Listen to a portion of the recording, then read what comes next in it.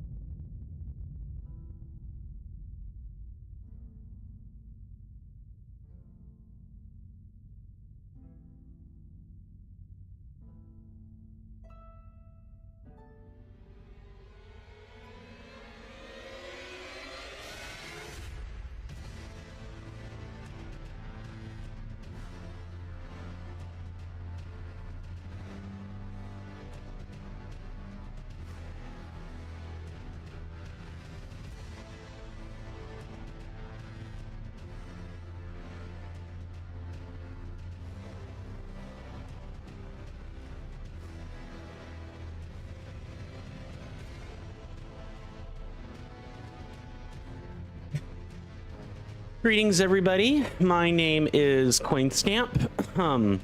Welcome on in to another session of Elden Ring Reforged. Deathless, all content, fire spells only. Routing. My apologies for being late today. Once again, hopefully we're all doing well in body and mind, and I do hope we all enjoy our stay. Just gonna engage in a little bit of tilting. Since I'm late, let's start by looking at the chats here. Greetings to both Mr. Jason and Mr. Alan. Hopefully you both are doing well, body and mind, and I hope your past couple of days have been better than mine, to say the least. And thank you for the redemption. Alan's like, aw, F yeah, I wonder, do these work? They should. If we're talking about the naughty, quote-unquote, redeems, they absolutely should. Oh, except we have a problem. That one let's see. Maybe it's just not we haven't been into a GUI that displays it yet. Anyway, thank you for the greetings, Mr. Jason. Before we begin in earnest, it is time for us to play the camera minigame and thank our wonderful contributors during this month's cycle. If you guys want your names on these placards, which I do read at the start of each and every stream, thank you and hello. If you guys want your names on these placards, which I read as the smallest way giving back at the start of each stream, All you gotta do is either purchase or maintain a Twitch subscription, Coffee or Patreon membership, or another one-time donation of $2 or more during the month cycle through coffee or similar elements will be enough to land your names on these placards. And if you've been maintaining something for at least 6 months or more, then you get special purple italicized text as a really teeny tiny addendum of additional recognition. Without spending too long in the particulars, let's read these names now. Thank you to Grunge Monkey and Ball Shack for their Twitch subscriptions during this month's cycle. I truly hope you guys get every benefit you can out of your subscription package.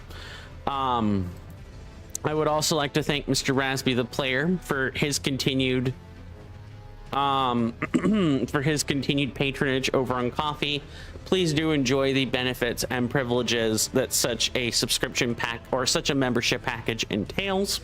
And while I do not have any patrons or one-off contributors during this month, I would like to thank people who've used those mediums in the past. The financial generosity has not gone unnoticed, and I'm incredibly grateful to anyone who spends money here. Now, without further ado, let's catch up on chat again, and then we can keep moving. So, Mr. Jason says, since today is not Friday, Mr. Coin, good sir, Mr. Jason has noticed a lot of people are good riddance with a certain person resigning this week. Yeah, I'll say it since I don't want you to get in trouble. Yeah, Sir Starmer. Pretty sure he's a sir. Yeah, Sir Starmer. For said person was basically releasing criminals from prison to basically make room for people who say hurty words on the internet. It wasn't specifically hurty words, although I can't blame people for that sentiment. It was moreover people calling attention to his administration's favored, propensity for disproportionately punishing people who either criticized his government or called attention rightfully to the volume of native citizens getting macheted and hatcheted into the ground and then having absolutely unspeakable things done to them. There was a 14-year-old who carried around a hatchet to defend herself and was accosted by disgusting ruffians. Very disgusting ruffians. I don't care. You could have changed their identities and it would still be disgusting. But I think among the other things, I honestly think people just getting in trouble for defending themselves was a bridge that most of the English people would consider as being a bridge too far. And so he resigned. Also, the whole Israel-Gaza, Israel-Iran conflict and the way that the British government has chosen to respond to it does not help. At least it doesn't help him. So yeah, between that and people getting arrested for defending themselves, and in some cases even dying en route to jail, is not a good look for Keir Starmer. It does not matter whatever else he was gatekeeping out. It does not matter whatever thing from his party he was preventing from coming to pass. Those things are not a good look on most politicians, is what I'll say. And this is coming from someone who This is coming from someone who is being held captive by a ring of absolutely disgusting people in charge of his own government. I'm telling you, when you elect to punish people for defending themselves, that is not a great look.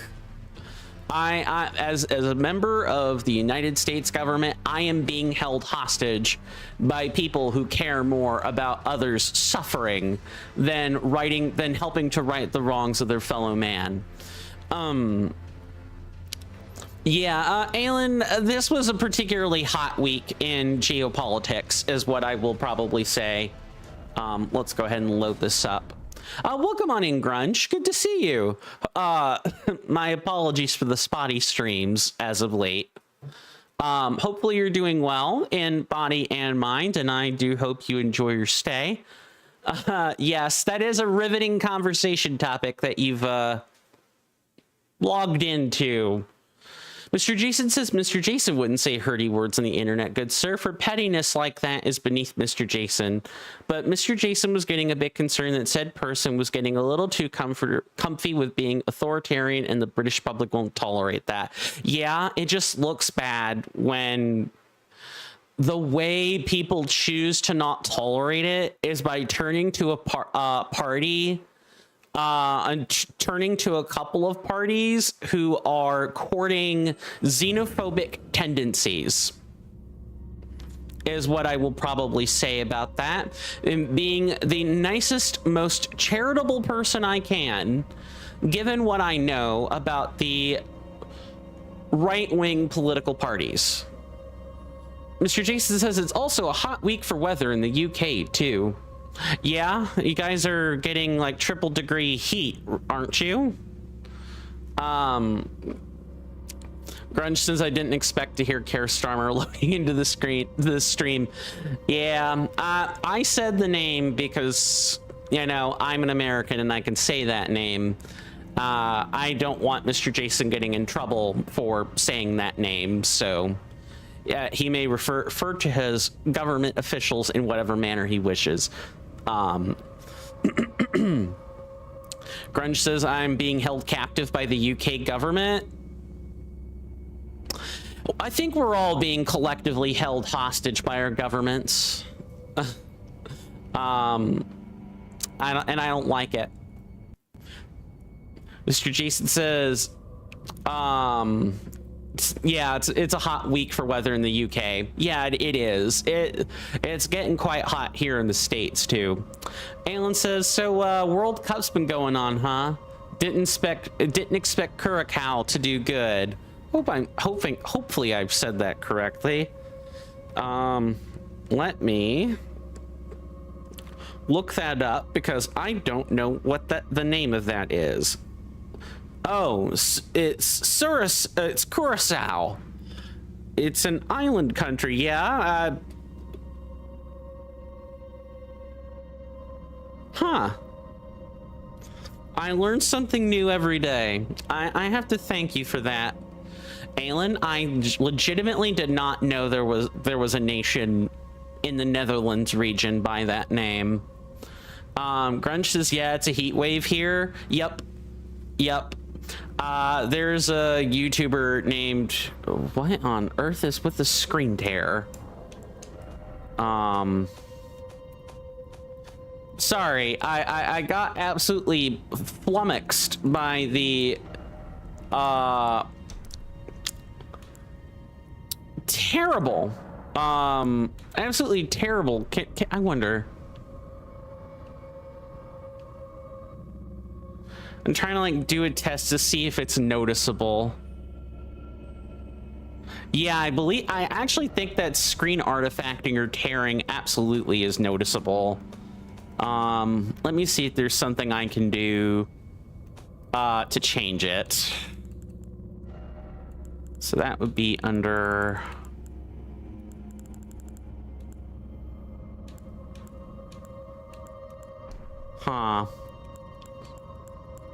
No, I actually think that's an NVIDIA setting. That's yeah, you're probably right. It's probably a VSync setting.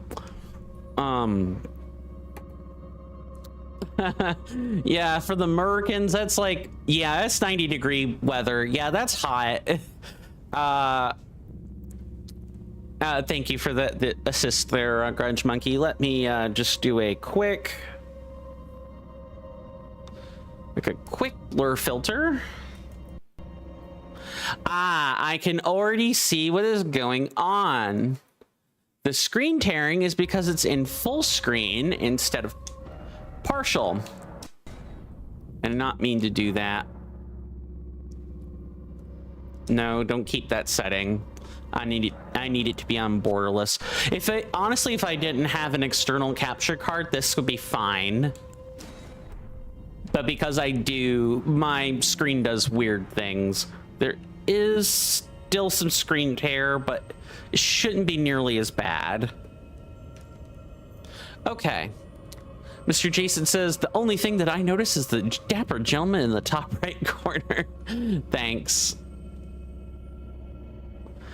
Yeah, Alan says, oh, that isn't so bad. Is it common for y'all to have like pools? Because it sounds like perfect pool weather. I don't know. You'd have to ask them. But what I would say is much like the southern United States, it constantly rains in the United Kingdom a lot. And so it's not even the heat, right? It's the moisture.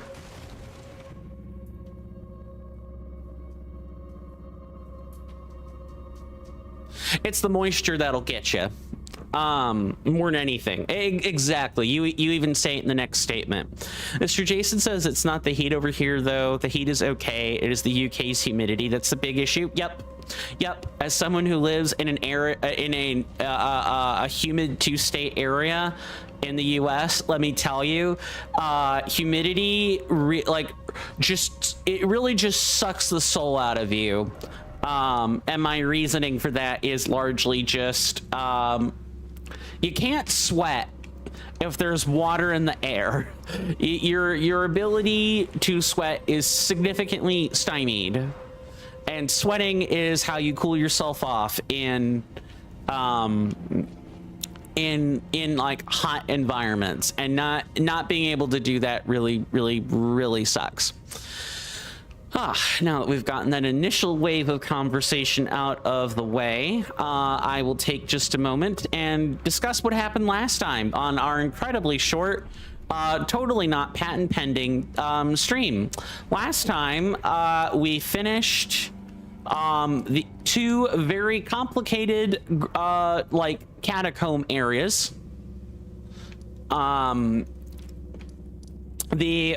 These are probably my most hated catacombs in the entire game.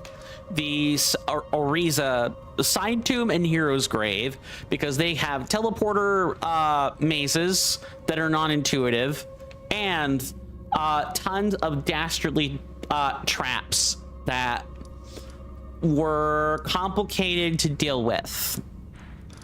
So that was fun. And then I got really tired afterwards, but I at least made sure we actually made it into Mount Gelmir.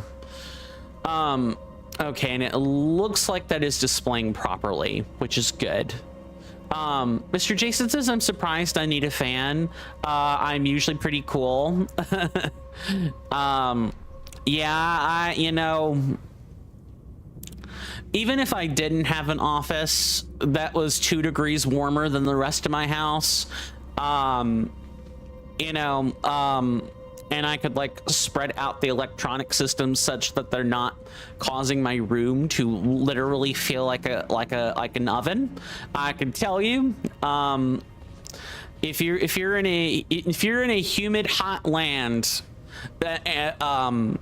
if you're in a humid hot land, a fan is an absolute must. Of course, my office being warm is just icing on the cake. Anyway, I've got a couple things I want to say before we start. Number one, I apologize for yesterday. Carte blanche, that should not have happened. I got myself worked up over, well, I shouldn't say over nothing, right? But it's over stuff I can't change anyway as a citizen of a currently backsliding government. There's just not much I can do.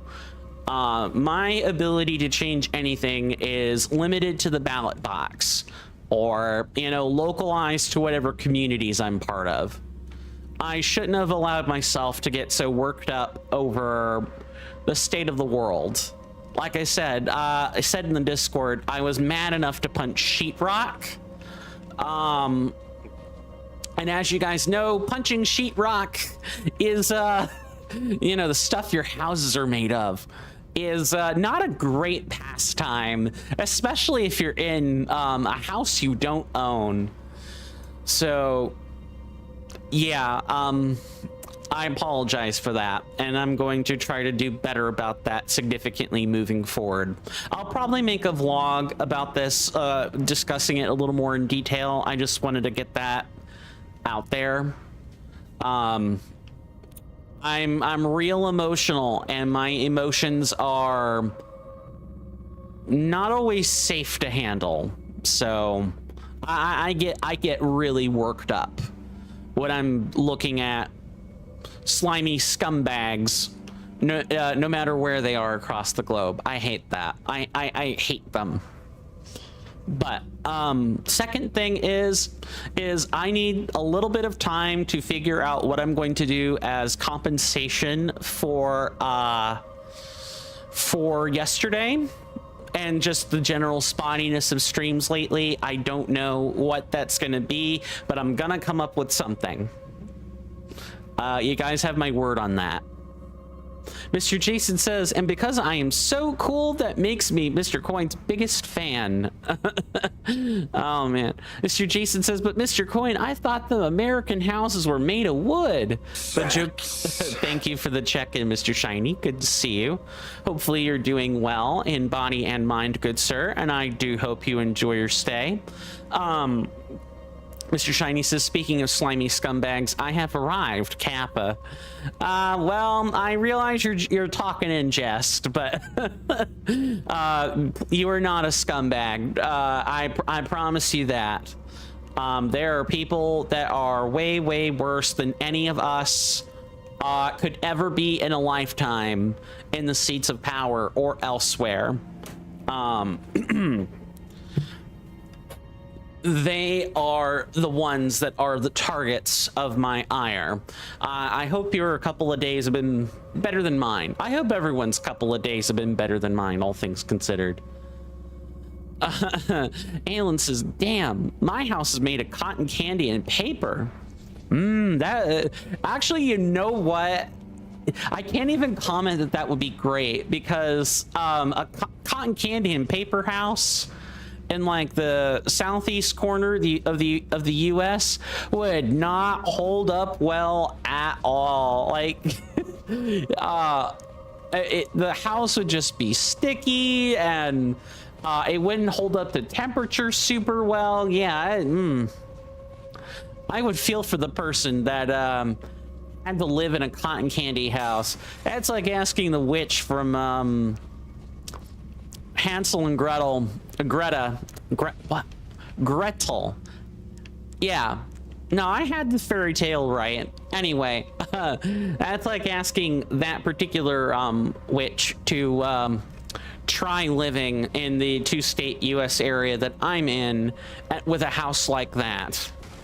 It would not last long.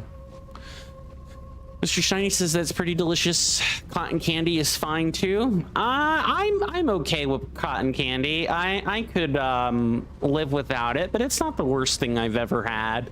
It's just sugar. Usually the cotton candy I end up having is like cloyingly sweet. It's not great. Before I forget, our goal today is to get at least halfway to this stele, and this stele sits outside of Volcano Manor. It's like you go a little bit further, and the the bridge to Volcano Manor is like right there. So if we can get even halfway there, that would be great. Mr. Jason says, and the only TV program that Aylin's house can receive is a show where they teach you how to make origami. It is called Pay-Per-View. Hardy har har. Oh, did I get a message over on Kick? Ah, yes. More bots. More bots. Yuck. Okay. So the hero's grave. There are going to be the more chariot madness will ensue. It's probably better if I show rather than say, because we've been doing this a while.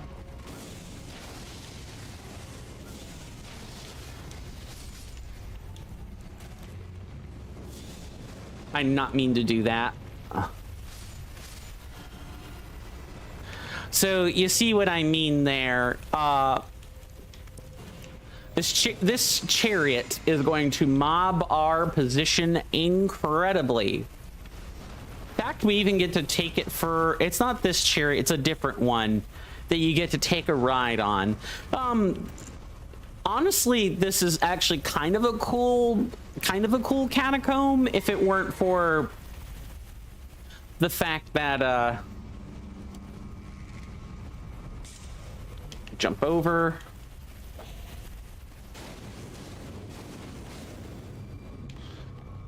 You're gonna shoot? No, you're going to glitch and malfunction. Let's not do that.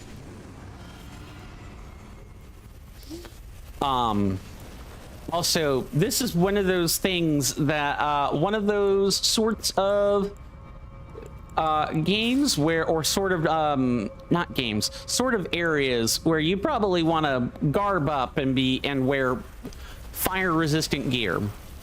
Mr. Shiny says, oh yeah, Mr. Shiny's been on a festival with friends, and guess what?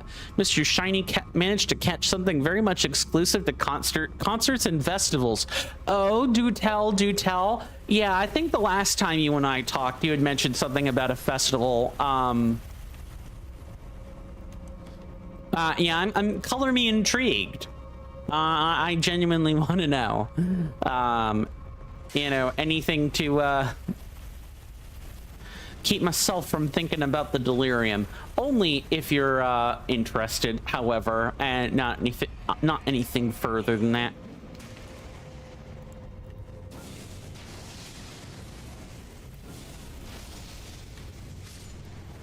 Okay. There might be some parts where I clam up and not talk for a hot minute. Don't mind me. This, in particular, this section is very precarious. There's a lot of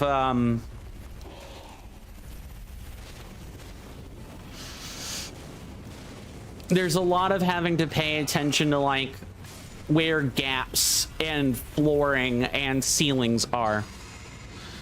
Mr. Shiny says, that being the 3 days Grace's official 2026 tour guitar pick, awesome. Awesome. And is it a particularly high quality pick?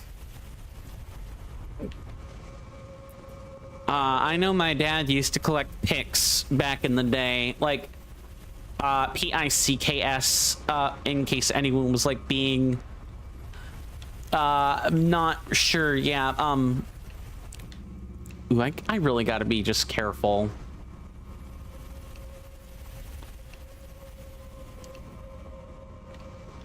Yeah, there's like no way to drop. I'm trying to remember if we drop down or not. Oh no, I think it's at a different point. Mr. Shiny says, probably not something I'd use to play with, but it's neatly made. Fair enough. Okay, let's get ready.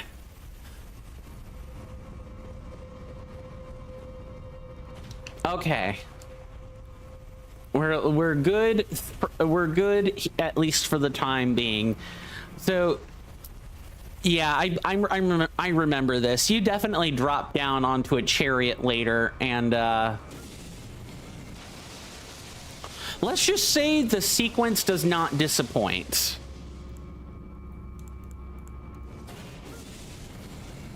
Like, the sequence definitely doesn't disappoint.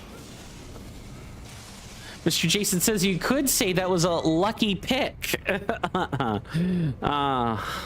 Too true.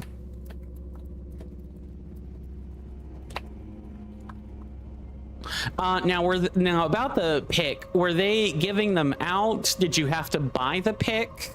How did you come into contact with it, if you don't mind my asking, Mr. Shiny? Oh, hi.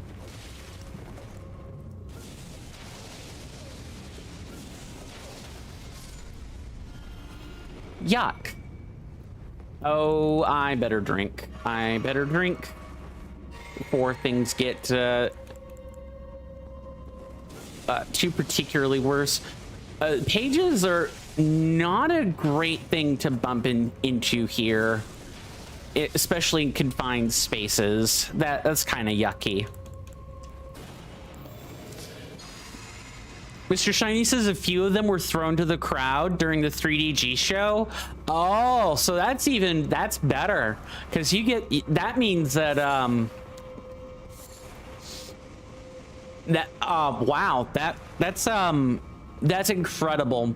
Yeah, that means you either had someone hand it to you after being tossed, or you caught it directly.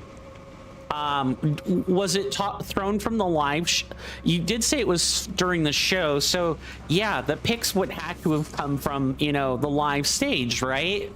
I'm not like delusional. Let me just be extra safe here.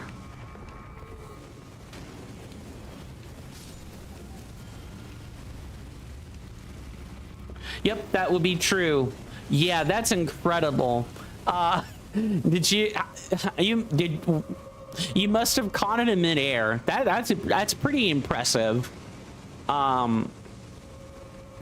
Were people mobbing you for the pick? Nice. Were people mobbing you for the pick, or trying to like get it out of your hand? Were people being unruly? I guess is what I would probably ask.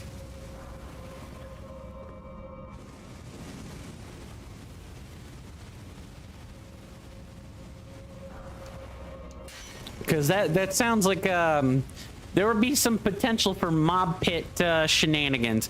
Nope, let me get all the way back. This is probably a circumstance for the bone darts.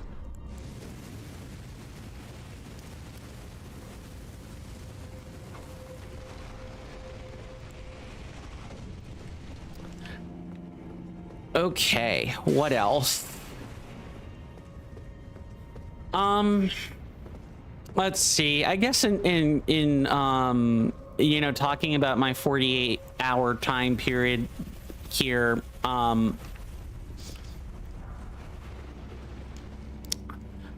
just while that conversation is cooking, I mostly just I had discussions with folks at my house, and I did have to get reminded of the fact that I am but one small person. You can't be expected to be responsible for the state of the world or how things are. Like, I'm at some level responsible because I'm a US citizen, but and if there is ever a Nuremberg 2.0 for the stuff that is coming out, I will wholeheartedly support whatever punishments the American public needs to endure. I will be one of the first ones to jump on the Nuremberg 2.0 bandwagon. Oh yeah, that is bad.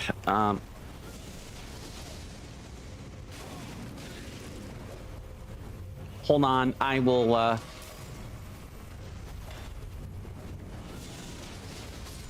Okay, that's number one. I know the second one is around here somewhere. Mr. Shiny says, no, people were very supportive and congratulated you. Nice. Ah, deck nabbit, run. All right. Well, sometimes the traps help you. What can I say? Mr. Shiny goes on to say, what's neat about metalheads is that we are a wholesome community. Yeah, I've heard people in the metal scene are really supportive of one another, so that's nice. I hope that's a trend that continues, of course. It would kind of be very sucky if it didn't. That is not an illusory wall. I'm gonna check one or two things. You never know when the flue powder tunnel might be somewhere nearby. Well, I'm glad you had a good time at your concert and festival. I'm glad that you got a souvenir of your travels. Those are harder to come by in today's environment than, you know, one would think. I can't even I'm gonna have to pick my moments here. Like, I can't just... All right, I should go here.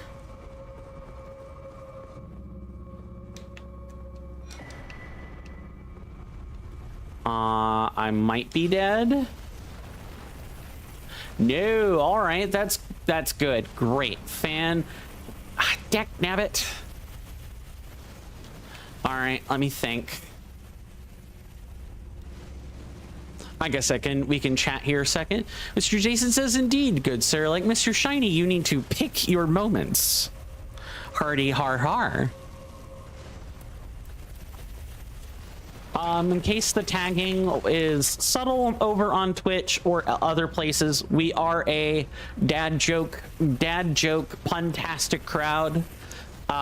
Jokes are more than welcome here. I've added that tag to the streams moving forward, so people are like, hey, yeah, can we joke here? Of course you can. Just, you know, keep it reasonable, and on Friday, you know, keep it PG-13.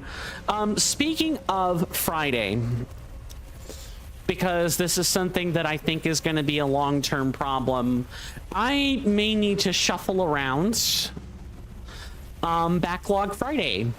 And the reason I need to do this, or may need to do this, is I normally take weekends off. You know, and I spend that time, you know, either doing DM related activities, or, you know, working on one of many projects, or I'm hanging out with friends physically every 2-ish weeks per month. My siblings work, and I will not disclose what kind of work or where it is for security reasons. My siblings' work has decided to just permanently schedule them on Saturday, which is the day I've set aside to be off. And this has kind of put our meetup with friends every couple of weeks at risk, because, well, it's not really at risk. I'm the one who's at risk here, right? But I probably need to concentrate for a second. I believe I am dead. Okay. That is a tight squeeze, but we managed to get it.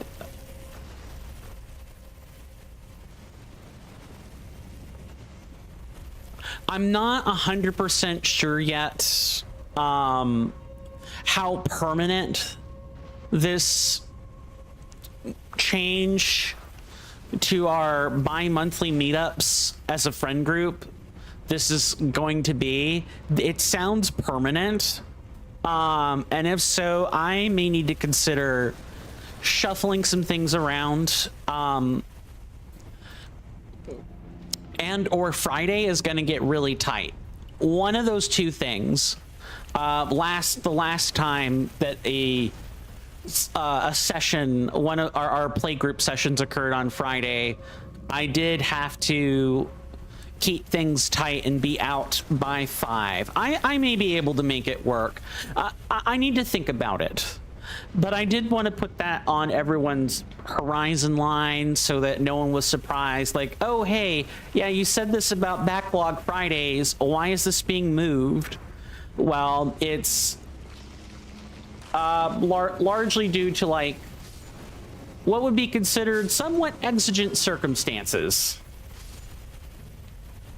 We're just gonna let this, like... Okay, so it's this section right here that I need to lock the heck in on. Oh boy. Is there like a full drop down on the other side, or that's the part I'm trying to remember. No, you have to drop down about midway. Okay.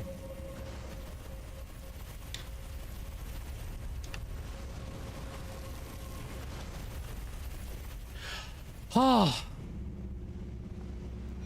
that section is never easy for me. I'm always concerned that I'm always concerned that I might get run over by the chariot in the meantime. Okay.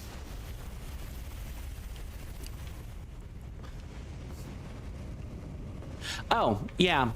If you're not careful, if you blink, you'll miss the opening. So the Gelmir Hero's Grave is pretty cool if you're not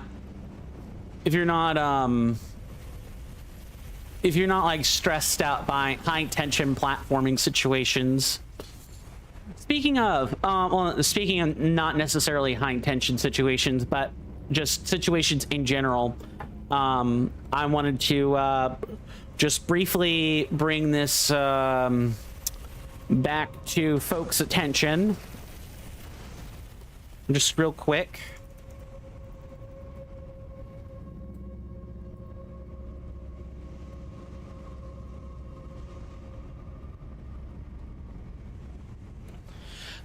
Please don't forget, we are voting on how you guys want me to handle the remainder of the 100% completion for Super Mario Odyssey.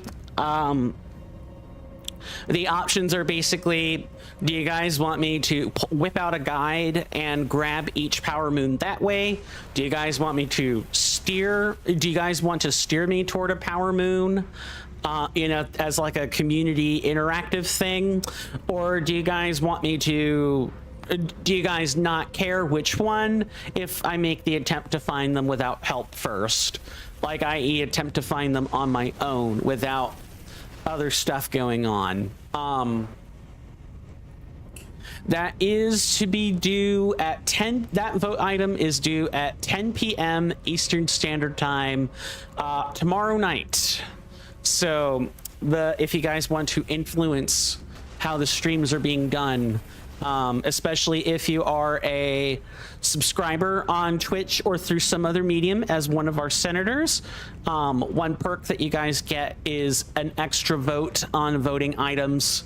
It's one of the biggest ways I have to say, thank you for spending money on me. Then please do feel free to, click on the voting item and vote. It is a single choice vote, so if you're not sure about an option, feel free to ask. I'll be more than happy to explain the options or answer other questions people might have.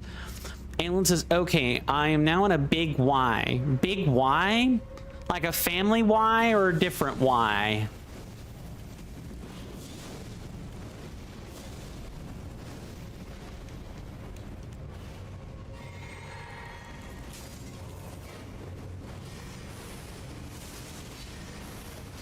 Nice.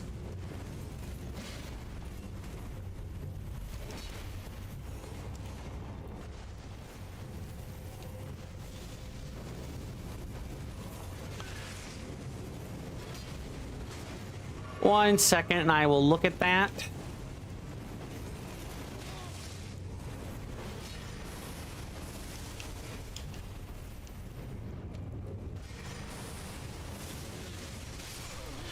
How did I bleed? Oh, I know what happened. I got hit, and then the tap from the Bloodhound Knight made me bleed out. Yeah, I can't be using bleed or blood boon, blood flame spells against that enemy. Not if I'm gonna get hit often. Okay. Yuck. Aelin says Northern Publix, basically. Ah, New England. That's cool. How's the selection of ingredients or groceries? Is it particularly good? I know if I want like a selection of fine quality grocery items, you know, for the area I live in, I go to a Publix. Although Kroger is not half bad either. I can get some choice finds at Publix or at Kroger when I go there. I even have a membership, so I can get I can save on lots of discounts and you know, purchases that way.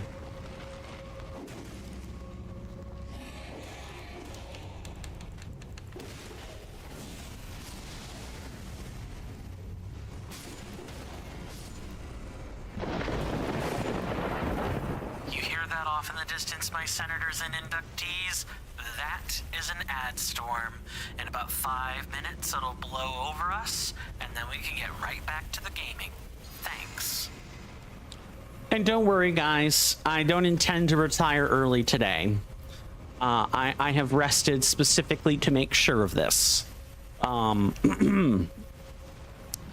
Among other things. That, my fine friends, was the 5-minute warning for the commercial break. We take those at the top of every hour.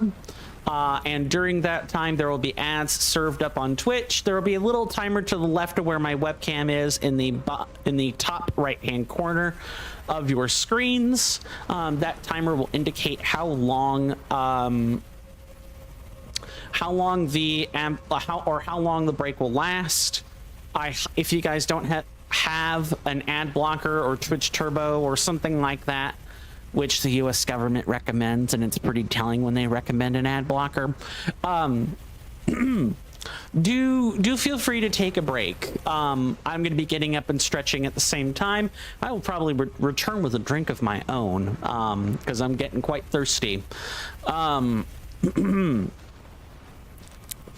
I encourage us to take the time to, you know, take breaks together so that no one misses out on the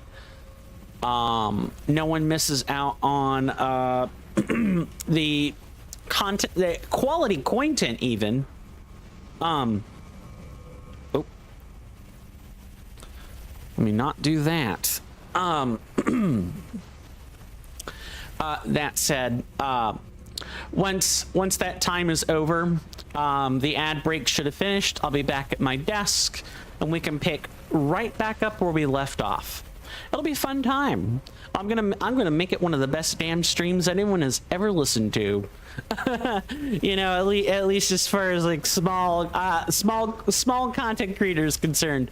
I am not a Markiplier or a PewDiePie or anything, so don't be expecting that. But if you're coming here expecting me to be the comedian, you already are going to be in for quite the shell shock. Mr. Jason says, but yes, good sir, if the conversation was just around the UK's current weather, it'd be quite the heated discussion. Too true. Mr. Jason likes quality content. Thanks. Appreciate that. Okay, we're going to jump over.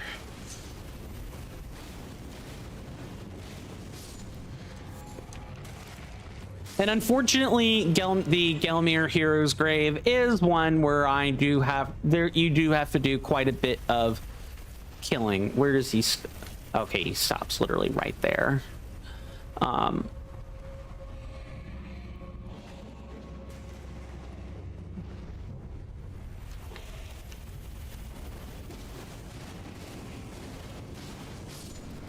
Just drop them right there. Let the chariot run them over.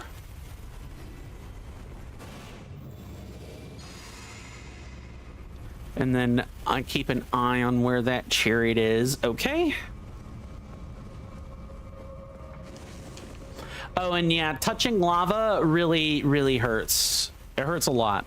Mr. Jason says, speaking of heated discussions, good sir, Mr. Jason has noticed that Reddit is now currently upset as Grand Theft Auto 6's physical edition will be a code in the box. Oh no, it's a virtual game cartridge. Ew. Ewy, ewy, ewy. Yuck. Gross.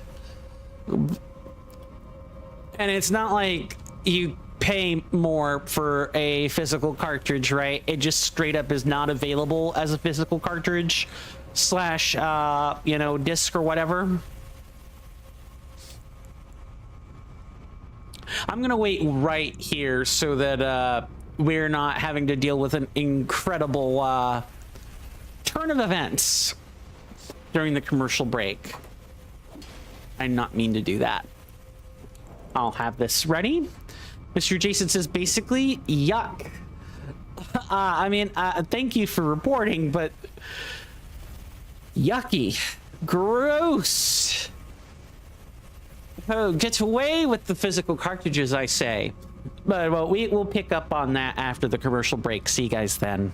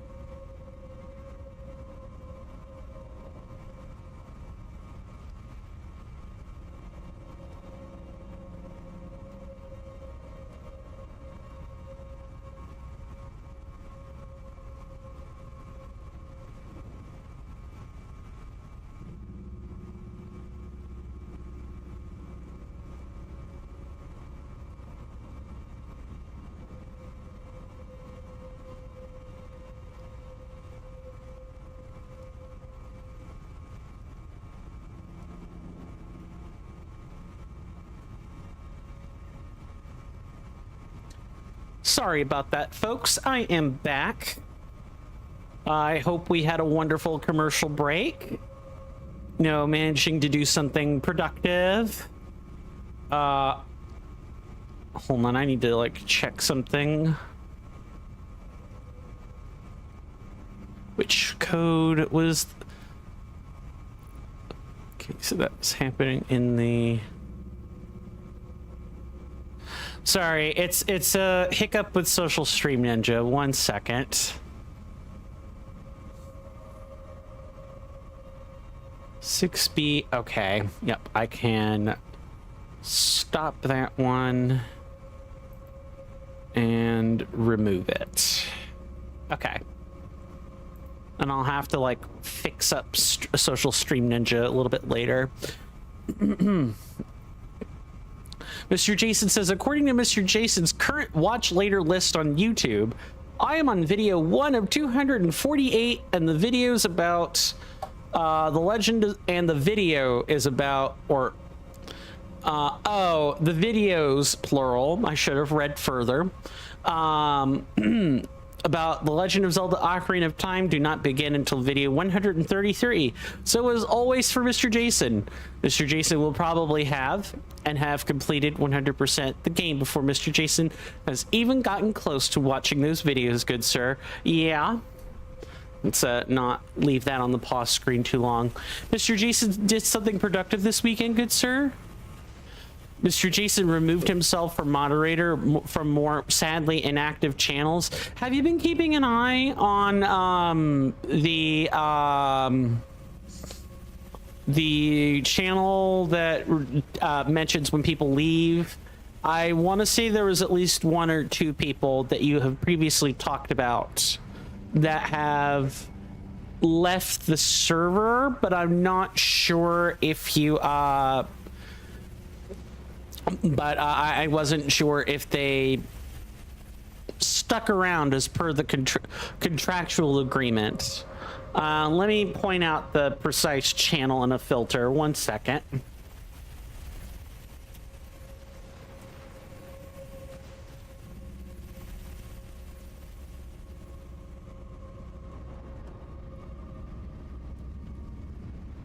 Yeah, the cozy, or not cozy, I'm sorry. The client information register is where I am referring to. Go ahead and unfilter that. Alan says, okay, I'm back. Welcome back. The subs are good, but I got a Pokeball. Yeah, that does sound good. I am not sure what I'm having for dinner today.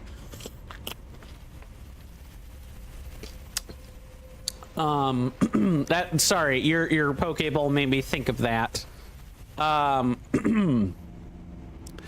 We have not done a menu for the house yet, and the people that typically write that are they either had other stuff going on or they were a little bit lazy. We've had lazy periods at the house before where we're just kind of flying by the seat of our pants. It's not a good time budget wise when that occurs or that happens. So I have been trying to get my folks back on track. Okay, I am definitely mucking it up pretty good. Mr. Jason has now finally dropped from 99 channels to just 89 channels that you moderate for. Nice. I imagine that was no small weight on your mind, good sir, and so it's always great to be able to reduce that like cognitive load and administrative work that you have to do. Okay, and I know there's a page sitting to the left of our position here. Ah, you thought you could get out of here with that?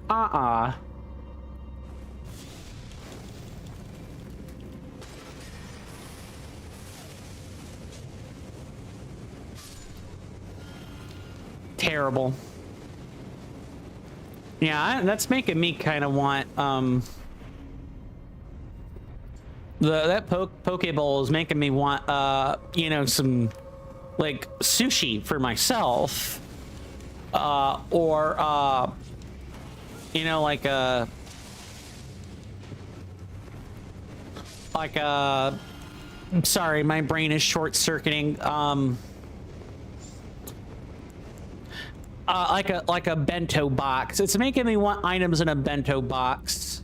But and I would pay for one myself, but gotta save up for that all-important gym membership. I basically need $200 to even consider like being able to like get my first 6 months, my first 6 months at the gym, because I like, it's the place I'm looking at, when you account for the maintenance fees and everything, it's like $160, and I have to have a little more than that to keep the checking account open. So I'm having to be really persnickety on, really choosy on what I'm spending money on. Mr. Jason says, Mr. Coin's character is the CEO of the company that all these creatures work for. They're getting fired. Too true, good sir. Too true. Yeah, they've mismanaged the grounds and they are not welcome here.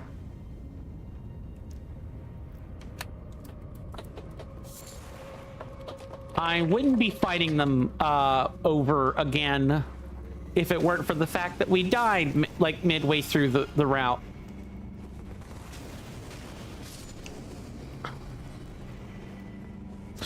Honestly. And at the end of this is like not even halfway unique enemy.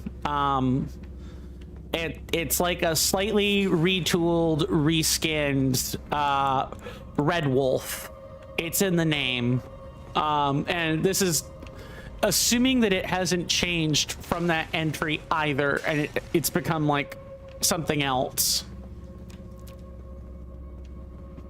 Okay, it's like out here, right? Yeah, it's over here. Mr. Jason says, dying is not good for your health, good sir. Be careful. Oh, I know. I have not forgotten. I do have to lock in on this segment, though. So I'm going to throw this up real quick. Whenever folks see this in the upper right-hand corner, where my webcam is obscured by an overlay element, like that is what that means. I am locked in and I am looking to focus on either the difficult segment at hand or boss if I'm fighting one, because Elden Ring is hard. It does not matter what version of it, whether modded or otherwise. Elden Ring is hard, really hard. So if people are saying hi, bye, if there's a first time chatter or what have you, I will absolutely respond, if only to make sure I have reciprocated accordingly, but I'm not going to be chatty otherwise.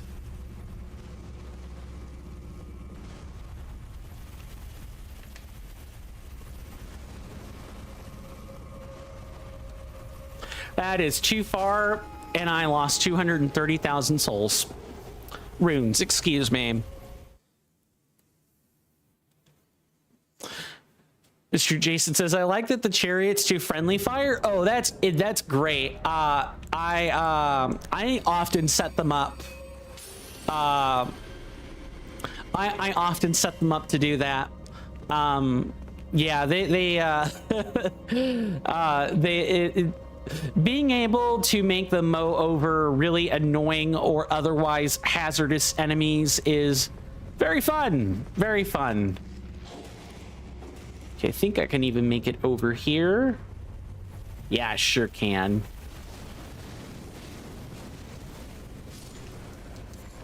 we were bound to die at some point, which, speaking of, let me go ahead and pen that one in now.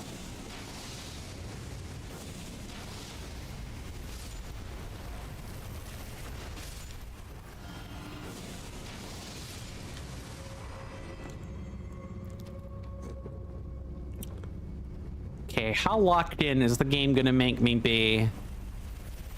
Is the question. This place is, run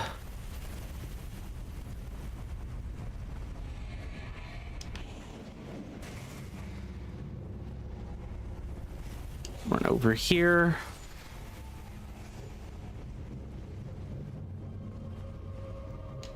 There we go.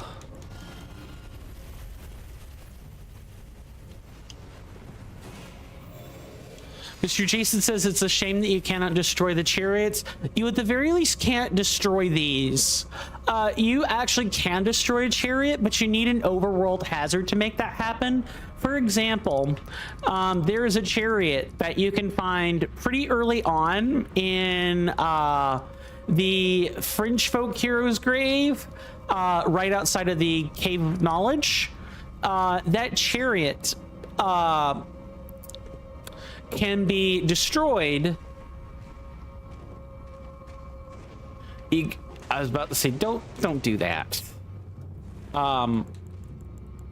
That chariot, you can shoot down a giant pot if you've got a bow, like a medium range bow with at least 50 units. Or really in vanilla, like any bow will work. You could shoot down one of 3 hanging pots, and if you do that, the pots explode, dealing huge magic damage. You will kill a chariot when it falls. Mr. Jason says, to make your own, you would need to build up a fund. I would recommend making a charioty. Charioty? I'm not even...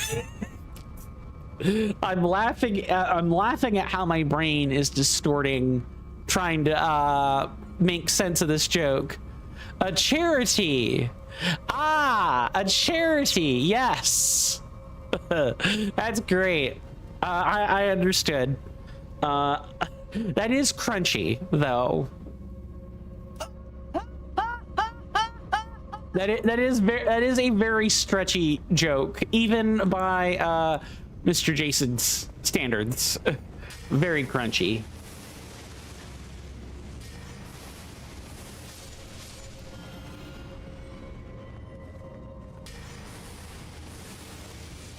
How?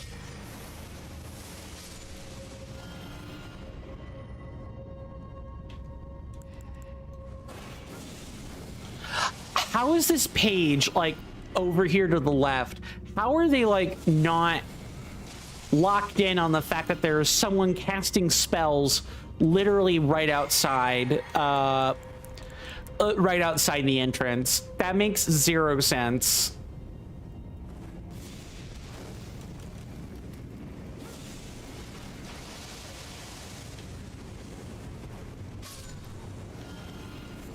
That is very baffling to me. Okay, we're gonna step in, and there's gonna be another page that, like, hops out of the woodwork.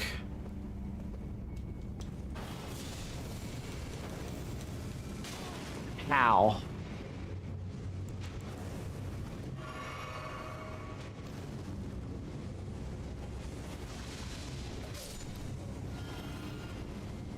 Maybe you should think a little bit harder about who you're chasing down next time, sir or Madam Page.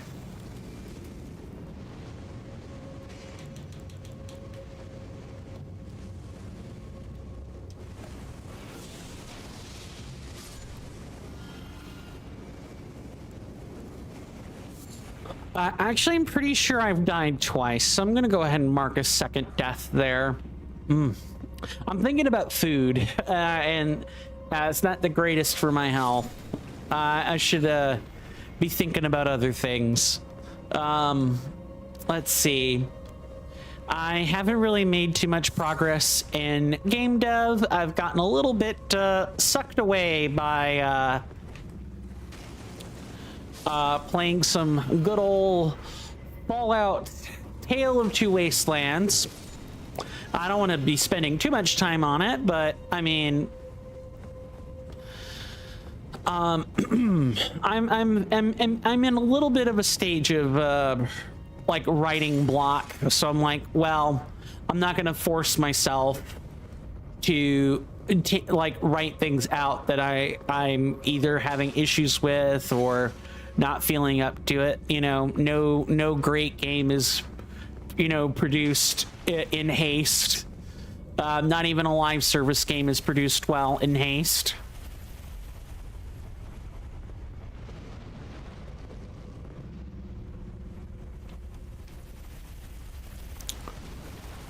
All right, our section is coming up again.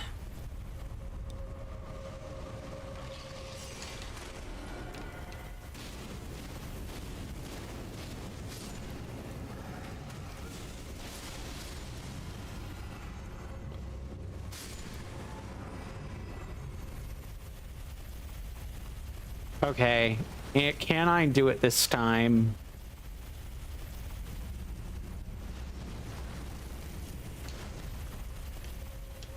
Nope. I'm gonna die every single time that I have to make that jump in duress.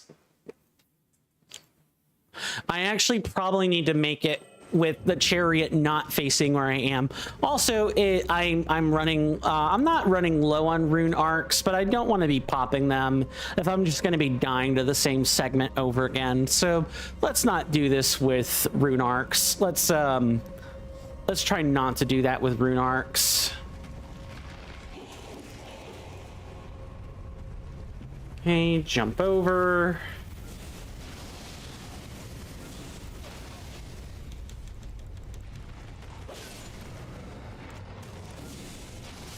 Don't even think about it.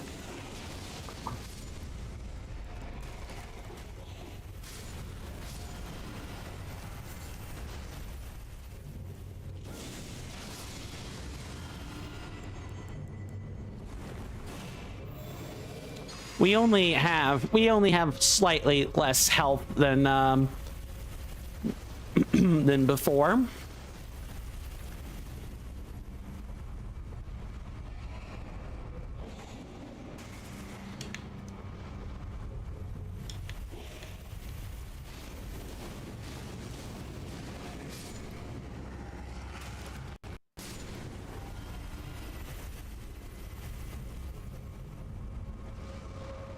Okay, wait for them to dip past.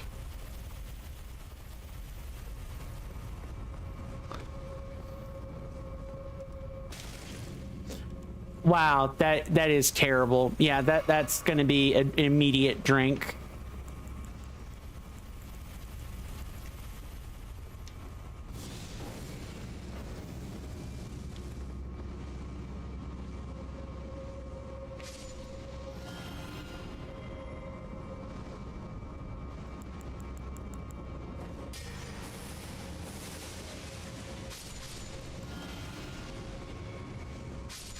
All right, yeah, step into the kill zone.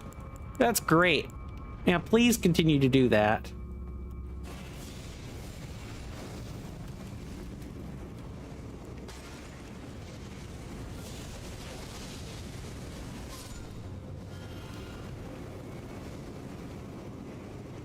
Okay, and we know about the page coming out over there.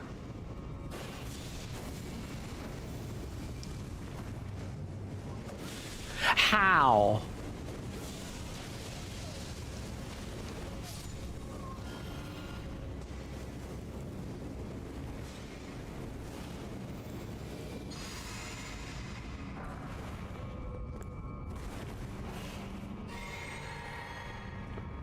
Maybe it's best I probably don't think about it too hard.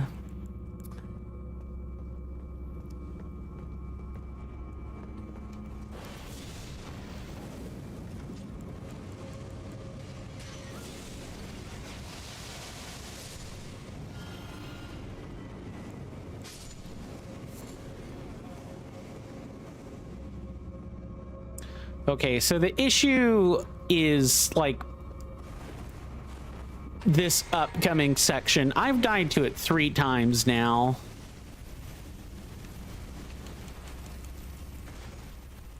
What? Really? My healing spell set that off? Come on now. Come on now, video game. Don't produce jank hitboxes like this.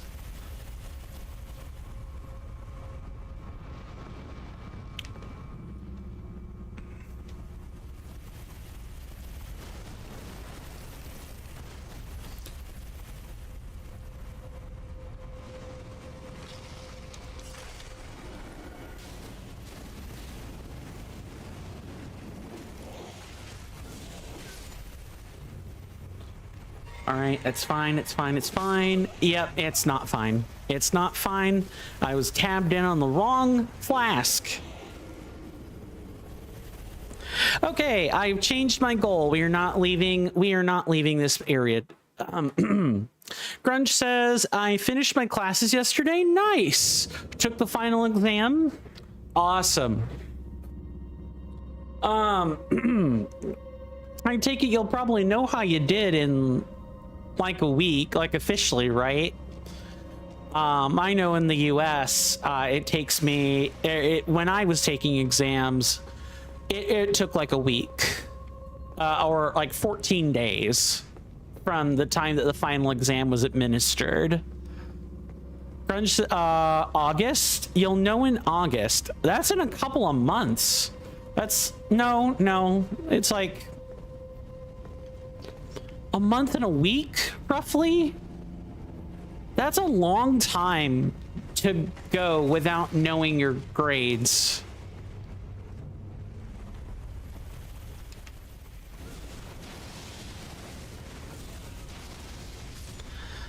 Yeah, like educators here in the state really stress out over having to get those done in like a 2-week period, basically about a 2-week period.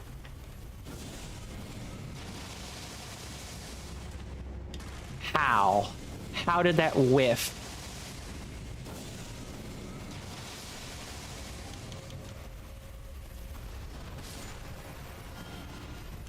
I guess if I keep moving, it won't be. You won Student of the Year? Nice. Congrats on that. I know that definitely cannot be an easy accomplishment.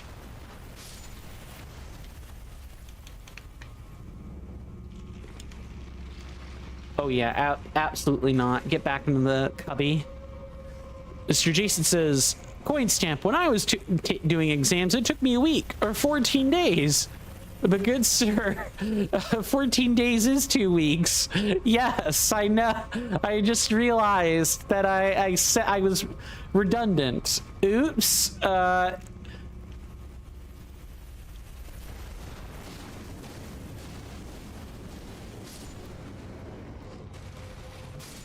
All right, now I can actually like do the section in peace for a little bit. Yeah, no, there's nothing wrong with them taking a while. I guess I'm just more over surprised that the that the institution is given a month for the grades. They really probably have to go through like a fine-tooth comb. They're given the time to go through things like a fine-tooth comb, to make sure students get the grades they actually deserve, for better or worse. Which I think is cool. I mean, if educators here in the States got a month to grade final exams, maybe people with lots of, maybe not so many people would pass, which quite honestly would be a good thing, all things considered.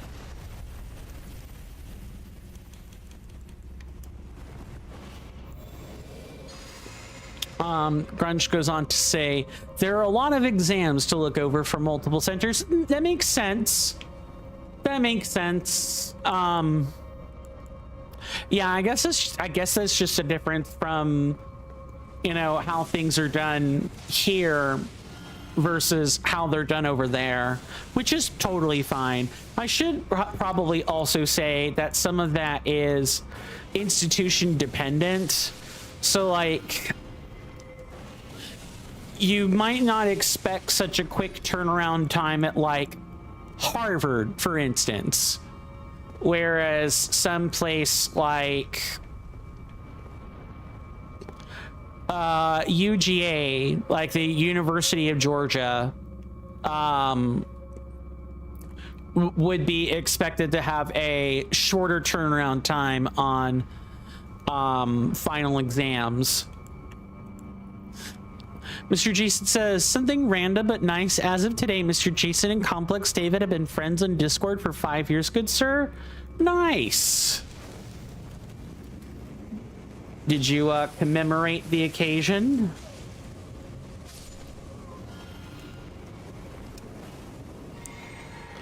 As small of an occasion as that might be.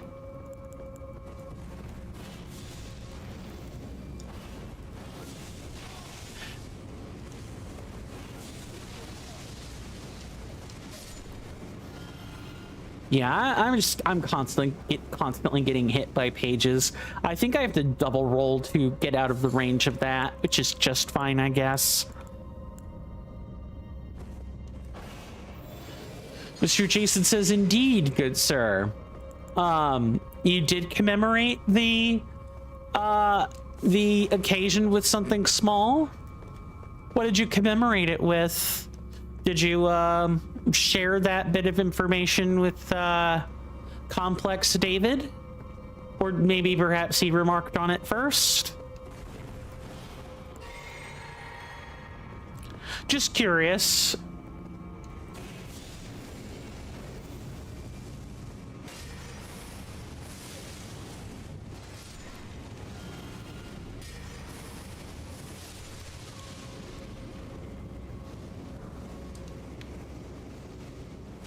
Use these two numbskulls in here to like replenish your FP fully.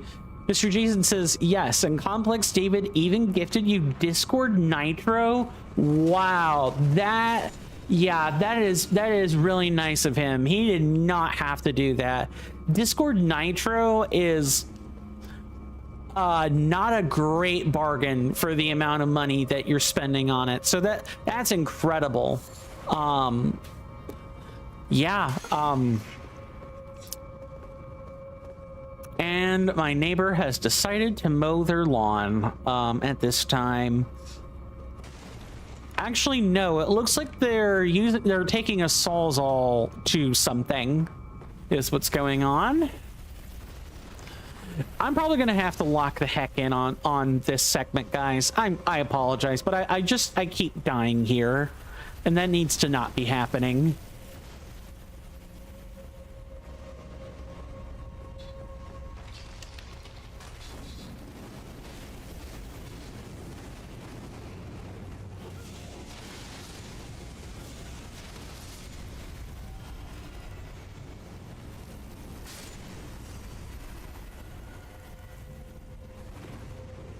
Let me make sure I'm into the corner.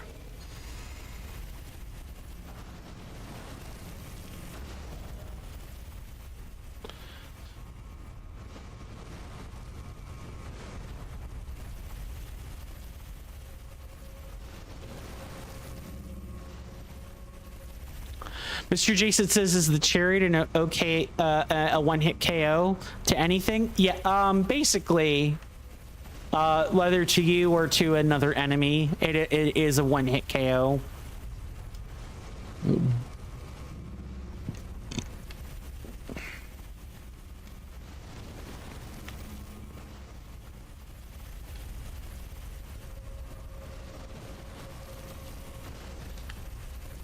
Okay. All right.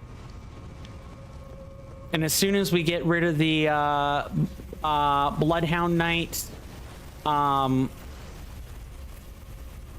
we will probably be... And I don't suppose I can just climb up this, right?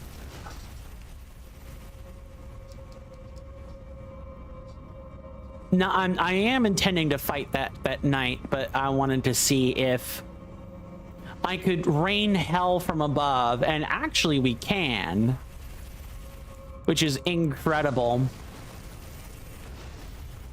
Okay, I should be good to take off the focus overlay in a situation like this.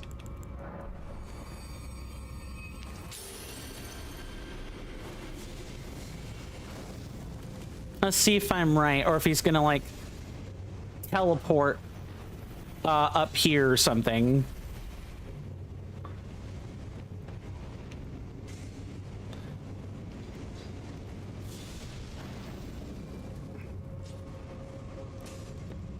Wow, incredible. That knight just does not know what to do. Yeah, I wish I had done that earlier. I hate that I have to cheese things like this, but you know, it's not illegal. We're not like in a boss arena or something where I need to consider that or anything of the sort. So among other, Mr. Jason says, do you remember what Mr. Jason said, good sir? Remind me. I feel like I probably know what it is if I see it again. Mr. Jason says, if it's possible in the game or mod, it is fair game. Yeah, it probably is. It's always more impressive when you do things fairly, you know, like you do things the way the game intended for you to do them. Honestly, if this had been a Royal Revenant, I would not have been able to get away with that. I would have died doing that, because the Royal Revenant would have teleported up there and spat poison at me and made things really, really, really difficult. Also, I have learned my lesson. We are making hard runes, because I don't want to be carrying that around.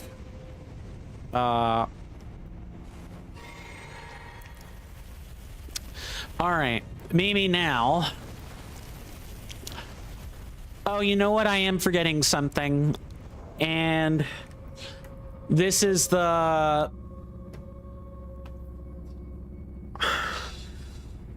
This has to do with the enemy that we're going to bump into.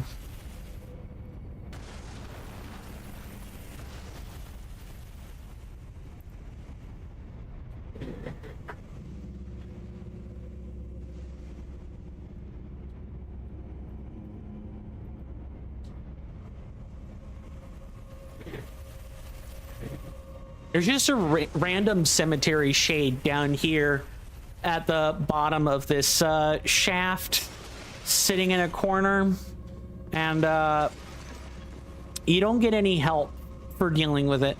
Mr. Jason says the creator of this mod, good sir, has made an amazing mod. I am glad you said that. If I ever get in touch with Kernifer, or I can talk more directly to Kernifer, I will make sure I spread the message. But if said creator didn't want you to do what you did, the creator would not have made it possible, or they would have accounted for it in making the changes, right? Yeah, I could agree with that. Okay. So I believe it is like, oh, unless that got removed. Hold on.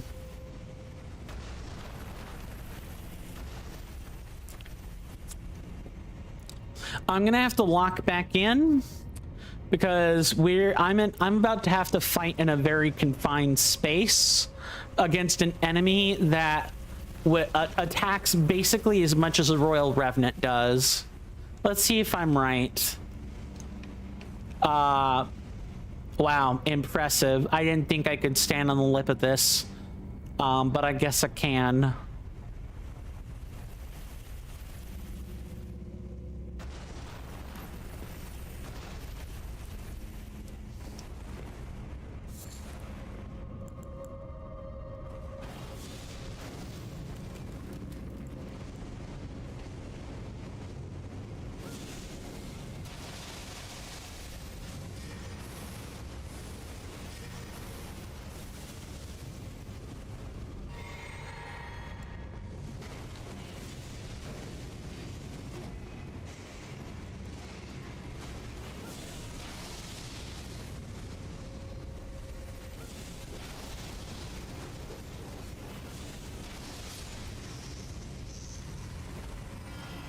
Okay. Woo. Oh, that also means the red wolf deaths should be moved over to the cemetery shade. Mr. Jason says, is that chariot going into lava, good sir? It is. That is how we are getting into the rest of the hero's grave, by the way, is by taking a ride on the giant chariot.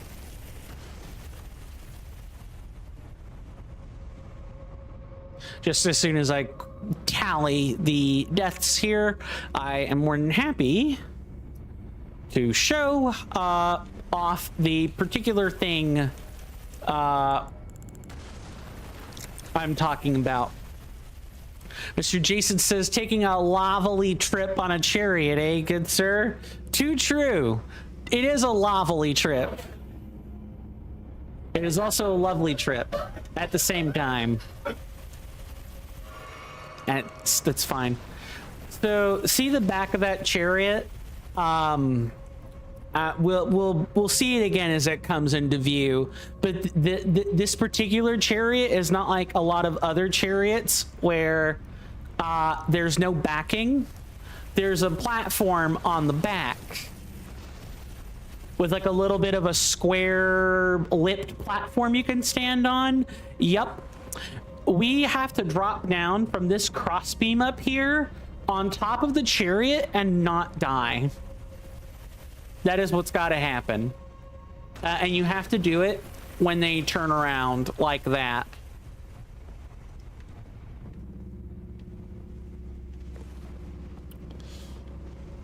It might be a little bit more apparent what I'm talking about when we get ready to make the jump. It actually will be a little bit easier to depict or show,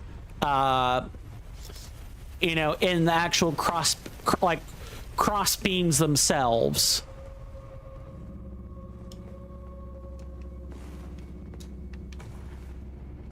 All right, so right down here is where we have to jump. This is another place we can die.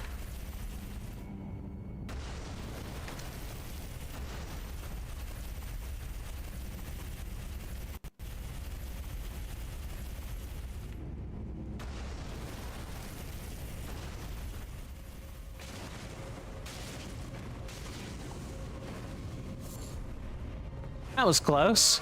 Mr. Jason says, but if you're on top of it, good sir, the lava is going to touch you. Nope. Never mind. I thought it went into the lava. No. Yeah, it sits on top of it. When you said into the lava, I thought you meant into the same area the lava is, and I'm like, yes, of course it will. But no, you actually meant like submerge into the lava. No, it does not do that. It does not do that at all. Speaking of, like, I think you could actually have jumped up there, which may be interesting. We can open this. So, fun fact. Mr. Jason says, with the view that Mr. Jason saw earlier, good sir, it looked at first like it dipped in. That's fair, because it went below like the horizon line, right? So yeah, I could definitely imagine that. That might be worth experimenting with later, because I think you can get up onto that wooden scaffolding up there.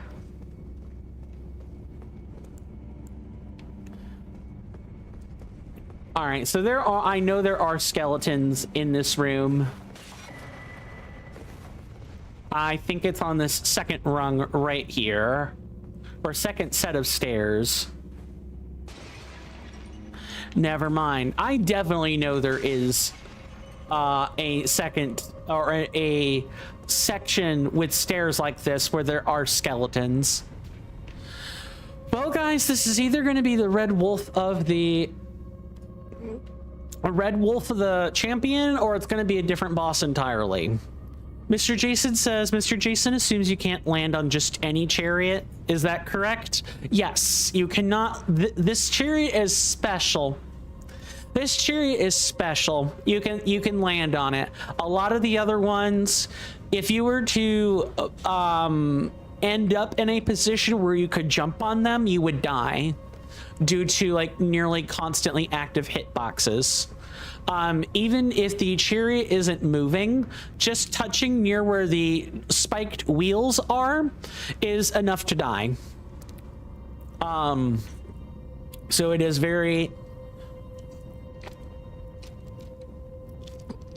it's very dangerous to be anywhere near them. They are one-hit KOs in all circumstances where you are not permitted to touch them. Well, it is focus time. You guys know what that means. I will see you guys on the other side of this boss battle with hopefully not being too worse for the wear.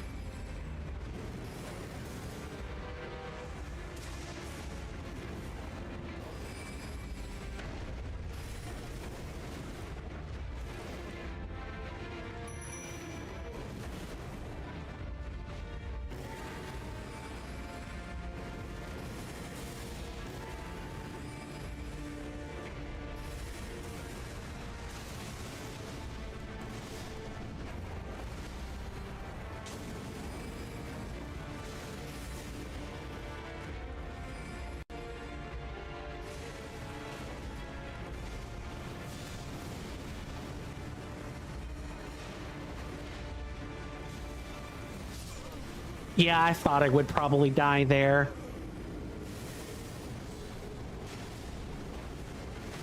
That's fine.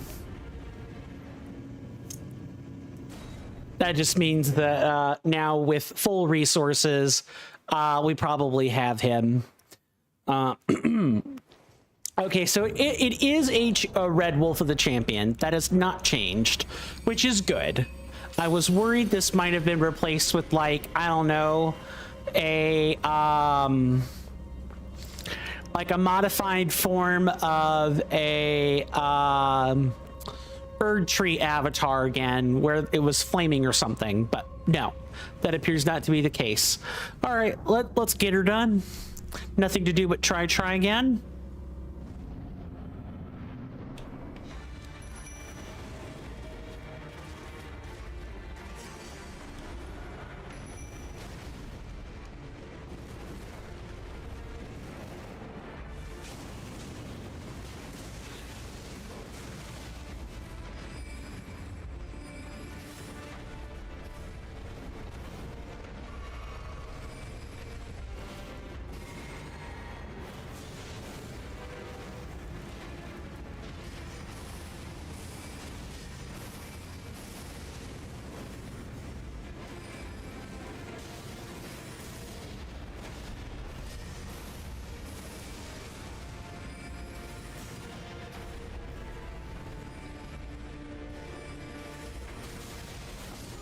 dead again.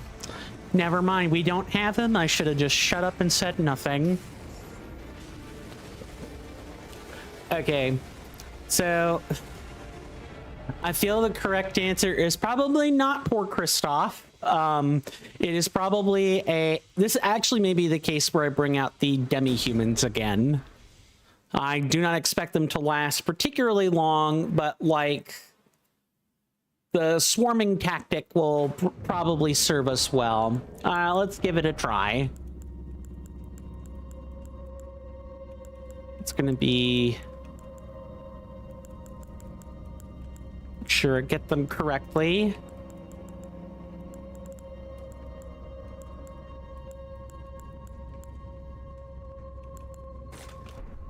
Five demi-human spirits. All right, let's try this again. And hopefully not die a third time.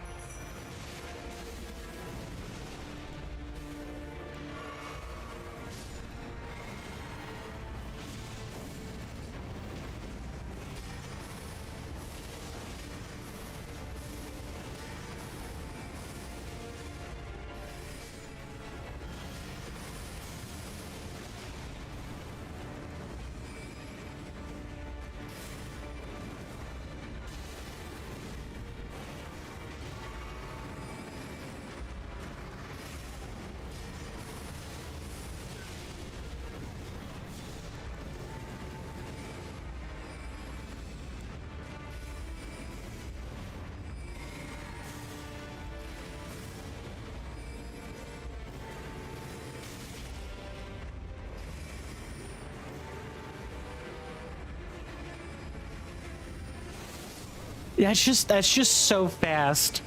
That's just so fast.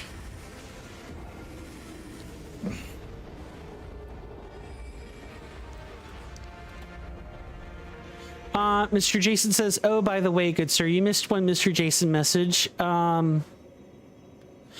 Jason learns many things with your streams, good sir, but the one thing that remains the same is that you are really wonderful, good sir." I appreciate that. I think that was the message I missed.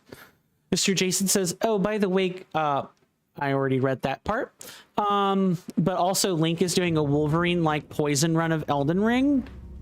Nice. How's that going for him? I trust it has been going well.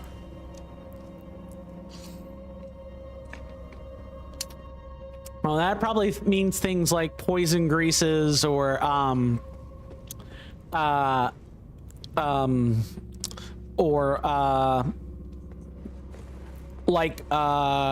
poison moth flight or something similar. Mr. Jason says it has, yes, or at least as well as Elden Ring can go. Too true. We should actually probably wait here because this is going to take longer than 5 minutes. I already know it, so let's just pass the time by talking about other things. Yeah, I mean, Elden Ring can go incredibly well if you know what you're doing. It can also be an incredibly sucky experience if you don't know what you're doing, which, just making, I'm expecting some important communique, so I wanted to make sure I looked at that appropriately.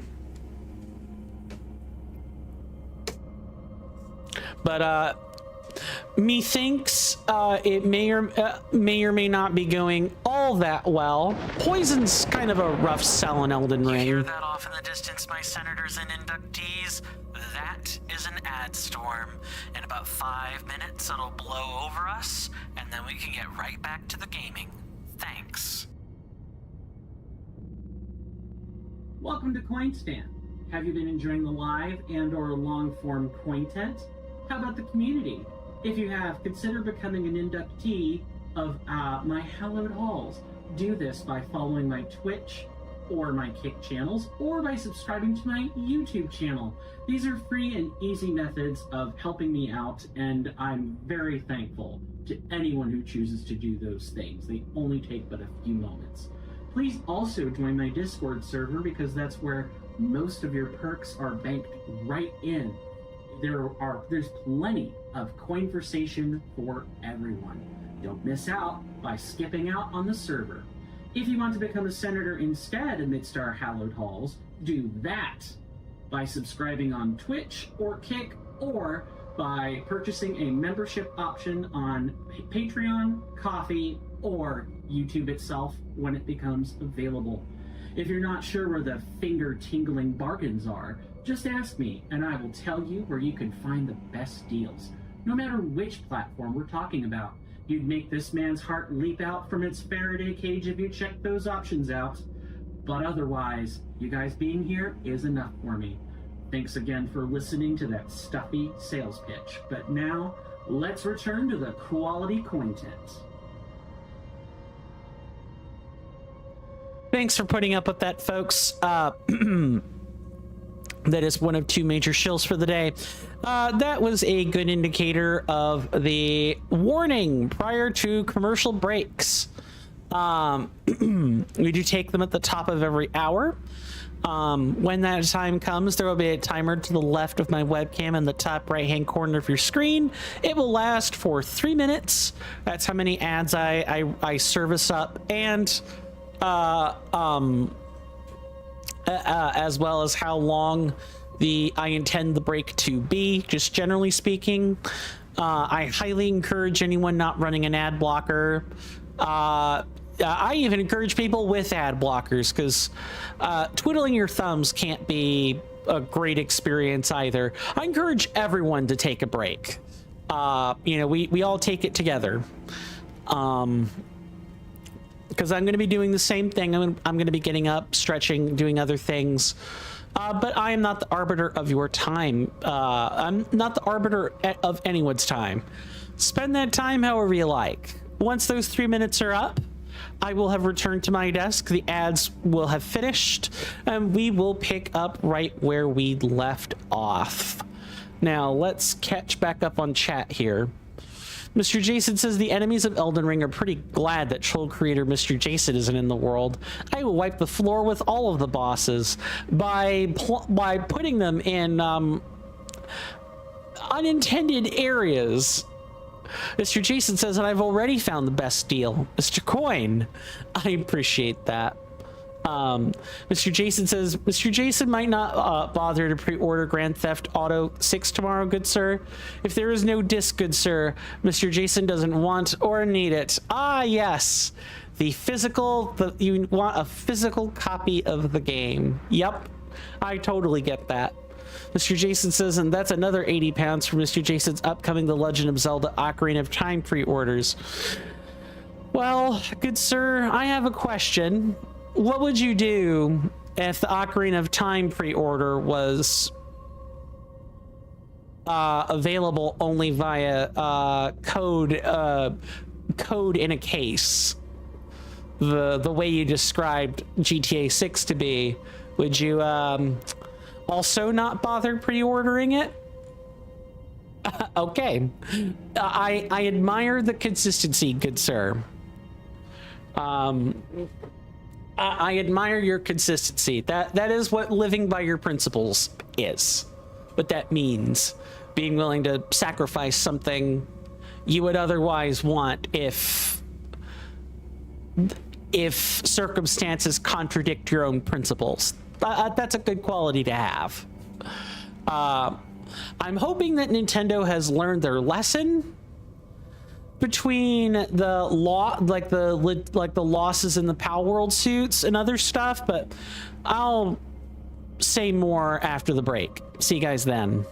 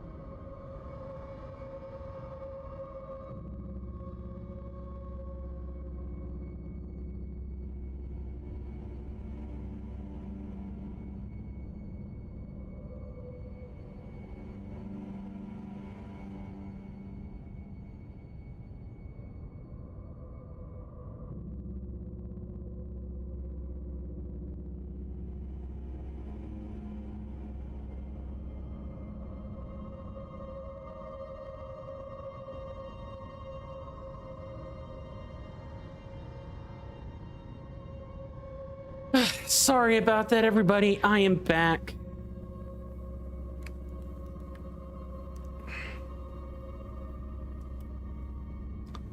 Thank you, Mr. Jason.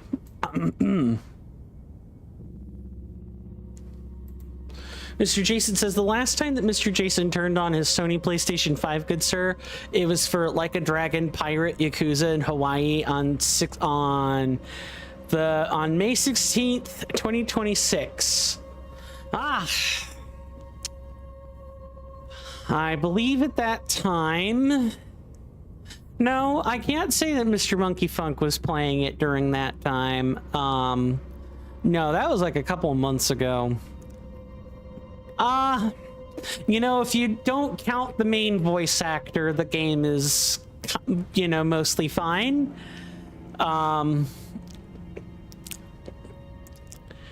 Unfortunately, I can't remember if it's the English VA or the Japanese. I want to say it's the English VA. As the previous one was somewhat of a womanizer and was just an all-around person who exuded a terrible countenance, if you knew him, and if you knew what he had done. Like, I hesitate to call people awful. I try not to do that. Although some days I'm better at that than others. It's mostly just I try to ascribe actions to people rather than qualities to people. Good, bad, humble, not humble, and so on. Mr. Jason says, and also, good sir, most people are disappointed that with Grand Theft Auto 6, several exclusive vehicles, weapons, and a bevy of shops for fashion, vehicle mods, and tattoos that only exist in the $100 Ultimate Edition. What? Why not just offer that as like a DLC package or something? The greed. The greed. What is Rockstar Games doing? What's, you know what? I guess I shouldn't be surprised, because didn't Rockstar Games get investigated for not paying its employees a fair salary at the UK location? I believe Rockstar was taken to task in the UK for not paying people the appropriate due that they are supposed to be paid for work on Grand Theft Auto 6 and other stuff. I believe this is that same company. I can't really say I'm surprised. Corpos are really getting to be something else, is what I'll say. This is coming from a capitalist, by the way, who recognizes that corporations are kind of a means of organization. Capitalism does not care whether you're operating as a corporation or not. It only cares how you choose to acquire money. That's literally it. That's the whole philosophy is the belief in market systems, and that markets will correct unforced errors made by people that are being honest. But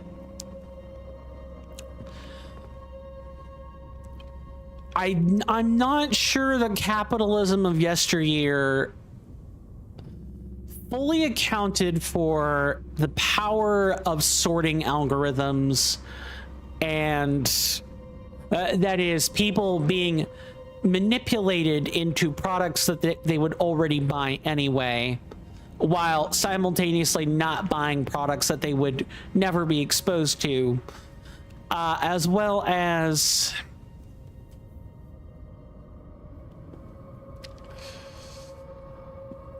people manipulating market systems for their own gain. I'm not particularly sure capitalism holds out well if the default state is to trick people or deceive people or rig the market to be in their favor, and furthermore have algorithms reinforce the rigging. I think at that point we have escaped what capitalism was supposed to be, and we have entered cronyism, which is not capitalism at all. It only has the trappings of capitalistic features, but cronyism exists in other like market or money making philosophies as well.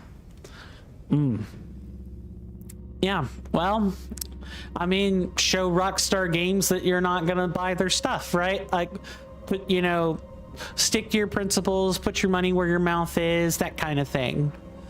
I encourage anyone to do that. It's like with Hogwarts Legacy. If you don't want to show, you know, J.K. Rowling any solidarity, if you don't want, Portkey Games, I think is the name of the company that worked on Hogwarts Legacy. If you don't want to show that franchise any sort of if you want to stick to your principles and not show that you are as easily manipulable by market tactics, then you make the painful choice. Mr. Jason says, Mr. Jason definitely puts his money where his mouth is, good sir. That wonderful chocolate is basically monetary. Too true. Hotel chocolate is kind of like money. Yeah, I would be inclined to say that. It's got significant market value and everything. Speaking of things that have market value, I feel like my market value is dropping by not fighting a boss. So let's get back to it, shall we? I'm gonna hope that this time is enough. See you guys on the other side, hopefully.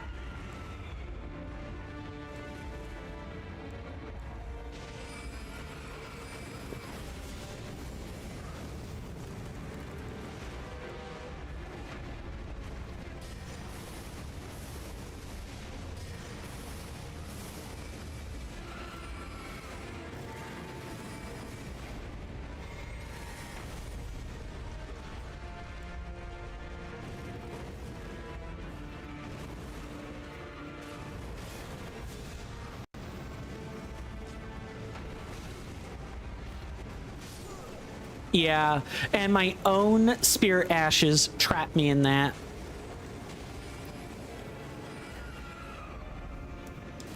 Mr. Jason says, after all, good sir, each chocolate in their signature cabinet is basically £1 and 20 pence. That is true, good sir.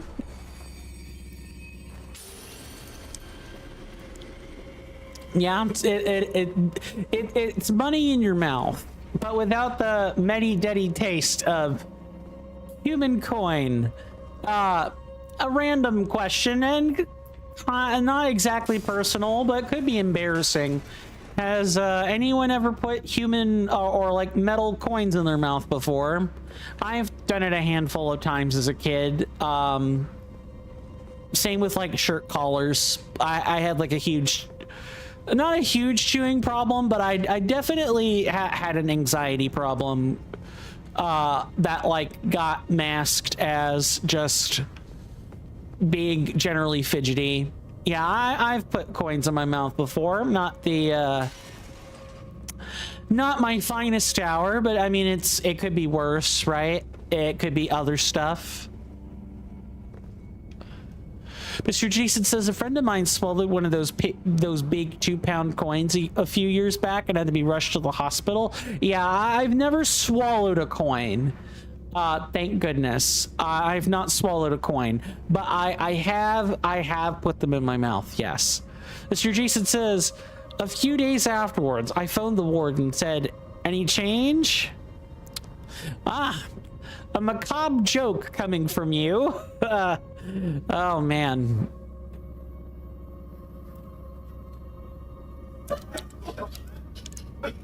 Kind of dark. But I mean, we are talking about something that's not exactly nice to talk to listen to, so fair enough. Nothing to do but try again. I feel like I just need to enrage these spirits immediately.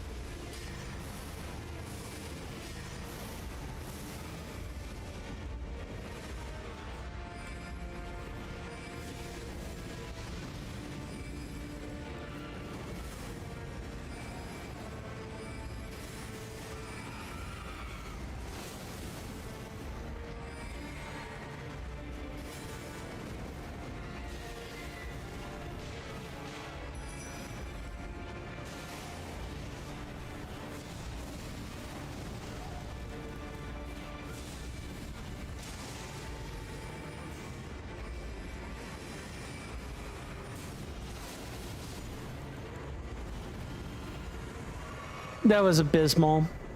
I have to do better than that in future engagements.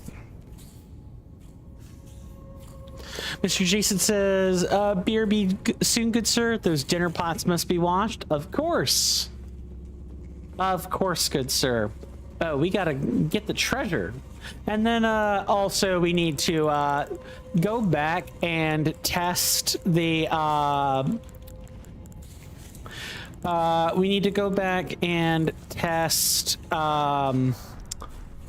the wooden scaffolding we saw earlier.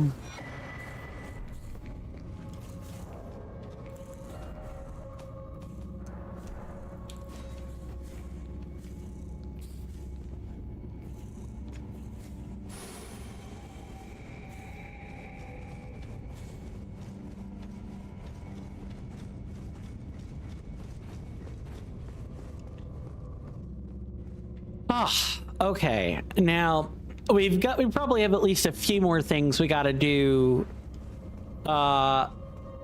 before fighting demi-human queen Margot, but I digress.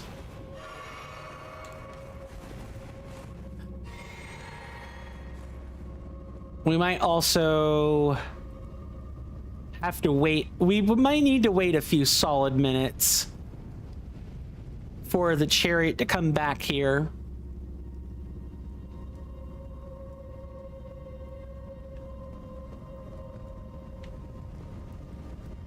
I can hear something moving. Wait, what? How do you get... What? Hello? Random rune piece? Okay, how does one get that? We can't leave until I have found that particular rune piece.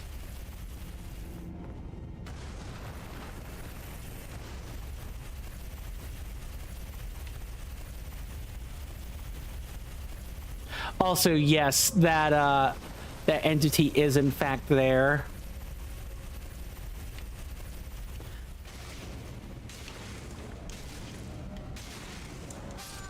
I did not mean to do that. Yep. Yep, that's fine. I'll take my death.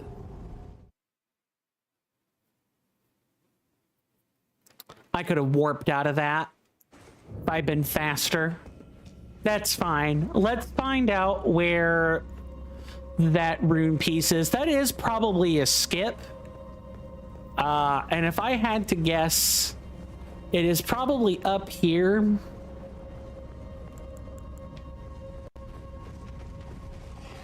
At like the first gap or whatever.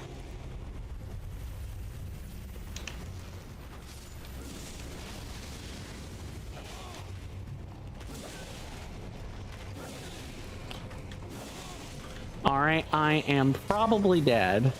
Yeah, I'm dead. I should have just used... Those are two needless deaths that don't need to happen, but it's fine. Okay, so in the future, just bum rush that archer with catch flame. Don't even bother. Don't even bother doing anything else. But I need to know where that... I need to know where that ghost glove or grave glovewort is. Can't leave until that.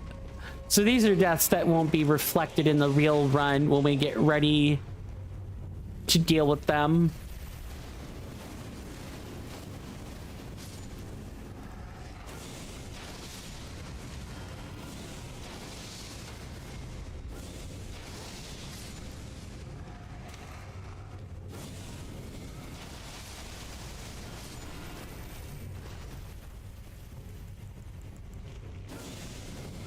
If I arc this high enough.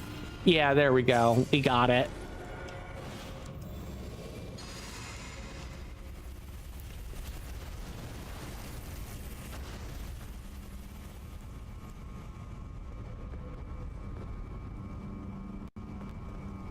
Okay, so is it this like first arc here? Or like first crossing?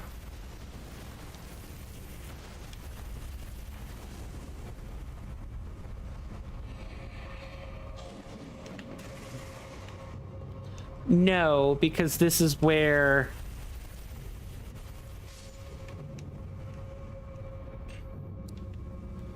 This is where...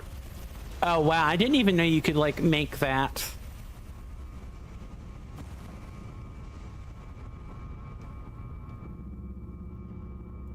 Okay, so we... What? And good to know that there's not a... There's not a Bloodhound Knight down there. Huh.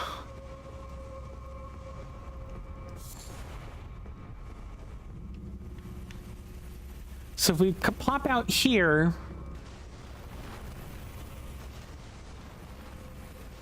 this is where the second drop down is.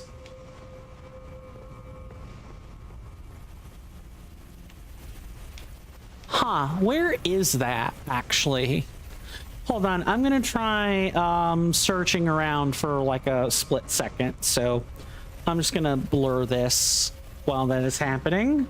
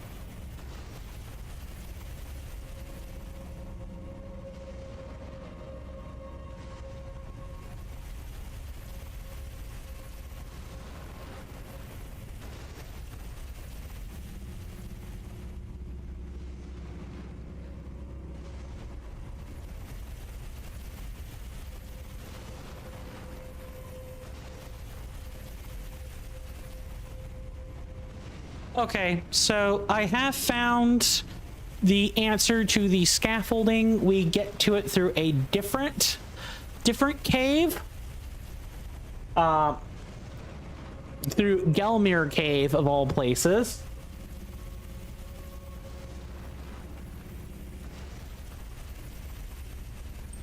But the thing I'm actually interested in is not that, but instead where that little gap up there is.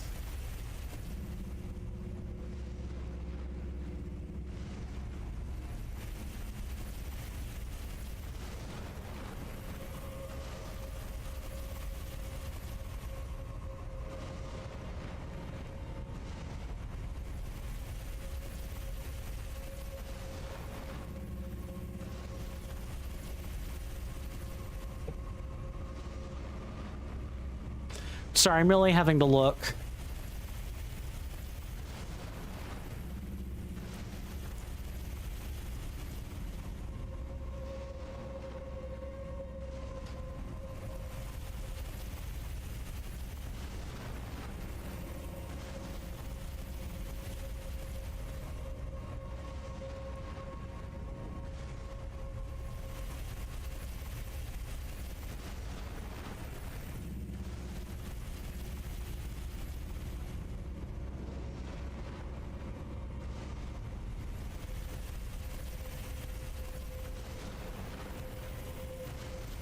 So, as a random, bit of a question here, just to get people conversing, if they weren't already, and at least get us thinking about it otherwise.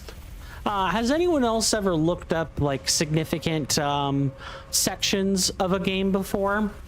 Whether looking up something using your favorite guide or walkthrough book, or going online and searching and seeing if anyone's found the particular thing you're looking for, whether that be through GameFAQs, Reddit, 4chan probably, or other places. I'm curious if anyone has done that before, and if so, what was the fondest experience of that that you can remember?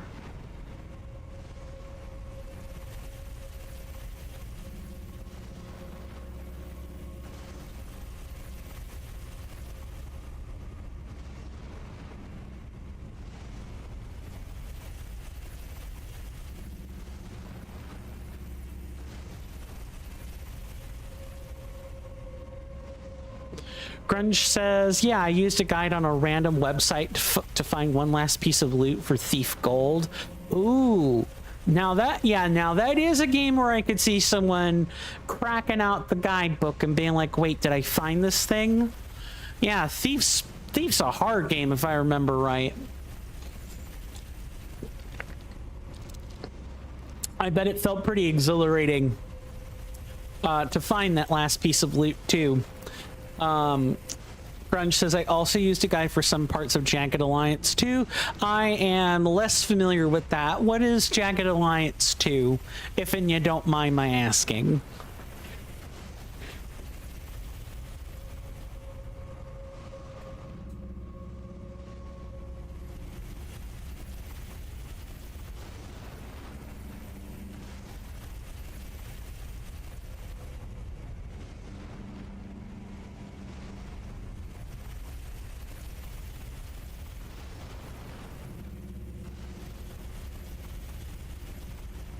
Okay, so I'm gonna unblur this a second and remove the hit counter. So I did find a map containing the layout of the dungeon. So we're here. Let me tilt this over a second. If I could tab back into the game a second.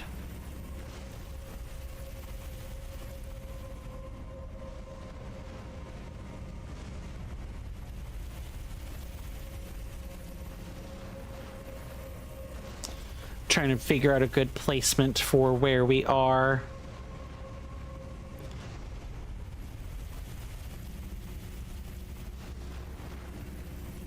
we're like basically right before we get to this cross section or like cross beam area. We're like here-ish. And my goal is actually over here. See this shaft? This shaft puts us right above the triple staircase that leads to the Red Wolf of the Champion. We need to make it to that point to get that particular, to get those items that are there. I do believe that is probably just a hard skip, if I'm being honest, but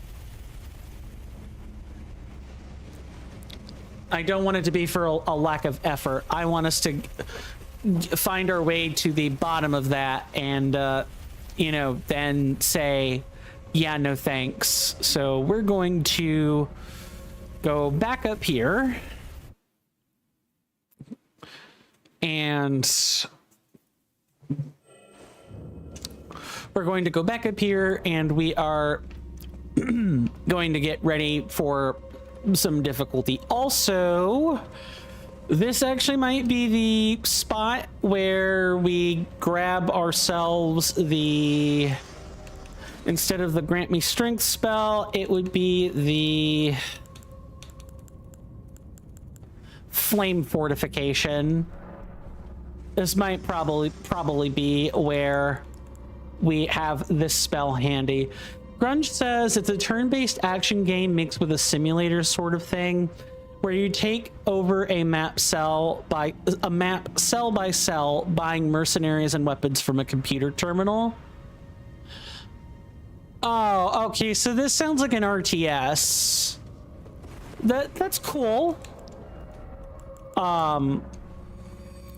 What was the game any good, or was this kind of like a, you know, was it somewhat lackluster, or some other opinion thereof?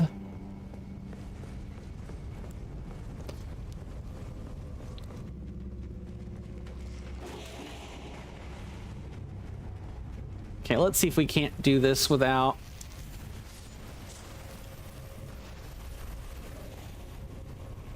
taking too many incredulous amounts of damage.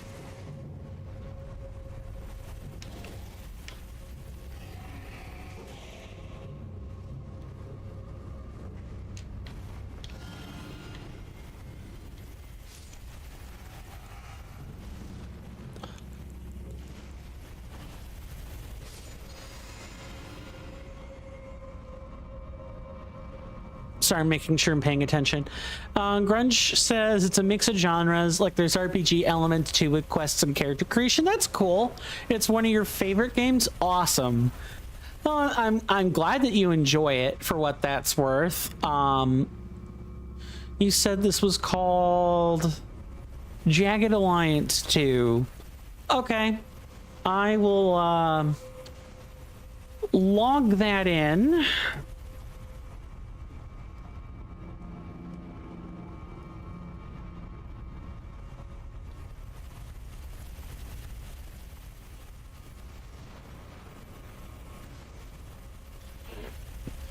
Okay, I've written that down so I can look at it later, because I'm at least intrigued by it.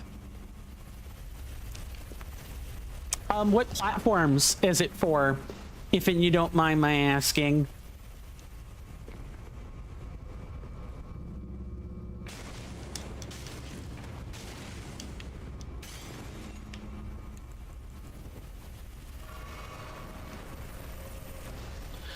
Grunge says it's PC only. It's a 90s game. Ah, okay. Ah, ye old classic. How am I gonna get to that? That is gonna be a fun experience. Do I have any? This actually might be the one time where I crack out the like the fireproof dried liver and attempt to use that.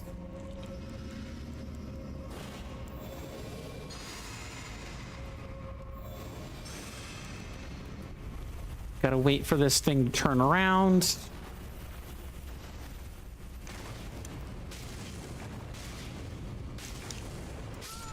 Actually, yeah, that just does not... That does not work. What is that? Is lava not dealing fire damage? Is that physical damage? Or maybe I require a shield to get through it? Well, obviously I'll have to mark another death here.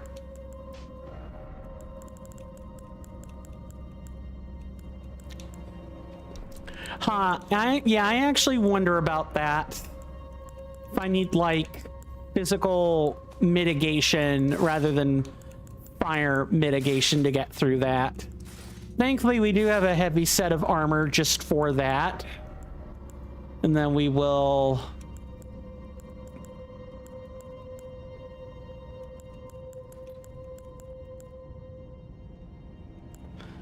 I do have to mine this.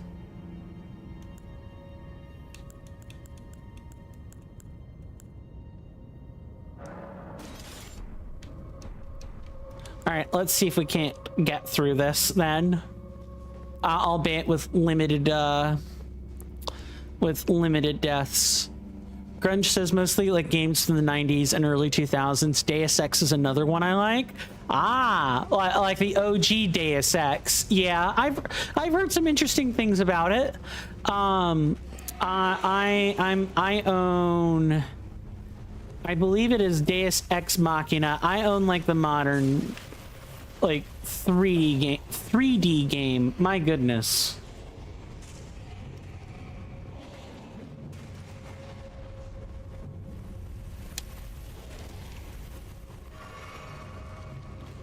Run.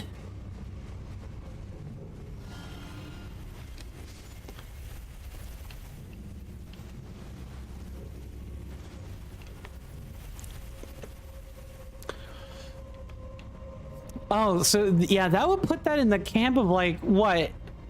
PCX like 68 or 98 or something? Yeah, that okay. Wow, that type of game might not even have a Steam page on it. I know Rusty, like an old Castlevania clone for the PC, for like PC X98, also does not have a Steam page.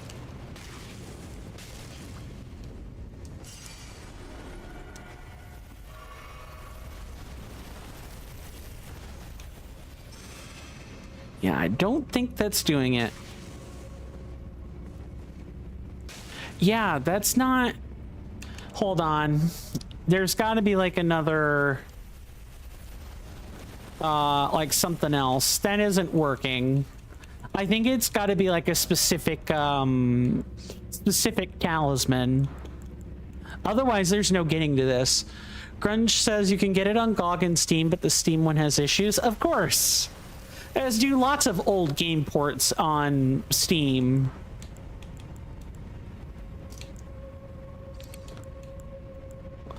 All right, let me try to like look at this.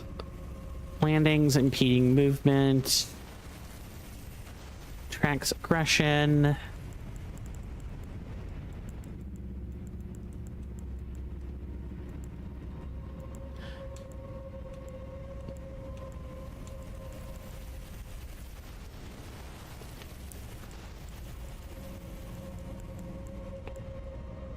Yeah, that's kind of going to be a problem. I do remember there being a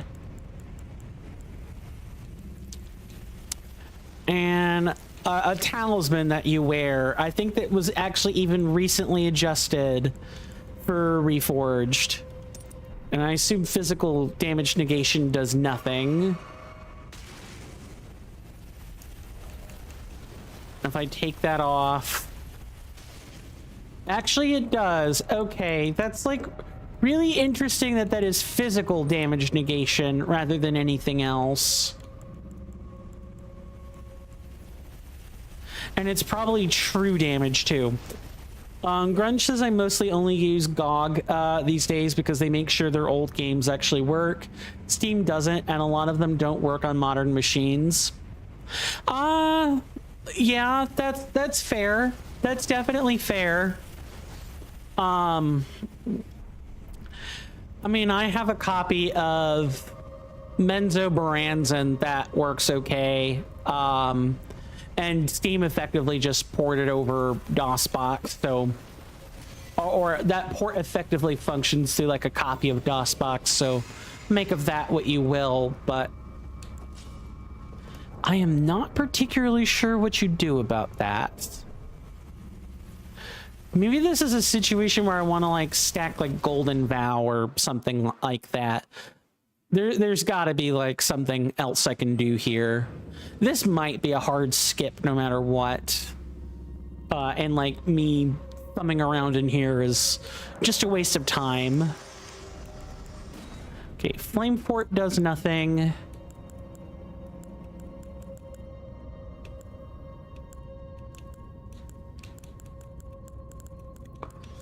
Yes, it's got to be like Golden Vow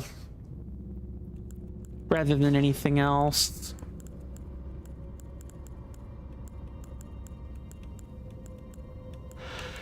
And then let me maybe replace that with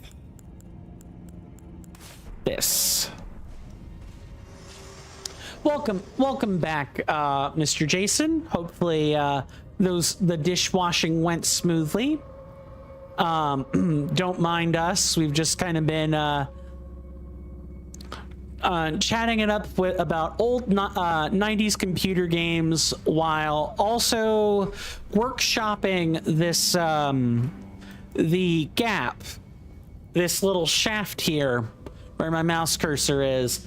That is where we saw a rune piece earlier, and I wanted to see about getting it, see how hard it would be to get.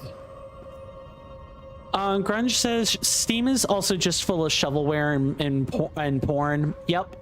I also hate the pop-up it gives you when you log in. Yeah, the current games are like the Steam sales. Sometimes I appreciate them letting me know there's a sale, and a lot of that is making sure that indie devs and other people get their fair shake. The Steam sales are some of the best ways to do that, but still, it definitely could be worse. Grunge says, I feel like I'm using a Bitcoin miner scam site when I walk into Steam. Yeah, just the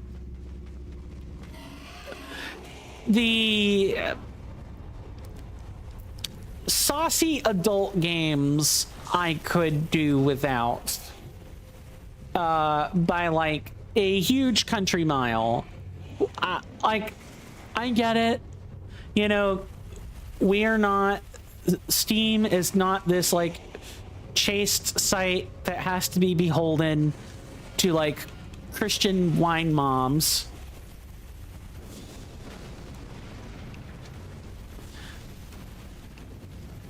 And indeed, we don't want it to be, but at the same time,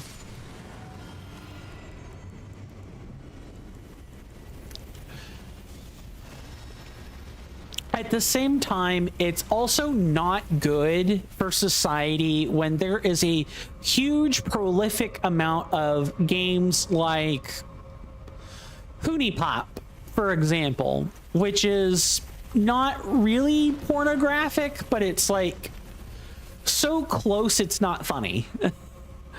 Mr. Jason says, I can't wait for the new cryptocurrency stamp coin by CoinStamp. No, thank you.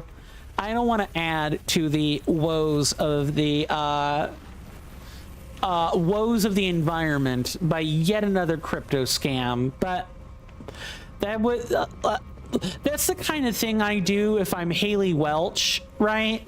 You know, Hawk Tua girl, she put out a cryptocurrency called Hawk Tua coin, and it did surprisingly what you would expect. Oh, I'm dead. Yeah, I'm dead. I'm 100% dead. I had to jump there.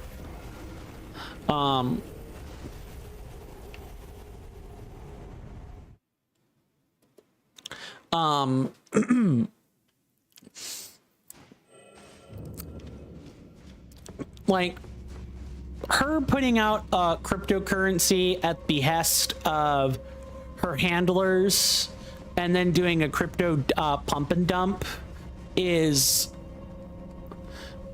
absolutely awful.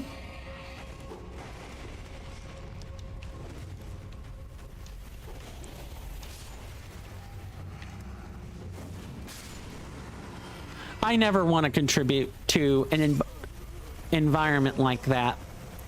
Man, I'm just dying for free out here. I just don't think this is doable without like a specific talisman, and I'm not even sure. This would be a great time to point out !ER wiki, which will take you right to the Elden Ring Reforged wiki.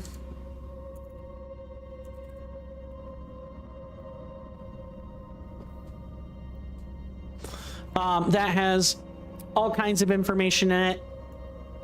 I highly encourage everyone to like check it out if you're looking to play this mod for yourself. It's got all kinds of things on it, including but not limited to like new talismans or new bosses if they've been recorded and all kinds of stuff. Okay, that is not the correct one.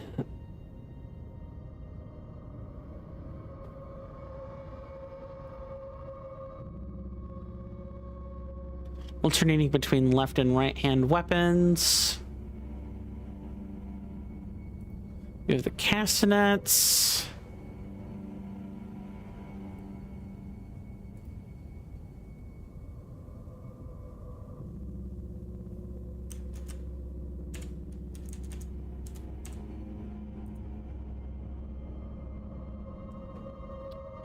That might be like a different one. Yeah, we're gonna have to actually sit and read. Let's see. Grunge says, well, I think there's a difference between a game that has like sexual content in it and games where the design and intention is for you to consume it as pornographic material. And that's like the raison d'etre. Yeah, I suppose there is a difference. It's like saying, oh, well, by that definition, you know, Mass Effect 1 would have an issue because there are scenes where characters are making out with each other, and I'm like, like Mass Effect 1 teeters really close to what would be considered pornographic material. Really close. Also, please tell me, I'm just now thinking of this. Yeah, okay, good. I swapped the titles and tags over. Great. I would have been really upset if I were, you know, streaming with the game and other stuff. And people thought I was still streaming Super Mario Odyssey or something weird like that. Mr. Jason says, by the way, good sir, since you enjoy Elden Ring, have you ever considered Lies of P? Fun fact, I have that series available on YouTube.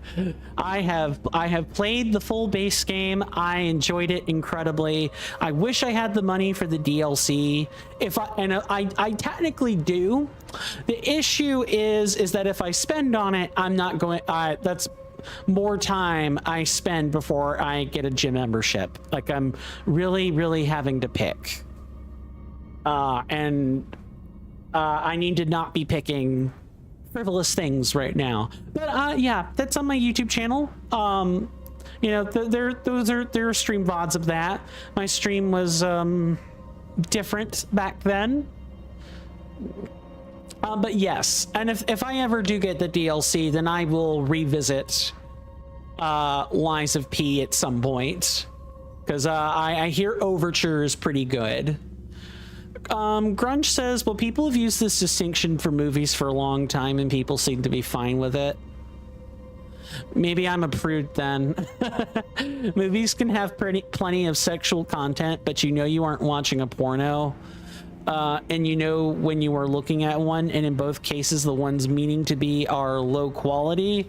Yeah.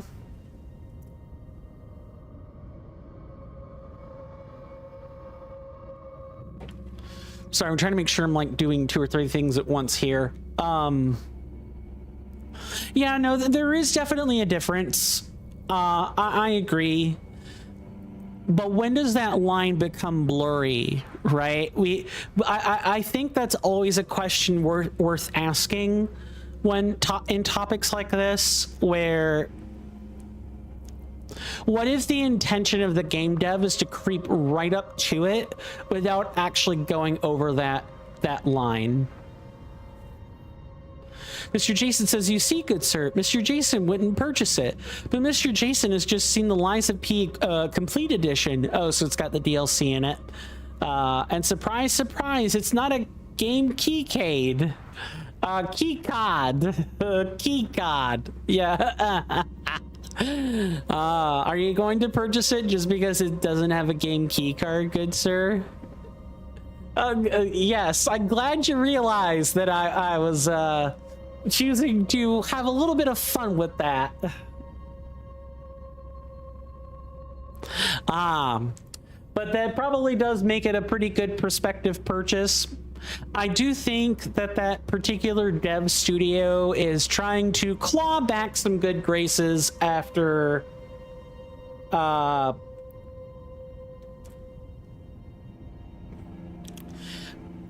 the AI art incident, let's call it.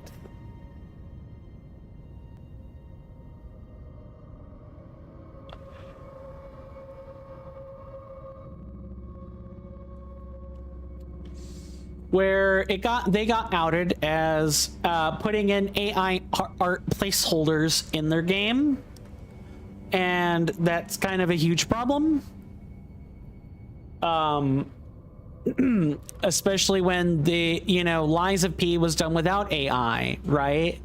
Like, the game is very pretty to look at, but the moving from that to AI is just doesn't sit well with me.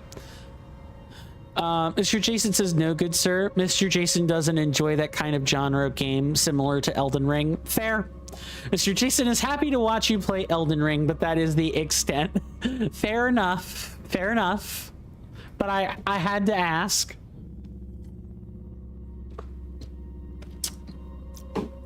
Grunge says it's true, it might become blurry. I just wouldn't deny there is a line. I'm sure there would be some controversy in some cases, but probably not for like hentai game number 9347 though. Oh, no, absolutely not. Yeah, no. And here's the thing. Like, I specifically keep that section of Steam open just to see, like, when I say keep it open, I mean, like, I have NSFW stuff turned on so I can see it. So I know what's being produced and what's out there. There are some otherwise great games that are marred by the inclusion of hardcore sex content. I won't name them because I'm creeping right up to the line of terms of service here, but you can pretty easily find them on Steam if you know where to look. That is what happens when your controller falls on your keyboard.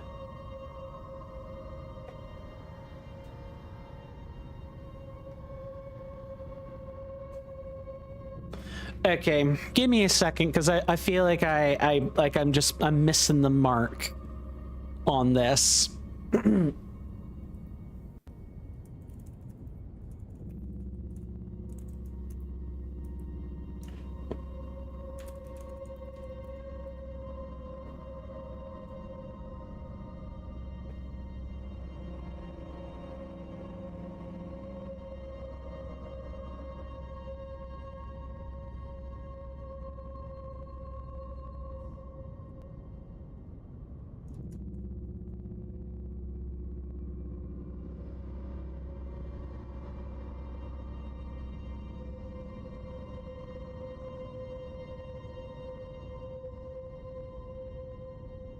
Sorry, I'm having to kind of like read.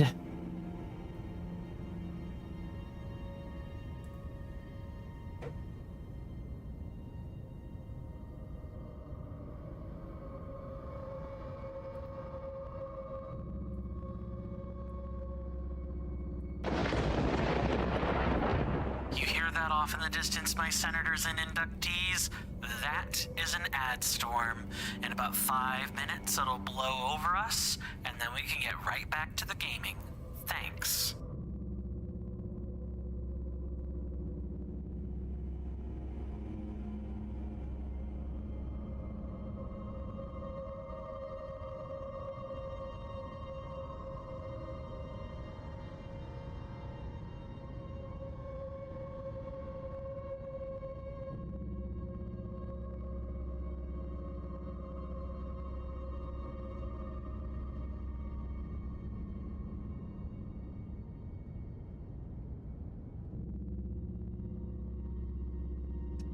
Okay. I will try to figure that like I know how to get to the item. I just think I'm probably need to like skip it regardless. Like we've spent an hour workshopping this and have not moved. Granted, I lowered the bar for today's stream incredibly, but still.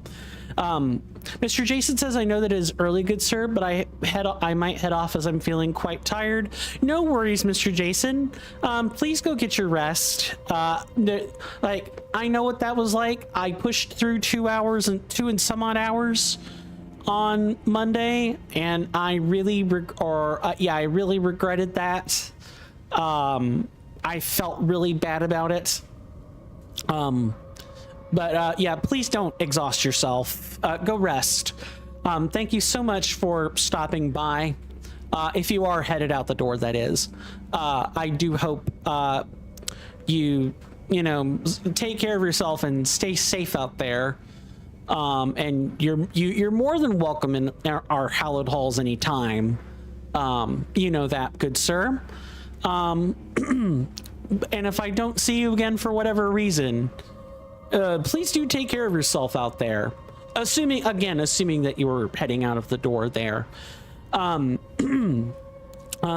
warning earlier was for the commercial break. In about the next 2 minutes or so, we're going to be taking another one. I put some ads up in order to mitigate free roll, among other things. I highly encourage everyone to take a break when that time comes.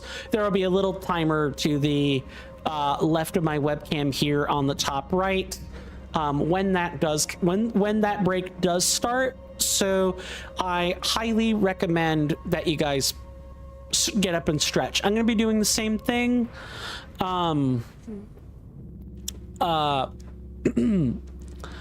Especially if you don't have like an ad blocker or some other means of mitigating ads, I definitely would recommend just taking a stretch. I also encourage us to just take a break together. It'll make the time pass faster that way. But do whatever you wish, really. Once that time is over, I will have returned to my desk. The ads should have stopped, and we will pick up right where we left off and hopefully do something besides workshopping this particular rune piece, which I get the feeling I probably just need to skip until I figure out what to do with it, which is fine. It's one rune piece. It's not worth dying 5 times for. Not really. Grunge says, I have it on too because I'd worry what it would stop showing me otherwise. Like, I don't know if a random game that's actually good, but that has nudity in it would get censored on your page. Yeah. I totally get that.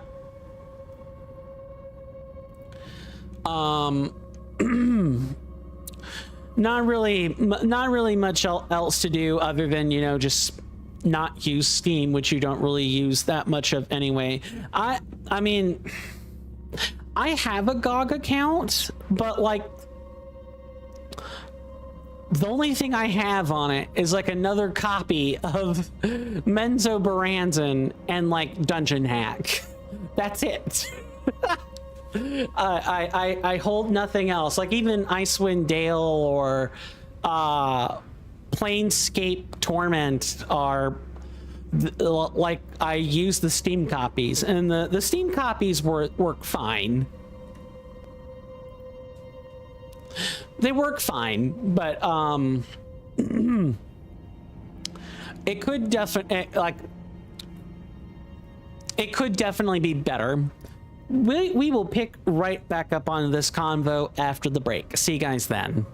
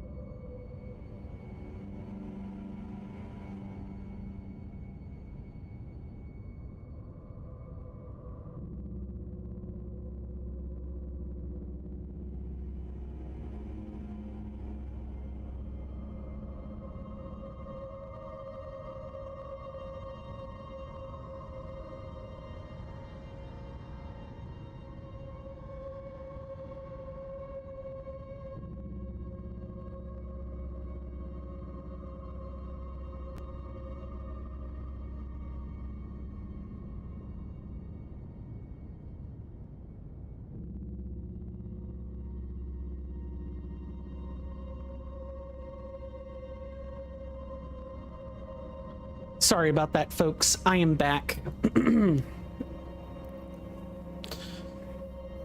I had some logistical discussions that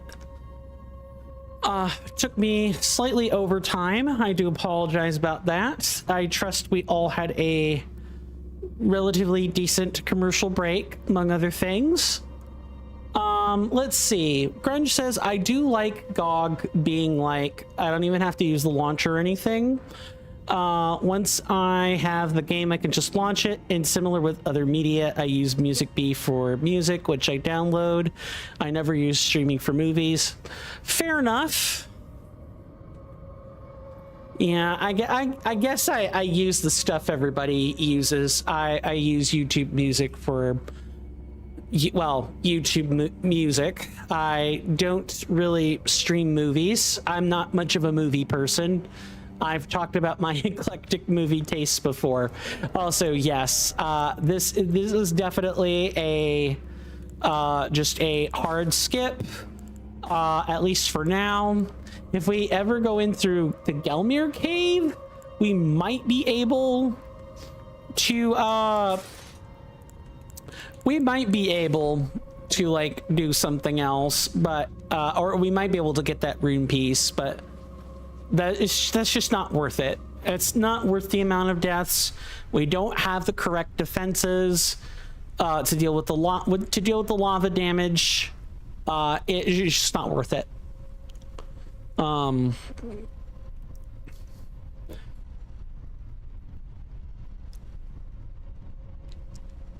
Yeah, that's completely fair. And you know, hey, supporting, like, if that is the place where old games are gonna be, like a lot of old computer games, you know, there are worse things one can do than support GOG or you know, good old games.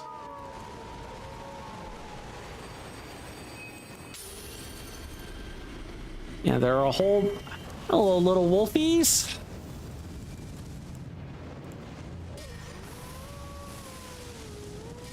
You ready to die?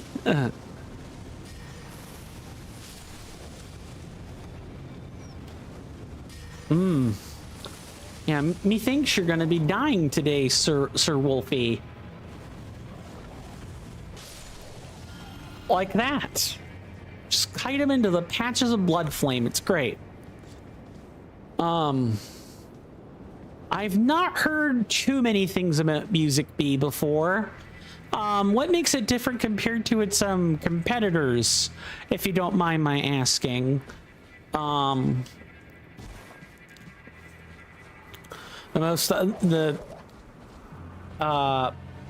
my brain is just having a complete colossal meltdown.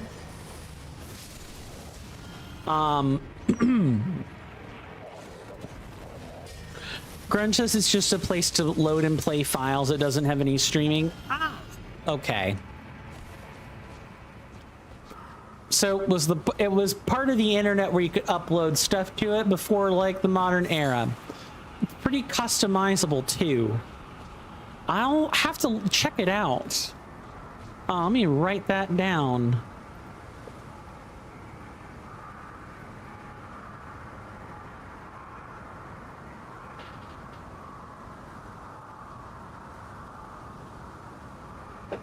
Okay, written down for later. Like the overall UI, or just like your I would say feed, but you probably don't have a feed if it's that type of site.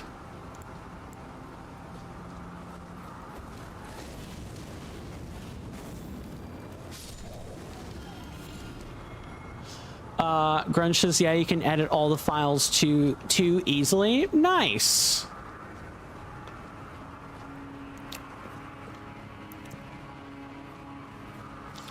Well, I bet Music Bee then probably serves as like a specialized archive then, because like with the internet, with like the Wayback Machine and the Internet Archive, you know, kind of being lost to time due to negligence and like faulty practices, you know, having the ability to archive media is more important than ever. And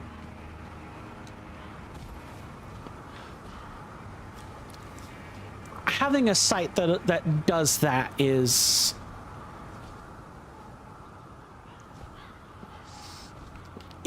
pretty good. Grunge says, oh, it's a desktop application. Ah, gotcha. Okay. So it is, in fact, not a website like I thought it was. It is an application. That's cool. What is it? Right over. All right, Patches. Let's do this.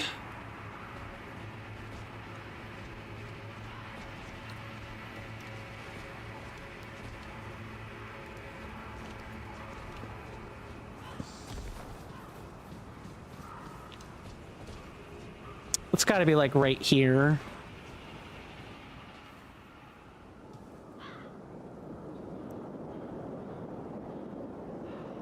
Well, if you really are that gullible.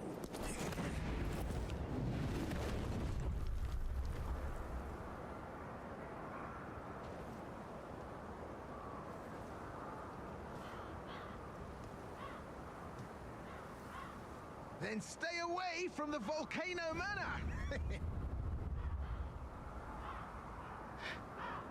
What? Bye now. Take care.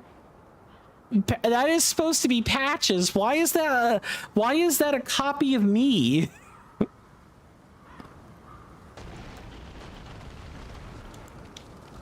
Okay. I'm dead. Yuck. I didn't know that we were sitting on top of a cliffside there. Grunge says, trust nobody, like they say. Right? Well, that's a throwback to like Dark Souls 3? It's either 3 or no, yeah, no, it's 1. But they also do this in Dark Souls 3 where like Patches will push you off a cliff. I believe Dark Souls 1, he like does it in order to take your stuff. In Dark Souls 3, that is specifically a callback that they placed to Dark Souls 1 in the Ringed City DLC. If you do Lep's quest line, turns out that Lap's quest line is that he's actually Patches after having in him a bit of amnesia. So they have him push you off off like a stairwell as like a callback to that, and now we have the same callback, you know, present in Elden Ring. Just now you replace it with something a little bit more devious, shall we say. Please tell me that is available again.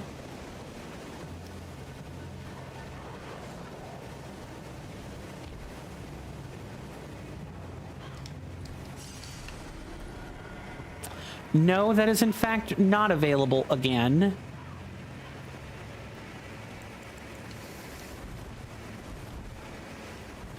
All right, Sir Wolf, allow me to open my map, please. Well, are you gonna apologize for pushing me, Sir Patches? Oh my! Well, here you are again. Oh, so sorry for that. I meant to warn you, but whoops, there you went. Despite my best intentions, I've done you wrong. I have. But here you are, standing tall and proud. All's well that ends well. Some things cannot be forgiven, Patches. You tell me different. Stay clear of Volcano Manor. No discussion. I heard the brutes there hunter tarnished like animals. You're an animal yourself, Patches. Stay clear of Volcano Manor. End of discussion. I heard the brutes there hunter tarnished like animals.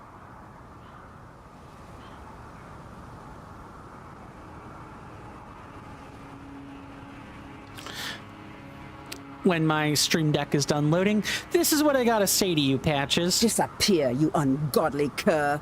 Come, pig.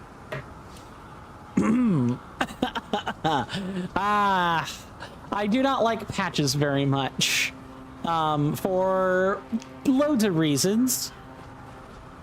One of which is now including the, oh, you missed the one chance to drop down there? Well, bully for you. You're gonna have to take the long way to get down there. Yeah, that's right. You only get one opportunity to go down there.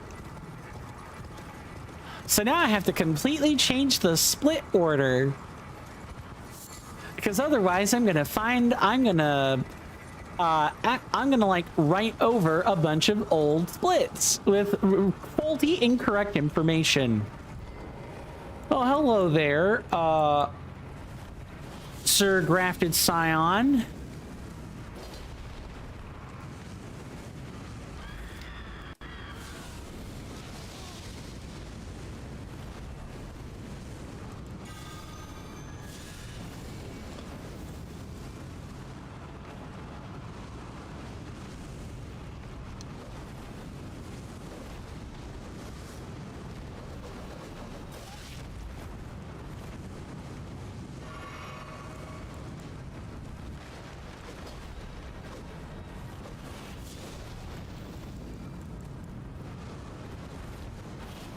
They're not really quite sure what to do about that giant rock.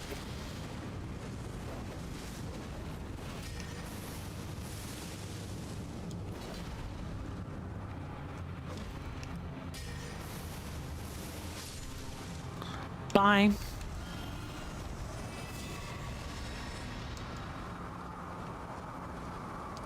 Grunge says, I am curious since as long as I can remember as someone with niche taste,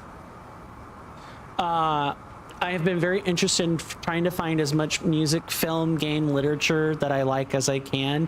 Do not often try to find things like that. In terms of like literature or film, definitely not. I kind of like what I like, and I try to stay there. And specifically with literature, I so often read for information that not only did I not really enjoy reading that much anyway, but like the stuff that I do enjoy, it is because I have fond memories of it rather than anything else. And with film, I often got knuckle dragged to watch things I wasn't interested in. So in at least with film, I'm even less incentivized to find films I like to watch. Music and games, I think with that,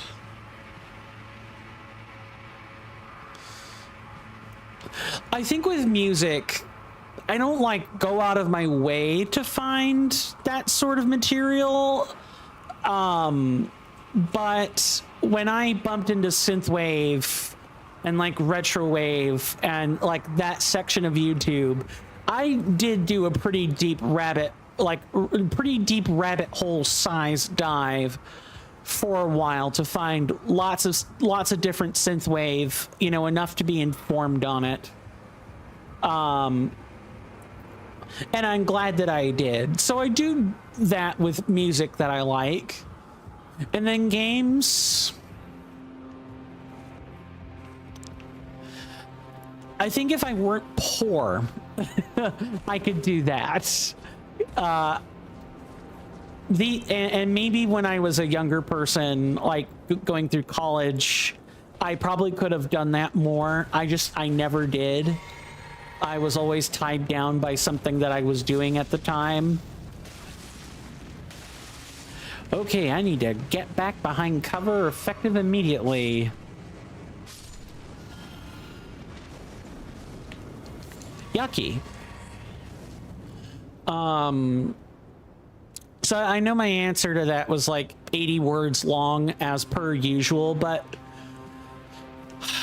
at least as far as today is concerned, like the modern era, I'm too exasperated to do something like that. I'm very just kind of caught in my own world at the moment. Grunge says to be fair, I do also like what I like. Yeah, I realize that sounds like a non-answer. I guess I just once I found what I liked, I felt I didn't need to go find more. Me being terminally online would help me find that stuff naturally. Grunge says that, which is why I have to go into the weeds to find things. Like I spend lots of time just going down rabbit holes until I go, hey, this one looks good. Yeah, I guess I just don't do that. What did I just punch? Did I like punch them to death, or what? What the heck happened there?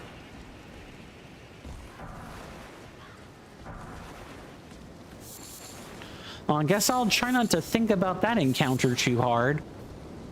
Grunge says I was also forced to watch movies I didn't care about, and you probably get where I'm coming from, at least on that count. Maybe my taste in film will change if I ever get to like find films I want to see for myself.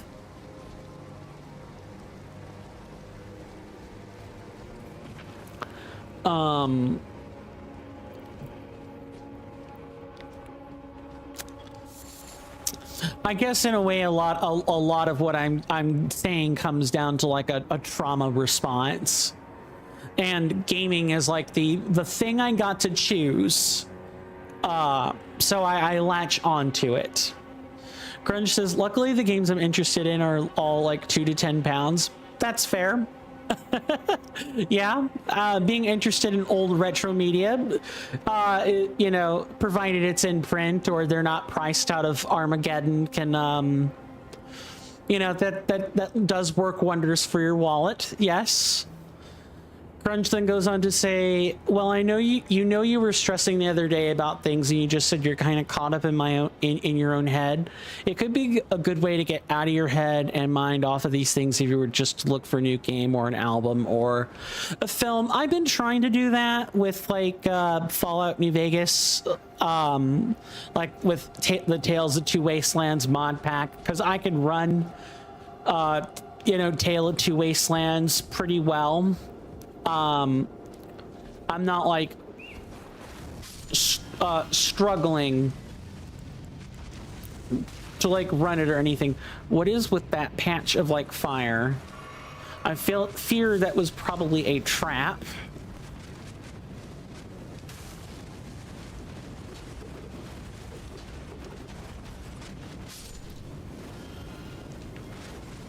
Yeah.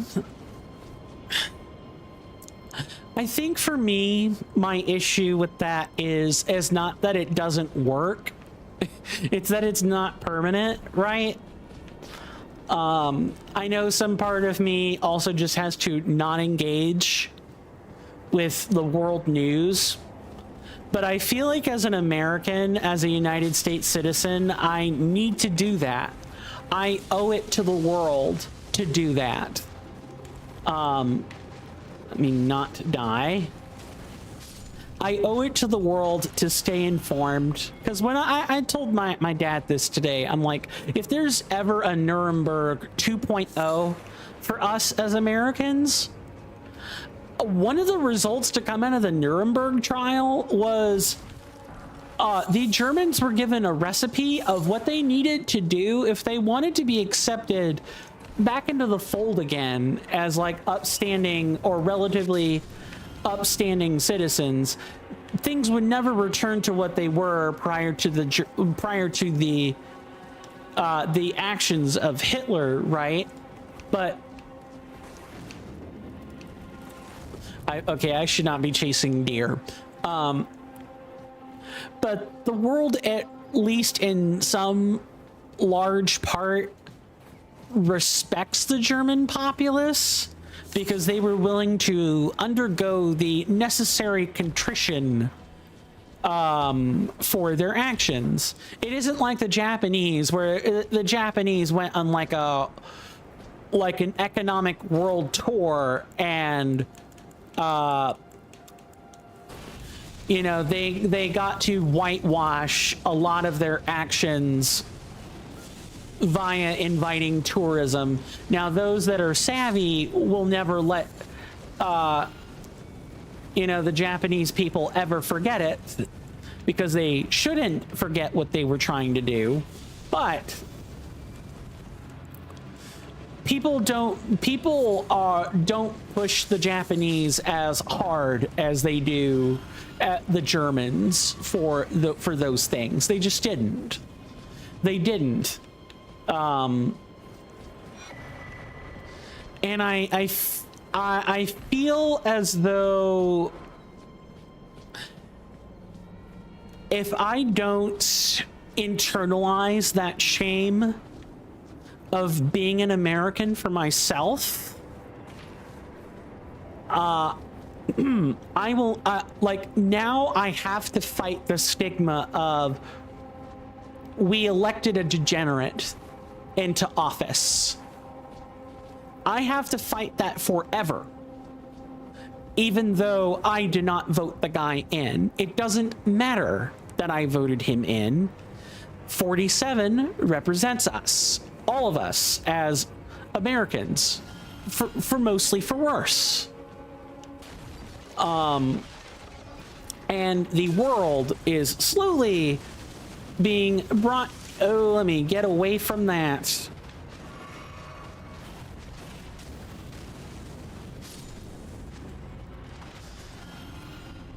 I don't know. I should avoid waxing on this topic for too much, but what I'm feeling is guilt mixed with like anger at the same time.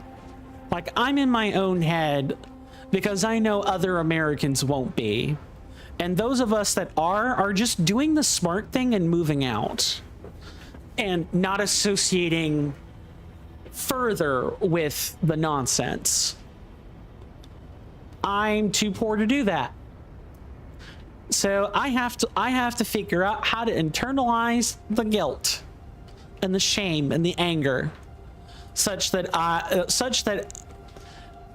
when I'm out and about and I'm you know, I maybe end up in England or in Australia someday, I can hold my head up and say, yeah, what my people did was shameful, but I am determined to show you that at least I am willing to go through the necessary contrition, and that I'm not only am I not like them, but I'm willing to do whatever it takes in order to bring the world justice. Is that like a... No, that's just like a gap in the stone there. That's just like a natural like indent in the stone face there. Grunge says, I guess I sort of think about it like a project. Yeah, like with game development, or you know, like my petition that I'm doing. Yeah, I try to keep myself busy in projects, like a lot. For example, you say like I'm going to play Thief 1 and 2 over a couple of months as a way to explore something cool that I'm interested in. Yeah, I guess I don't really feel like I deserve it. Maybe that's what the real root of what I'm trying to say is, I feel like as an American, I should be doing everything I can to be mitigating the harm that my country is causing at the moment. I'm also just mad at the general suffering around the globe. I'm mad that people are being taken advantage of, and there's just nothing I can do to change that.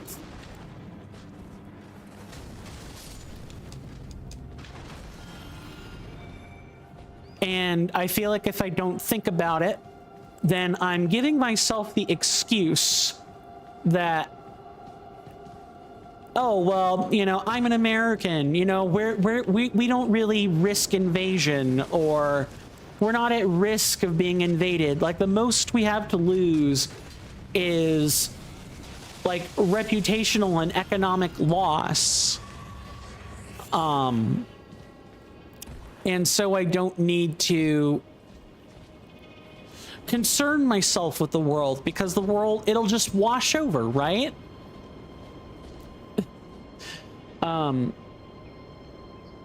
Grunge says, this is a difficult topic. There's no way I can say everything I want to say here. Don't strain yourself. Say only what you feel comfortable saying. I don't think you should be feeling guilt over this, and I could maybe convince you if this was an in-person conversation we had a while. And the truth is, I think Europeans should do things to make up for past horrors too. But every single nation in the world has skeletons in the closet that you could damn the whole thing over. You're right. My dad said exactly the same thing, or a similar thing, in conversation this morning. Like, we had a couple of hours where we were talking about that type of thing, and my dad is firmly in the camp of, you know, being a Trump supporter. Like, and even he said that. It's like, it's not as if the world, it's not as if suddenly we're so much worse than other countries, you know, because we have the bad emperor problem, or what have you. Other countries experienced, in your worldview, you know, just as bad or worse. Yeah, you're right.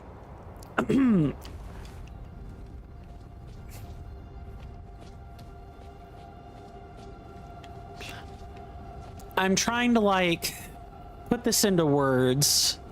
It's I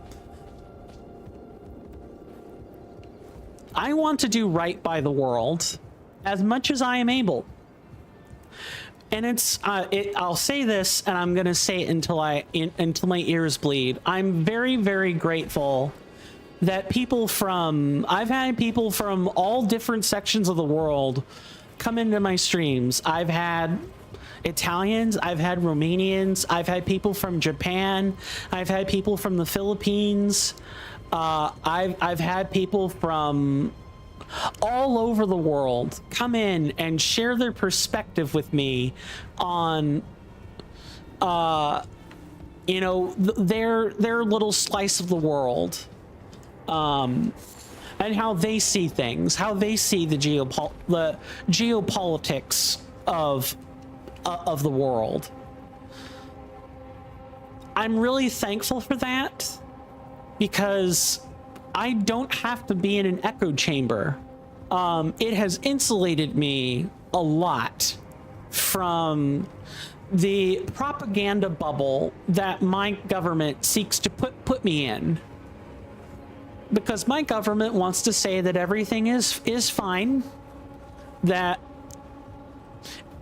despite the rocky relationship, Israel is a great ally, and that they are also doing things that they're doing for their own defense, regardless of evidence to the contrary, and that the world owes us something the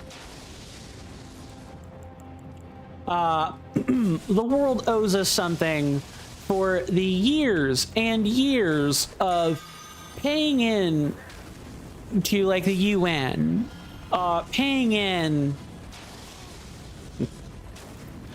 to all of these other things that contribute to the history of today, like you know, the United Nations, NATO, all that stuff.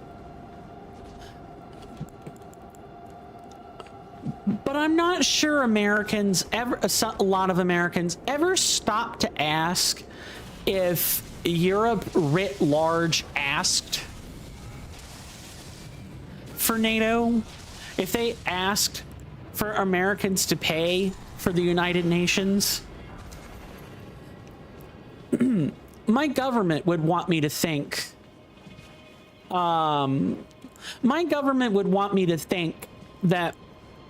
the people of Europe are taking advantage of us, when I don't think that's true.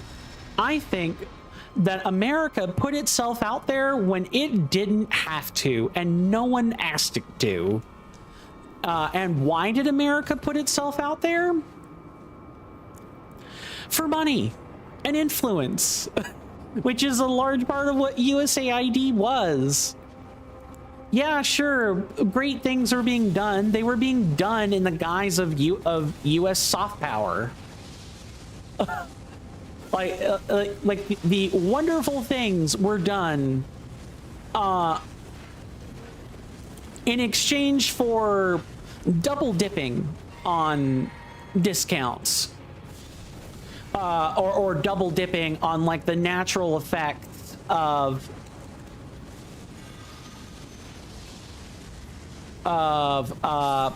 you know, capitalizing on the World War II, like post World War II era, and building up goodwill.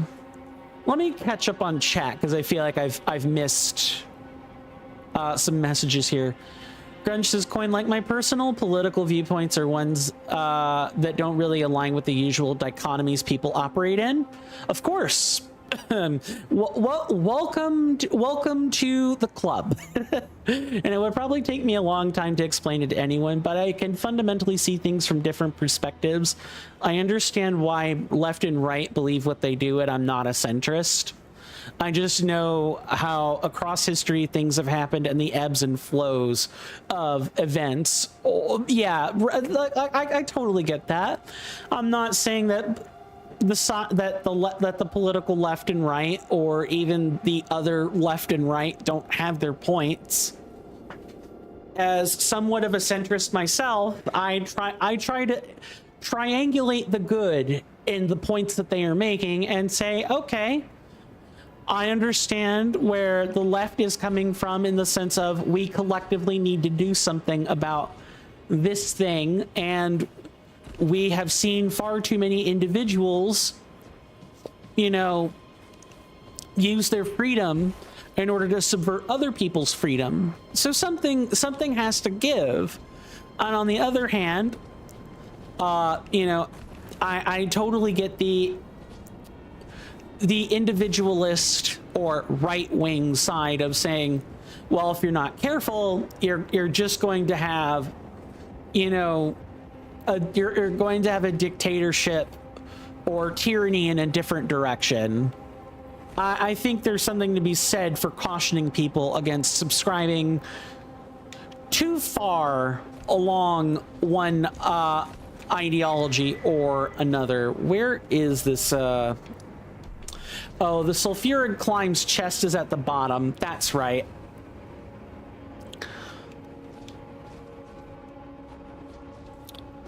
I'm a humanitarian more than anything, and it just hurts me to see people suffer. Is, I guess, maybe the real root of everything.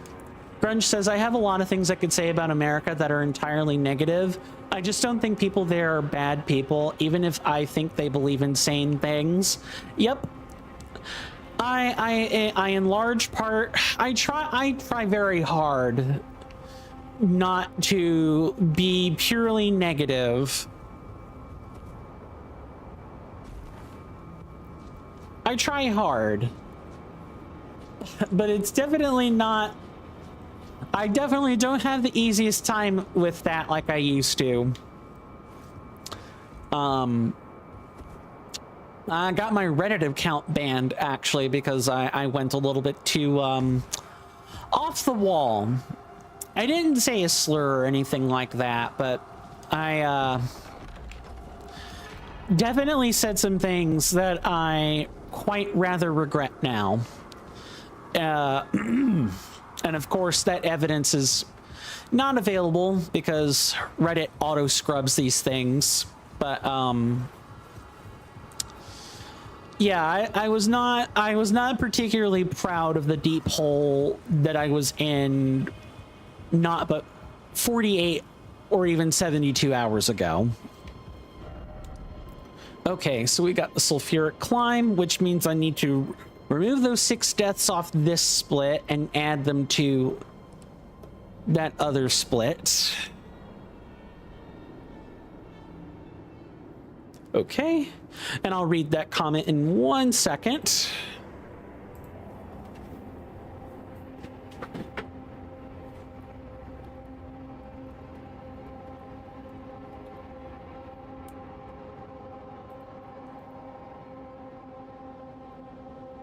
Right, that is like the weird, funky fantasy spelling. Yeah, it is. Okay.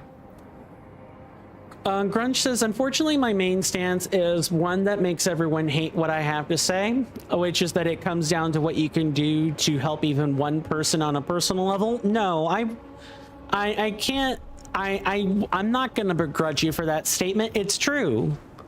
Like most of us are citizens that are trapped by, that are forced to be represented by our governments.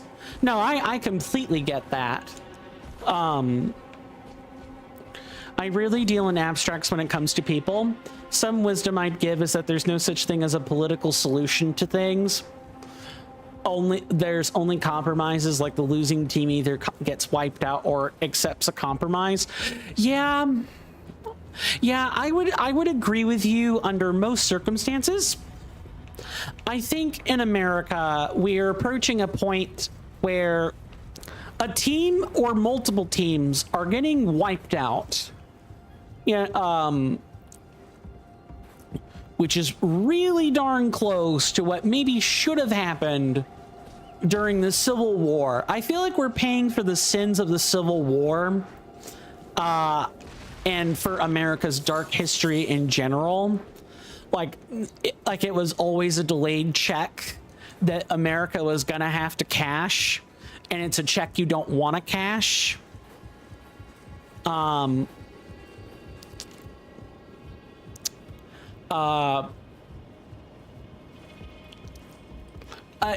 definitely feel like we're paying the collective wages of that now, where when I refer to the Civil War in that, I'm talking about the Reconstruction period that happened after the Confederacy surrendered. That period of time was called the Reconstruction era. And during that time, the political right and the Dixiecrats of that era were made to undergo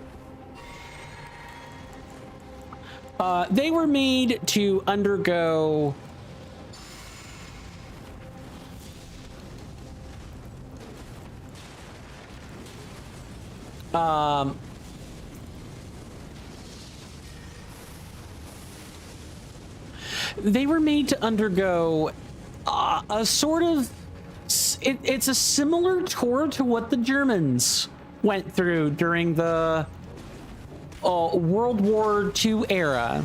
They were meant to apologize in large part for their role in slavery, because that was a huge contributor to the Civil War, was slavery.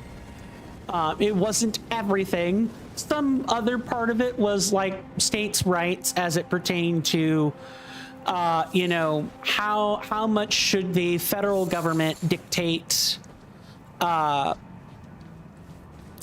what's happening at the state level.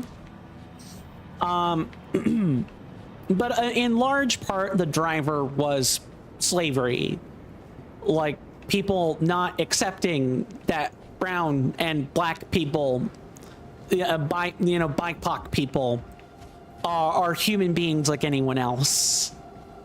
And to hear people, a huge part of, oh, well, it was a war about states' rights. No, it wasn't. If it were, it would be remembered differently. No, it very much was a war of people wanted to be free to enslave people and treat them like subhuman filth. And they were finally taken to task for it. And it took them entirely too long to be taken to task. Had the Reconstruction era actually finished putting people through the necessary apologia for their actions, we would not be in the mess that we are in today as Americans. We would be wholly different people. I probably wouldn't even hold some of the values I have now, because I would have been born well after the tour of apologia had been completed. That kind of thing. Welcome, dear customer. Yes, right this way. Right this way. Welcome. Please, I'm hungry. Wow, I forgot this merchant was out here. I guess I'll take the rupturing and feverish aromatic and a stone sword key and leave the rest of that alone.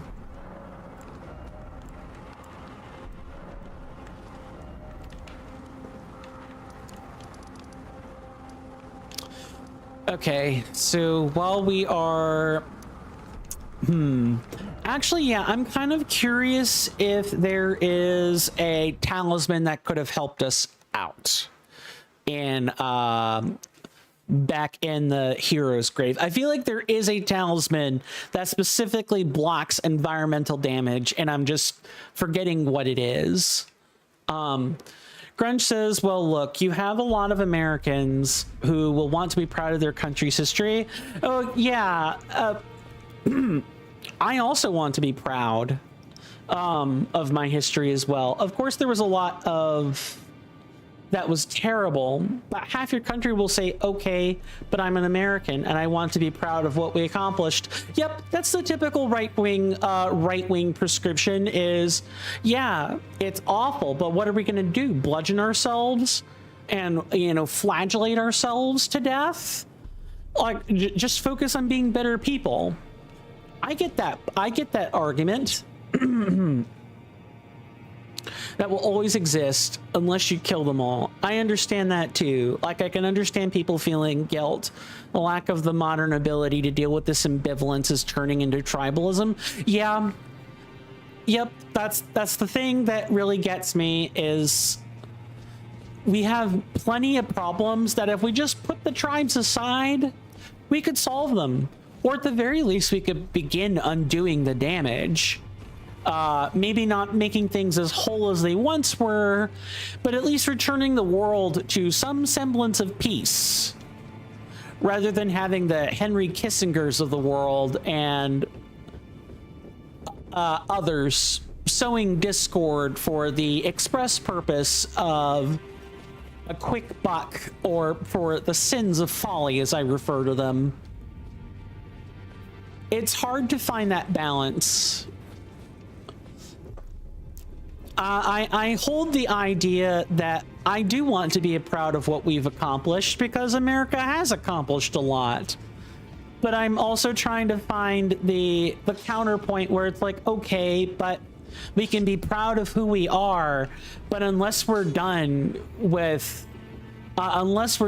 meting out these terrible things and acting in a way that is not conducive to civilized society, why should we be prideful in that? It's the waffling back and forth between having hope and not having hope, between despairing at what is and still having to find some path forward. that gets me in my own head a lot.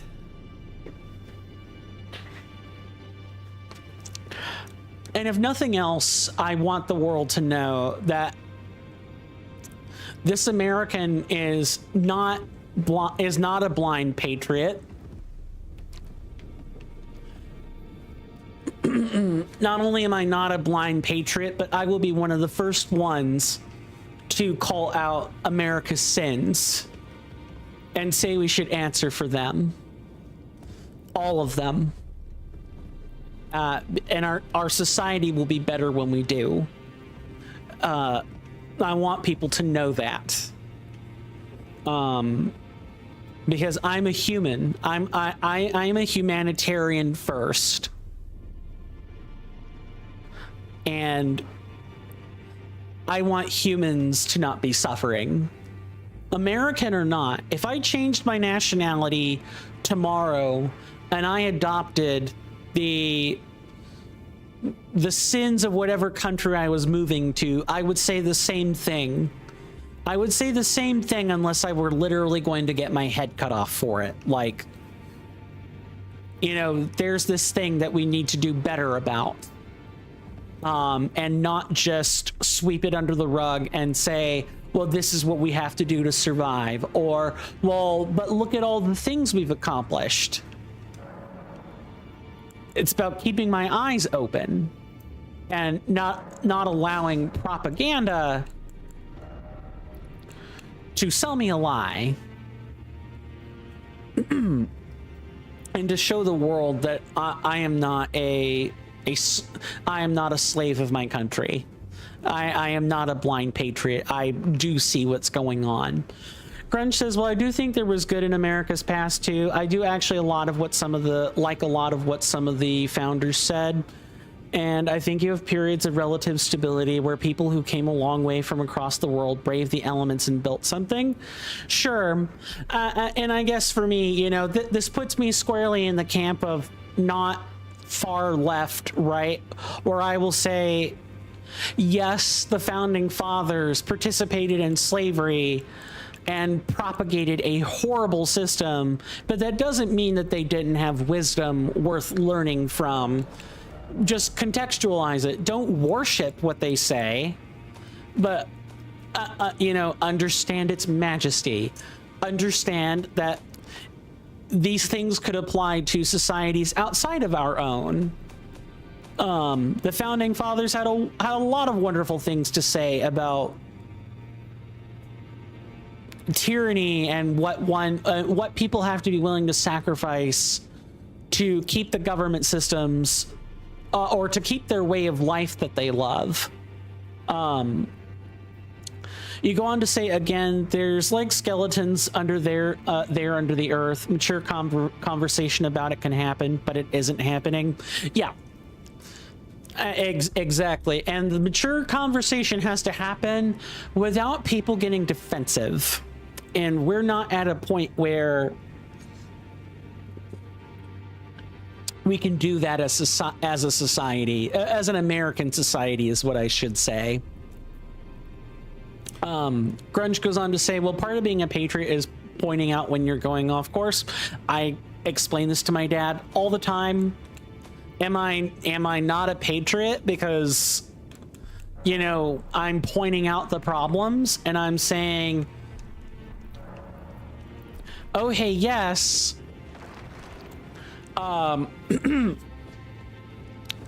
You know, it's cool that we've made all this progress, but we should stop what's happening right now because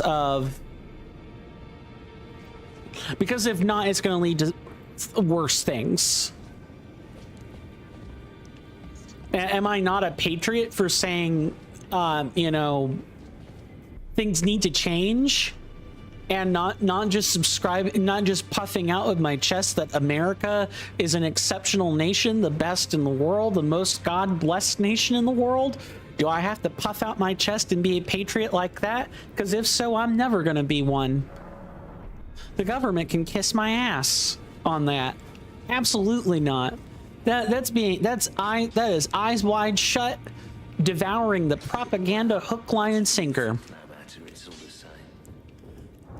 148k runes, and probably 150k from being a little bit less precise. 144k, we probably don't need that.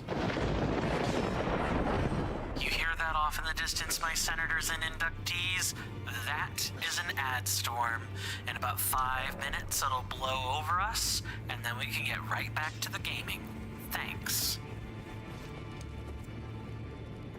Welcome to CoinStamp. Have you been enjoying the live and or long-form content? How about the community? If you have, consider becoming an inductee of my hallowed halls. Do this by following my Twitch or my Kick channels, or by subscribing to my YouTube channel. These are free and easy methods of helping me out, and I'm very thankful to anyone who chooses to do those things. They only take but a few moments. Please also join my Discord server, because that's where most of your perks are banked right in. There's plenty of conversation for everyone. Don't miss out by skipping out on the server. If you want to become a senator instead amidst our hallowed halls, do that by subscribing on Twitch or Kick, or by purchasing a membership option on Patreon, Coffee, or YouTube itself when it becomes available. If you're not sure where the finger-tingling bargains are, just ask me, and I will tell you where you can find the best deals. No matter which platform we're talking about, you'd make this man's heart leap out from its Faraday cage if you check those options out. But otherwise, you guys being here is enough for me. Thanks again for listening to that stuffy sales pitch. But now, let's return to the quality content. Thank you guys for putting up with that and for putting up with me. We do take commercial breaks around here at the top of each and every hour. In about 4 or 3.5 minutes, there will be a timer to the left of my webcam. The screen will change, and if you guys are on Twitch, and you're either not subscribed, not using Twitch Turbo, or an ad blocker otherwise, well, you're going to be served up some ads as a means of preventing some of the more obnoxious ads from appearing on the screen. Trust me, it's better this way. I highly encourage us all to take a break together. It will make the time pass by faster, because I promise you no one wants to look at ads. I certainly don't. I will be doing the same thing, getting up, taking a stretch, and doing other stuff. But you know, spend your time however you wish. When we come back, when the time elapses and is fully over, the ads will have finished. I will return to my desk, and we'll pick up where we left off again. And hopefully try to make more progress than 2 splits today. Let's catch right back up on chat here.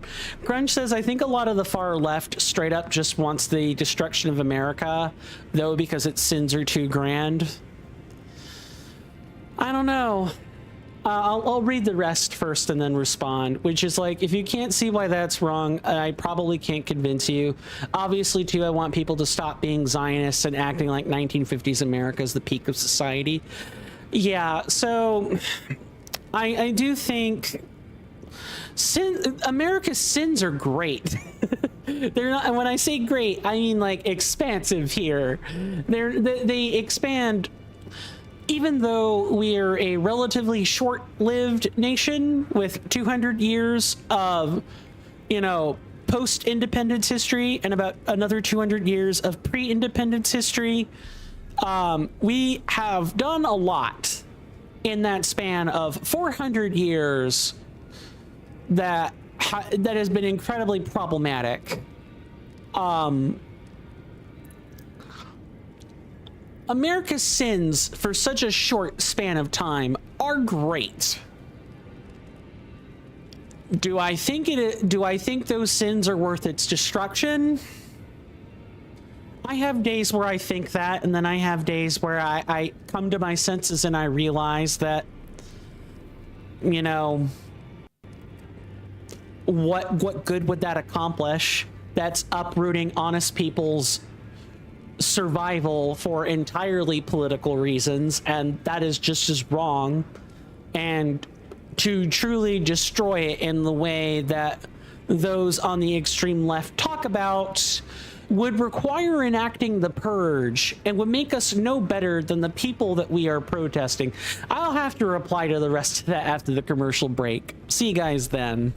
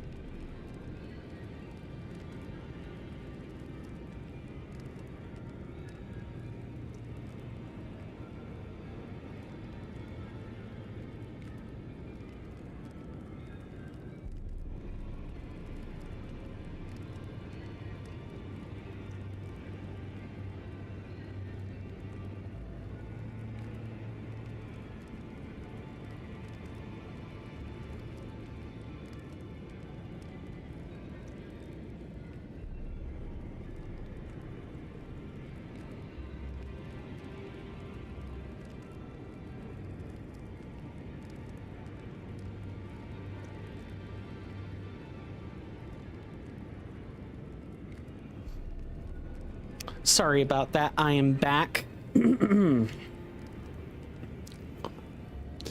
after taking a moment to just scan all of our active audience rooms, let's level up and get to more gameplay. Particular, there's no time like the present to level up you know, intelligence and like mind and other stuff. See, we have the sulfuric climb. Yeah, that is the Volcano Manor. This is the first campsite. Oh, I guess I must have just teleported back. Okay, we gotta clear that out and or like find that merchant again. That's fine. Let's see. Let me go back to the rest of what was said. Yeah, like I have my own darkness that I'm trying to like combat with the, you know, with the extremists on the left.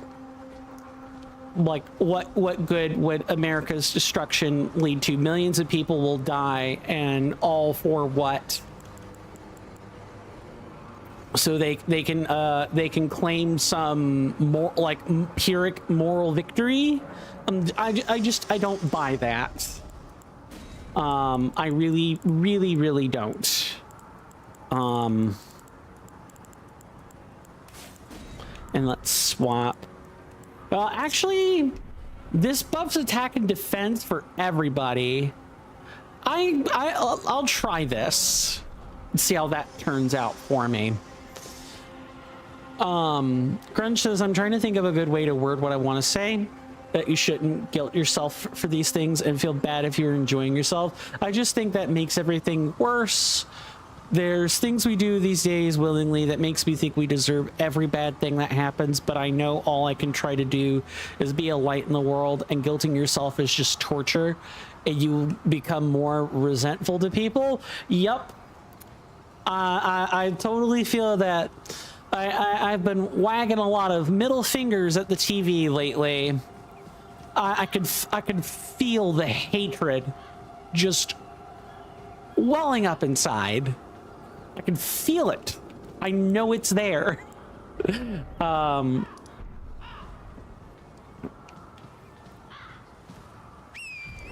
the news is designed for that.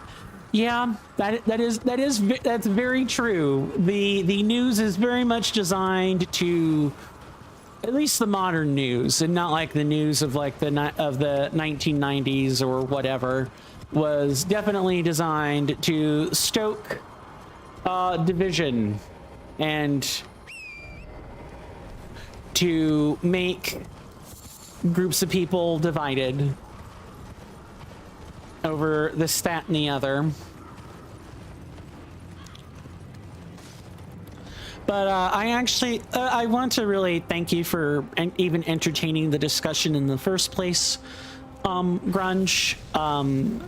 Your perspective has actually helped me a lot more than I can probably put into words, just because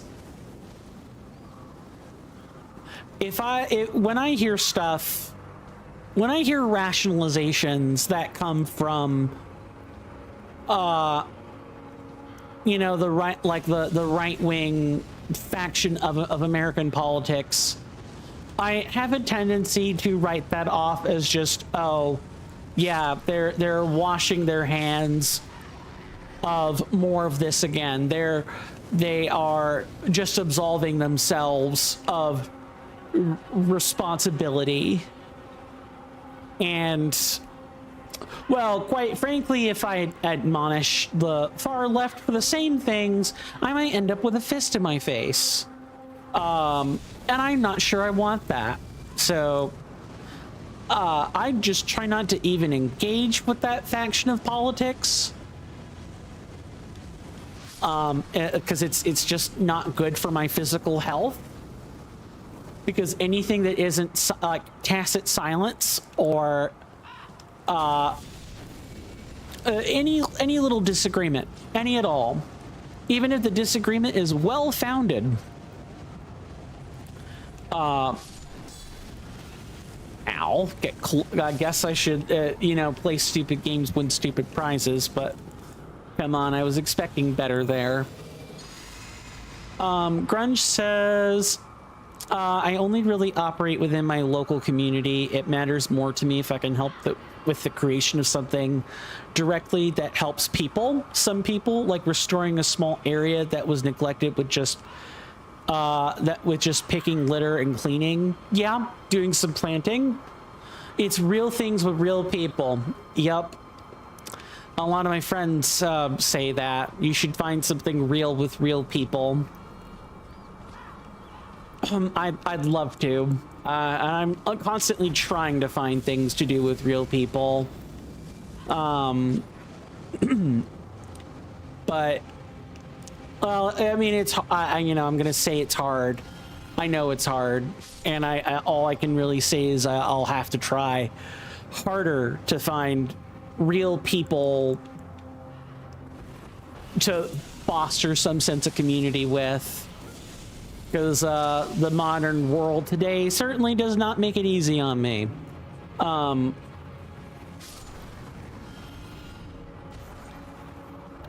really?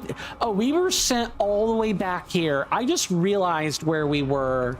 We were sent all the way back here. All right, let's do a skip potato on some of this. Oh my god, that is too far back.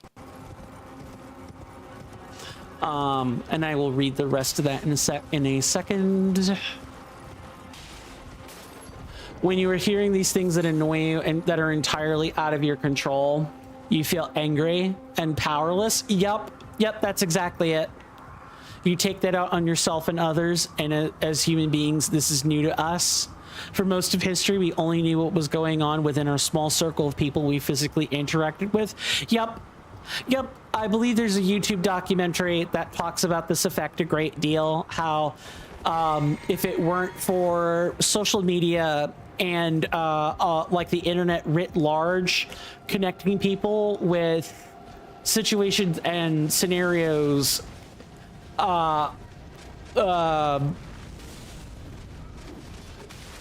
nice.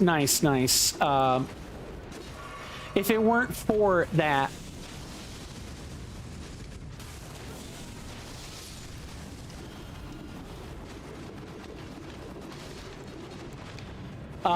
maybe humanity might be it. Well, it's hard to say that we would be in better shape.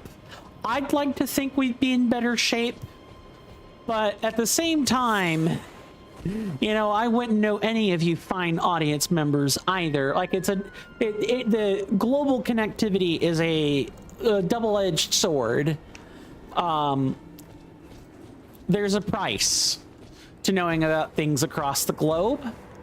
And that price is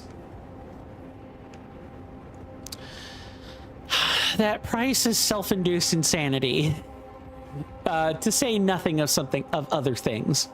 Grunge says it's different face to face. I've been friends with people who I never talk politics with, and who, if I told them my positions, they would see me as the enemy and hate me. But they're just people. I don't care that they think things that I know are wrong and harmful.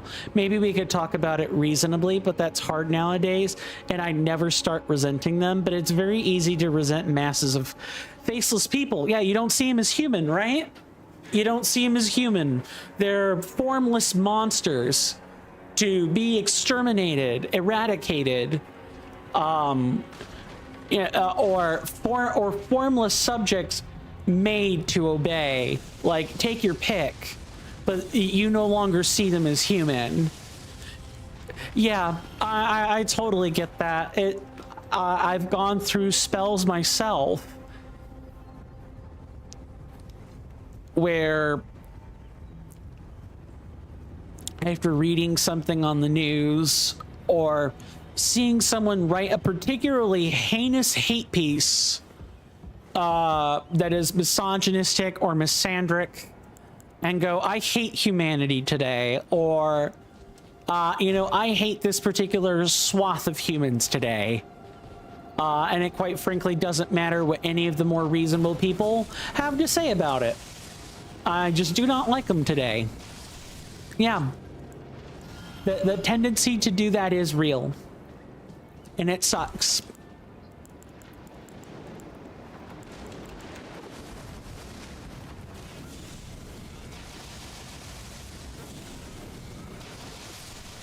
Okay, I need to mind you.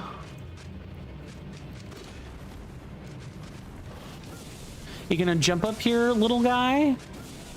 No, instead they're gonna foxtrot and not know where the heck they're going.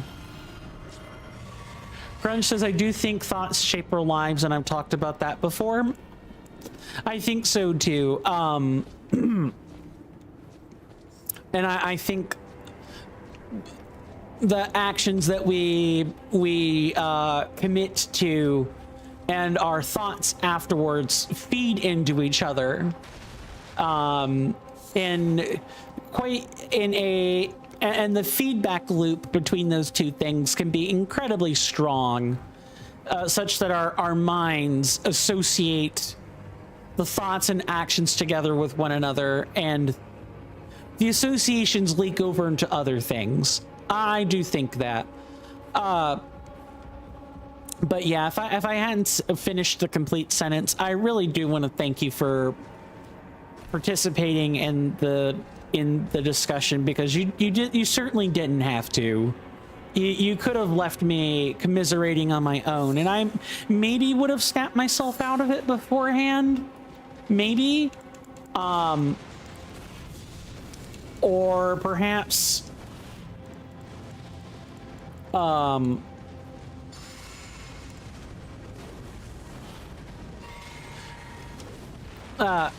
perhaps just told me, you know, I wasn't particularly oh, hello. 2 nights? Why are there 2 nights here?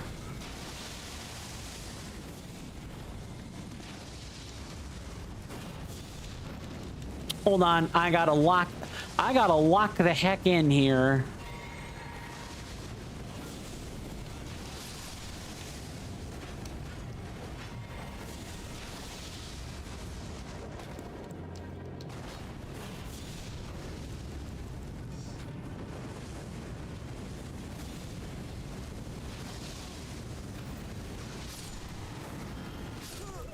Nice. They're dead and I'm dead. Great. Cool. Love that. Grunge says there's inherent value to people, no matter how misguided they are. That includes yourself, which is why you should treat yourself as you would someone you love. I appreciate that, and I should remember that more. Grunge says that's all right. I don't like seeing people beat themselves up. Yeah. I really appreciate it. That helps. I will probably sleep easier tonight. You know, trying to like recontextualize my thoughts. I'll try to commit harder to the projects that I'm working on, and maybe I'll try to find some way to like navigate past the roadblocks that have been put in my way, or that maybe I've put in my own way more than anything.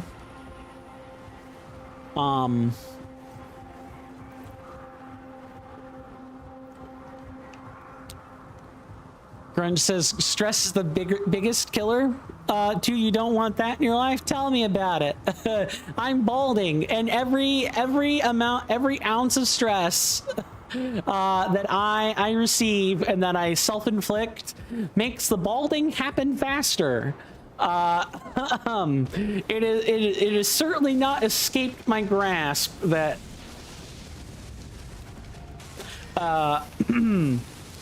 balding is not great, or stress is not great for your physical health, never mind your mental health, or even just like things related to one's appearance. I have thought about that. I am quite self-conscious about that.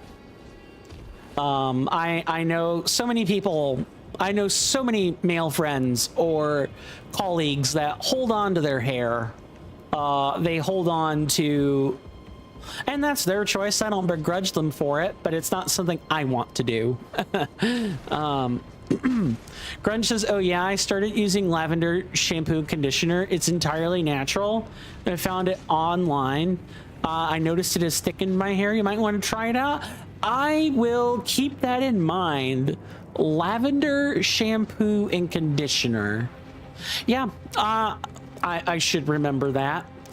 I hope to find like a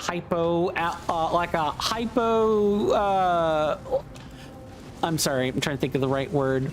I want to try to find a version that is not going to smell super strong of lavender because my nose is sensitive, but I digress.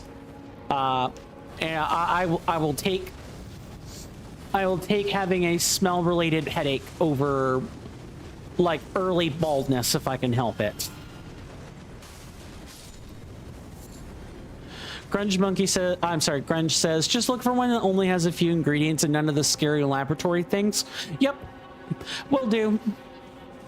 Thanks for the recommendation. I will definitely take anything at this point that is hopefully not ball-bustingly expensive, excuse me.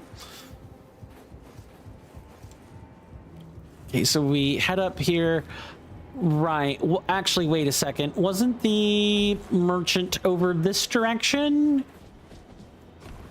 No, we do need to head up one more tier.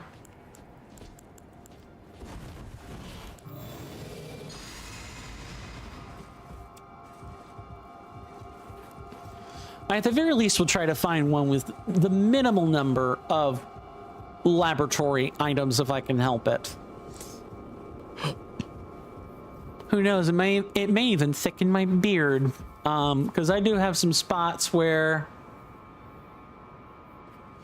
I got like a patch where like I could clearly tell that hair was supposed to be there. Yeah, I would definitely like the patchiness to be a little bit less noticeable in some spots. Sorry, that's got me a little bit too that's got me a little bit self-conscious. Let me not look at the let me not look at my face so much. And let's try to correct the unforced errors of the past. Well, you know, let it be said that, as I explained to my dad and others while on break, that you know, we talk about lots of things here on CoinStamp. I don't like to be a guy who, you know, tries to screen for positive vibes only. I'm someone that likes to operate in the real. And the real is a messy, complicated... like a messy, complicated place. Of course, I wish they weren't. I wish the complications weren't about me, but you can't always you can't always have your cake in life.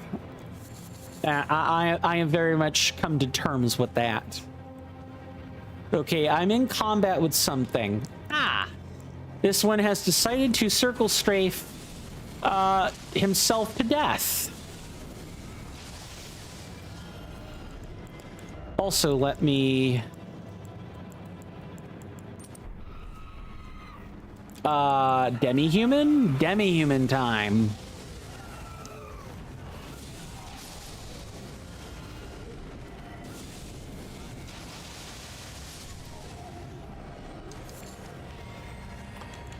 Goodness.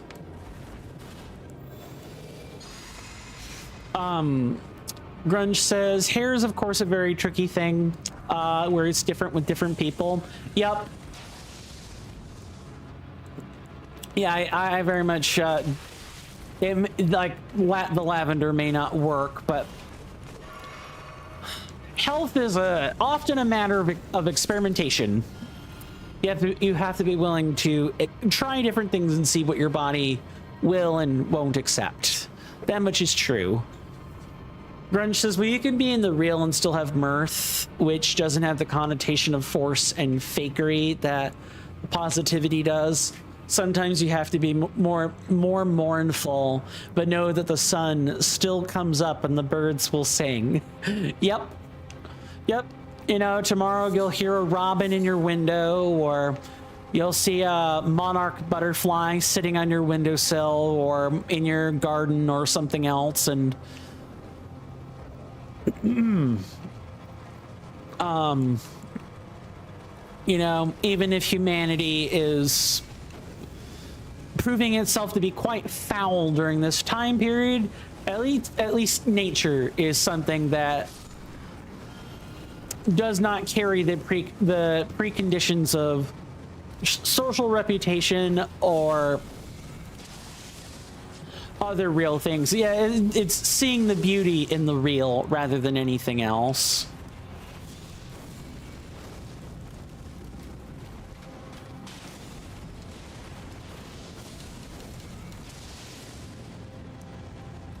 Let me be immensely careful.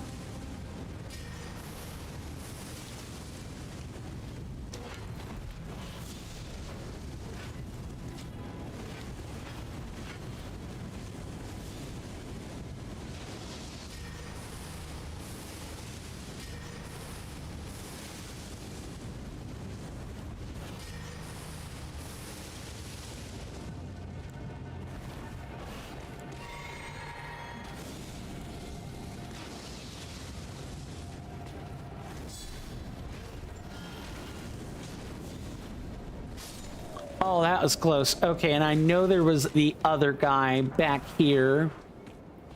Yeah, he's still... You're still circle strafing, buddy. Let me tell you how useless that's gonna be. Yeah, truly thank you. You've given me a lot to think about, Grunge.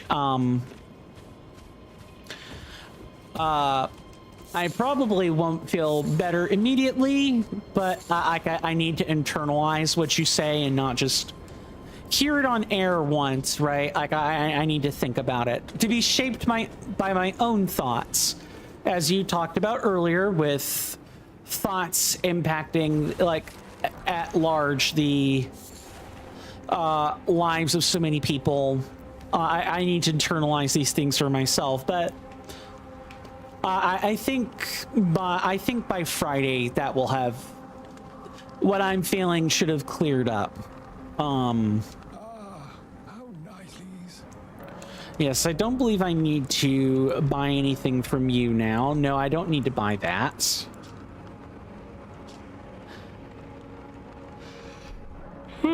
Sorry. When I get in my feelings, I sometimes get very tired. It's the stress. I'm gonna try and push through this. I've done a lot better job of pushing through today as opposed to any other time. Let's go ahead and make the hard runes. We're gonna need to do that. I'm also gonna take a second and break down inventory. Grunge says, in contact with the real does go beyond touching grass, as people say. That's part of it.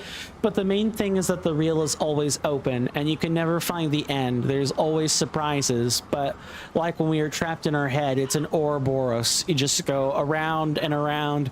Yeah, you eat yourself. You absolutely eat yourself. Yep, I that makes sense to me. Let me go ahead and keep 50 of these on hand. Let's see. Like, what part of these? The sacramental virgin is blood extract? Yeah, that's what this is. We'll put half of these in here.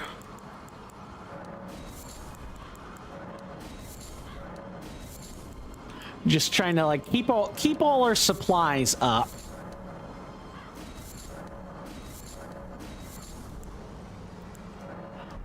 Okay, so out of all this, convert that. The gaseous stone. Oh, that probably could have been converted to another. Yeah, this is better as the rocky amalgam. Okay. Let's see.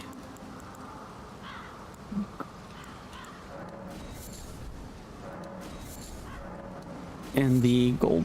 Oh, wasn't the gold? Yeah. Learning. Oh, I'm low on golden amalgam. Wow, I did not think I would reach a point quite so soon where that was happening. I'm definitely converting too many hard runes here, is what is going on.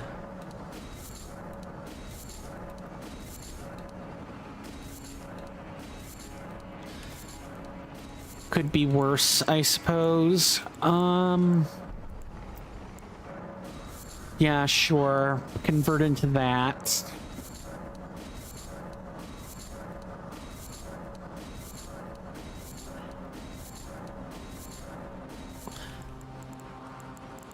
There. All right. I've converted materials. I believe, yeah, we're gearing up for a boss fight is what's happening. And it's one of my favorites. You guys are gonna like this one. If you guys will recall the falling star beast that we saw earlier, we defeated like a non-baby version. Or no, actually it was the baby version. We're gonna get an adult version now. And that's gonna be a fun time. This thing is cute. Maybe I'll try to reincorporate the mount skin again, because I like the falling star beasts that much. They're super cute. They're super cute and cool at the same time. Grunch says to bring it all back around. A lot of media, the good kind, will give you an experience of the other side, like the deep insight into reality that allows you to understand your own life more, put things into context. Probably the most visceral is literature, but even a powerful song can just make you relax. I should read more, is what I'm learning. I should read more and like not read for information. I do have some books lying around, but I feel like I probably should just crack open some fiction, which is really rare for me. The fiction I read is usually like poetry or like deep prose, and like John Milton's Paradise Lost and Paradise Regained comes to mind as like the sorts of things that I read. And I read for funsies. I do definitely think I need to be reading more. I'm gonna make that a goal. I'm gonna try to read at least to start with a book a year, and if I can help it, maybe even bump that number up depending on what other, like depending on how fast I churn through the book, or like a book in question. My stepmother has some books on a shelf. I can probably borrow one of those and be fine. We've got like several series. I'll find something worth liking. Do I have everything I need? I think so. Okay, is this somewhere on the list already that I can just bump up? No. Because it feels like I would have fought it some time ago. Okay.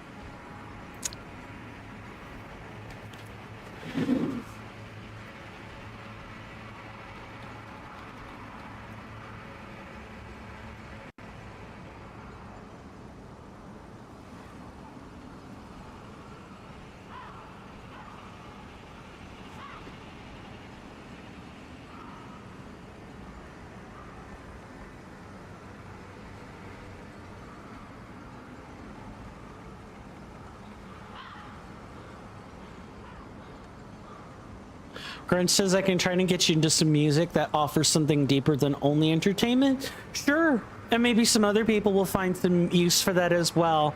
You can either feel free to like DM that to me in Discord, or you could put it in like the general chat or something on like the Hallowed Halls, aka my Discord server. And maybe other people will also find some benefit to that. Grunch says, I mean, even stuff that just makes you feel something, even sadness, if you confront sadness with media, it makes it easier to process that in real life. Yeah, I could agree with that. I try not to feel things with music, but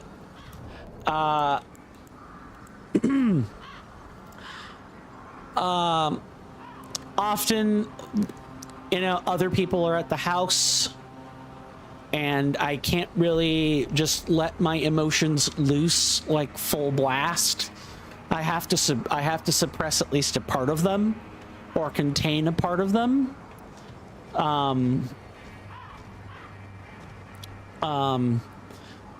But I mean, that can be a challenge for me, is figuring out ways that I could kind of let the curtains fall, so to speak. But speaking of letting the curtain fall, it is time to let the curtain fall on this segment of the run and allow the curtain to rise on this next segment of the, you know, the routing, the run. I think you guys are going to like the Falling Star Beast. I truly do. But it is focus time, because the Falling Star Beast will kill you as soon as look at you. I'm not kidding. It hits hard. I will see you guys on the other side of this grand old battle. Truly.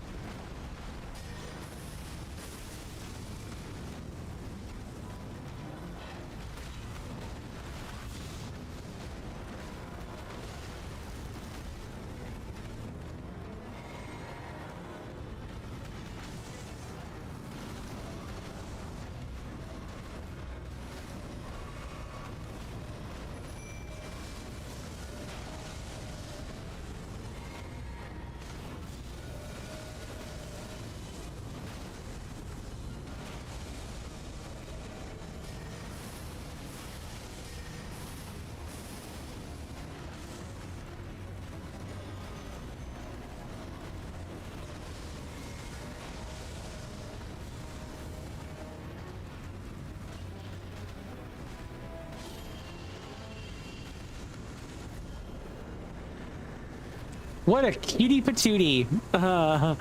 That was a majestic falling star beast.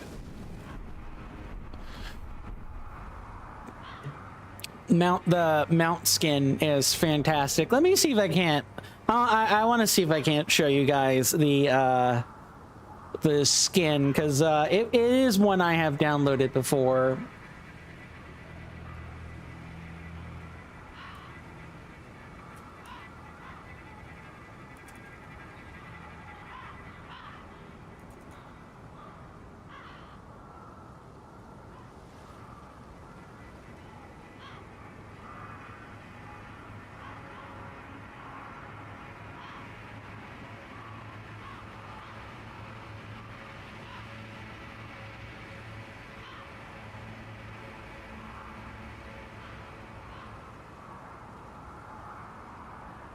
Okay, I think I can unblur this now. Just look at this. Oh, let me get the counter out of the way for a second. Isn't this thing just the cutest? He's got the beady little blue eye, the little crystal eye, like the ones that the falling star beasts have. Although they're not blue, they're kind of a beady black. But he's got like the spiky mantle. He's got the mandible. It's great. And this thing has the exact same box as hitboxes as Torrent does. So there's no like, ooh, well, you know, does this thing like get hit differently? No, it gets hit the same. Grunge says, I have kind of noticed that. I don't want to sound like that to sound like an insult, but like the stuff you listed as liking was kind of less interested in arousing emotions.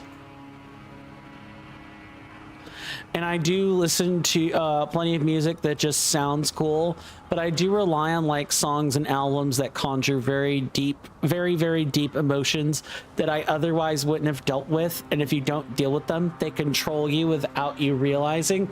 Yeah, I honestly wouldn't, like, I say what I say. I say what I say because I don't live alone, right? If I did live by myself, non-issue, but I don't. I do not. I live with other people, and I have to harbor their judgment for my emotions. And it would be easy to say, you know, F them, or, you know, take charge of your emotions. It's your life, but I live with them. And these people are responsible for the roof over my head.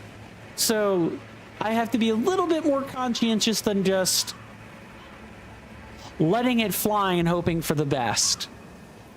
I've punched holes in sheetrock before. And or, you know, like accidentally put holes in walls. I can't just not take my living circumstances into account. But I would otherwise actually agree with you.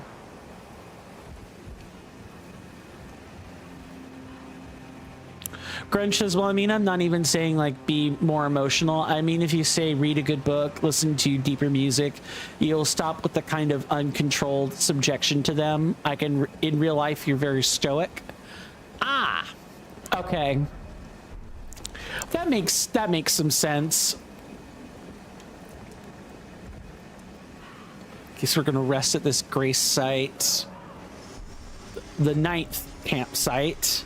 And I think we actually have no choice but to... Yeah, we can't even drop down.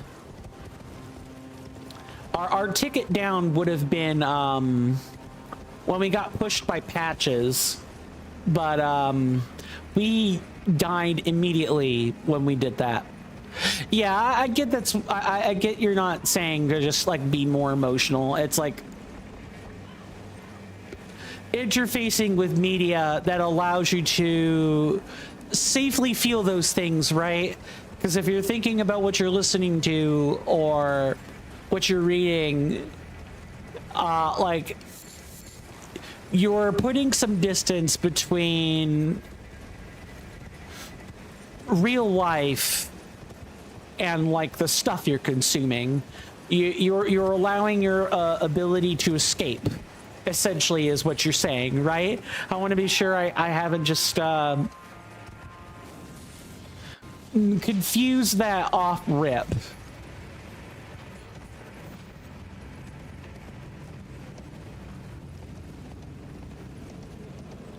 And go all the way back here and like disengage from combat a second. Grunge says, one thing that influenced me early on was Gestalt therapy, which basically involves finding things that are unconsciously controlling or influencing you and finding ways to relieve the pressure. Okay.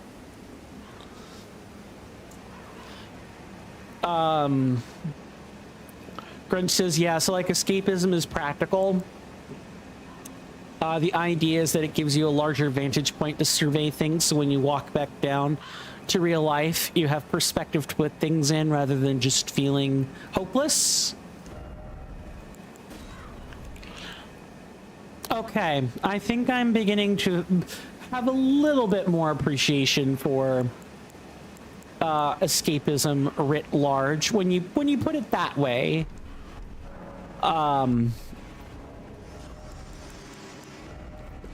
And also, I am just kind of like natively aware that the human mind constantly seeks to put things into perspective, and if you do not take the time to do that, you will get you will be lost. Tolkien said basically said this too when people said Lord of the Rings was just escapism. I mean they're right. They are right. Tolkien had to escape the horrors of his deployments somehow, and he did so via writing the book or other some such things. And the graphics card crashed. I figured that was going to happen, and it was just a matter of when.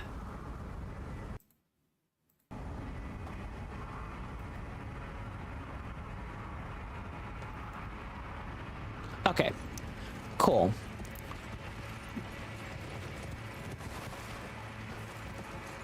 Okay, let's see if I can't get through this with minimal disruption. Grunge says he worked through the things that were bothering him by writing it. Yeah, placing them within a different context. I feel like I need to find a way to do that within my own project somehow, but I'm not really at the stages where I can do that. And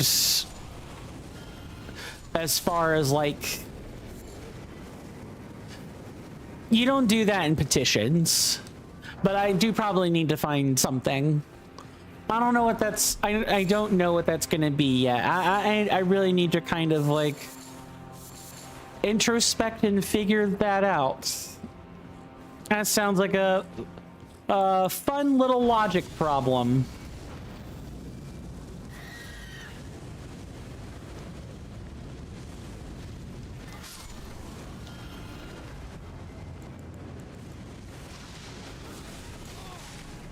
Nice. All right, don't screw this up.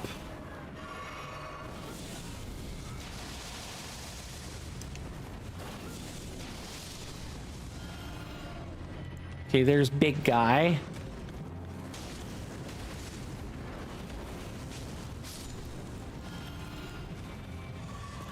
Big guy is fine. It's the small ones. It's the diminutive demi-humans that are that cause problems in confined spaces like this.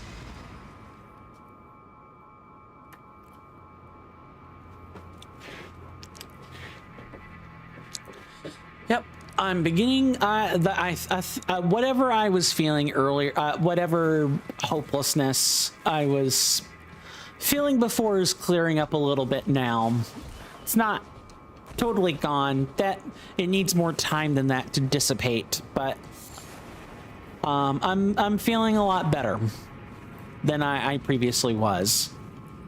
Grunge says I'm a big advocate for people using good fiction as a kind of therapy. Of course, all media can become base instinct pleasing instead. See the discourse regarding the Morning Glory milking farm as an excellent example of when literature ceases to be about something deep and instead it's about slop. Lots of slop. The spicy slop. Yuck.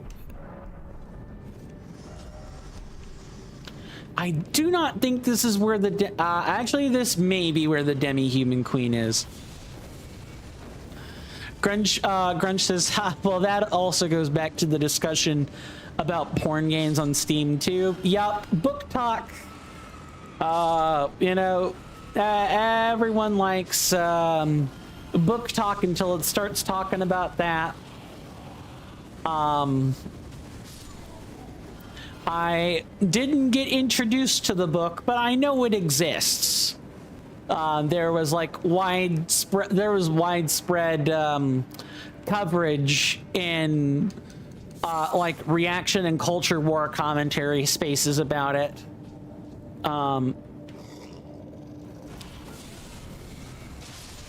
Where it's like men were saying, well, why, you know, why a minotaur? What?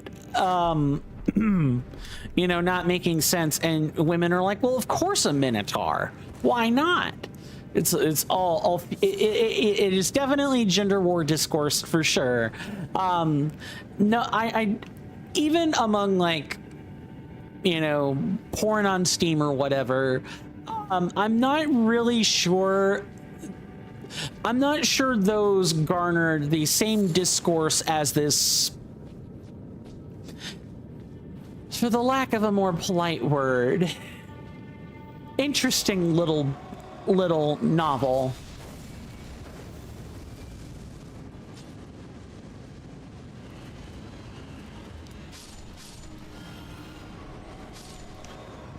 Nice. And let's just say there were dividing lines drawn between eek.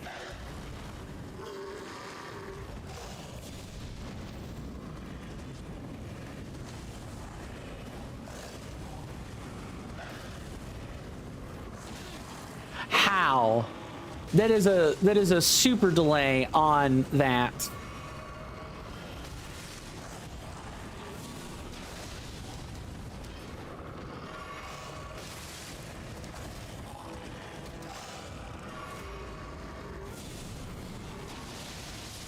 Okay, that was kind of gangly. That could have gone a lot better. That definitely could have gone a lot better. And I wasn't expecting there to be like an entrance to this level from the bottom.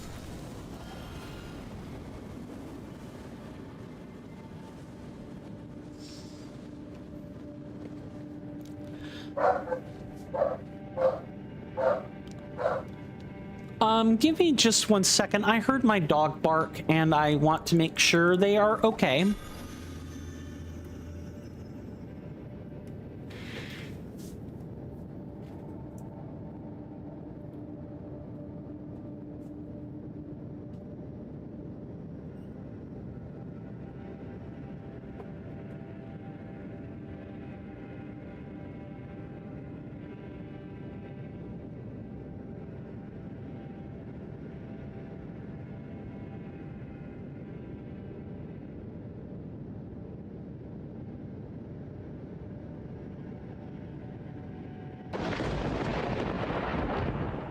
that off in the distance, my senators and inductees? That is an ad storm. In about 5 minutes, it'll blow over us, and then we can get right back to the gaming. Thanks.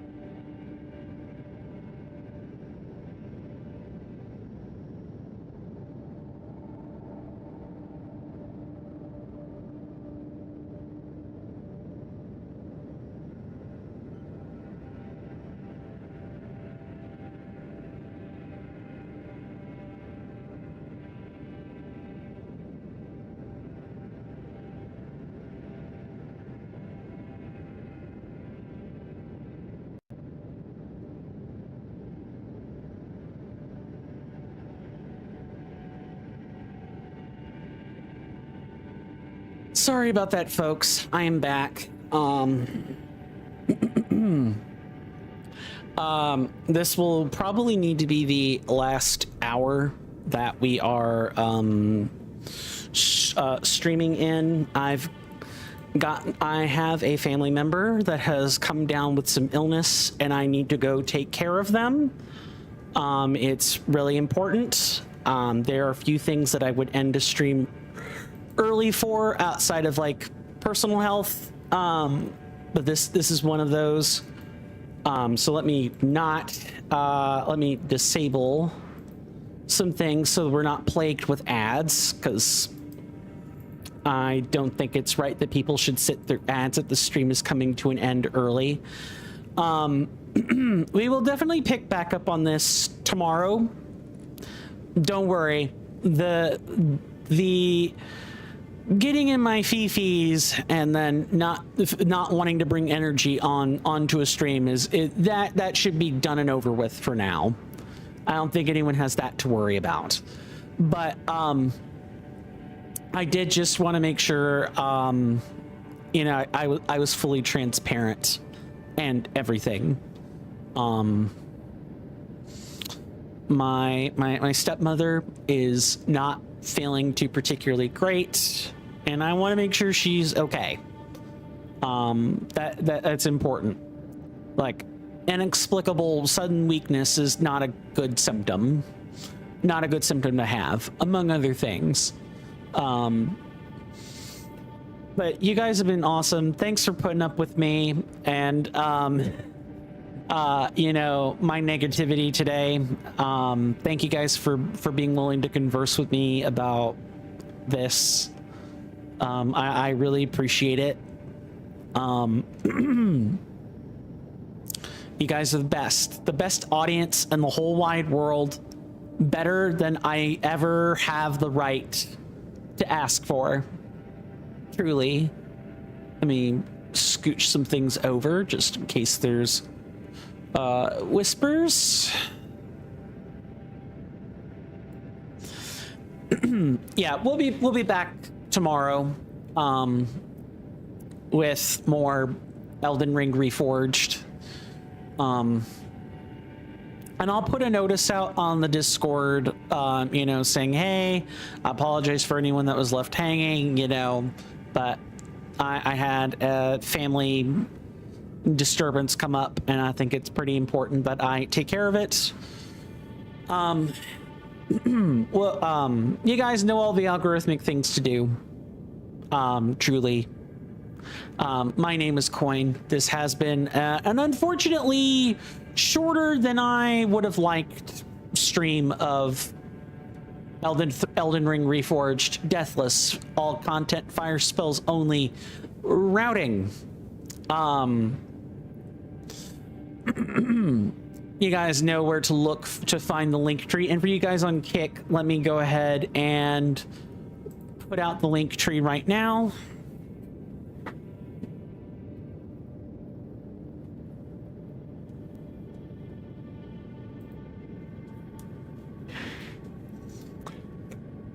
But my name is Coin. Thank you guys for hanging with me. Please do stay safe. Take care of yourselves out there. You guys are welcome amidst my hallowed halls anytime. You guys know where to find me. And please do feel free to join the Discord. And one last thing before I forget, if you guys have not voted on the voting item in the voting for content channel on the server, and you want to do that, the time is running quite low to do that. You have until tomorrow evening at 10 p.m. Eastern Standard Time to finalize those votes. So please, please, please, if you're looking to take advantage of your subscriber perks, please vote. But I will not compel or force anyone to do that. Just pointing out that reminder. We do have voting items that are going on the Discord, and the votes are a way that I have for everyone to shape the content that comes onto the channel. They're one of the many avenues I have where people do that. Please do stay safe. Take care of yourselves. I'll see you guys in the next one. As always. And with that, farewell and goodbye.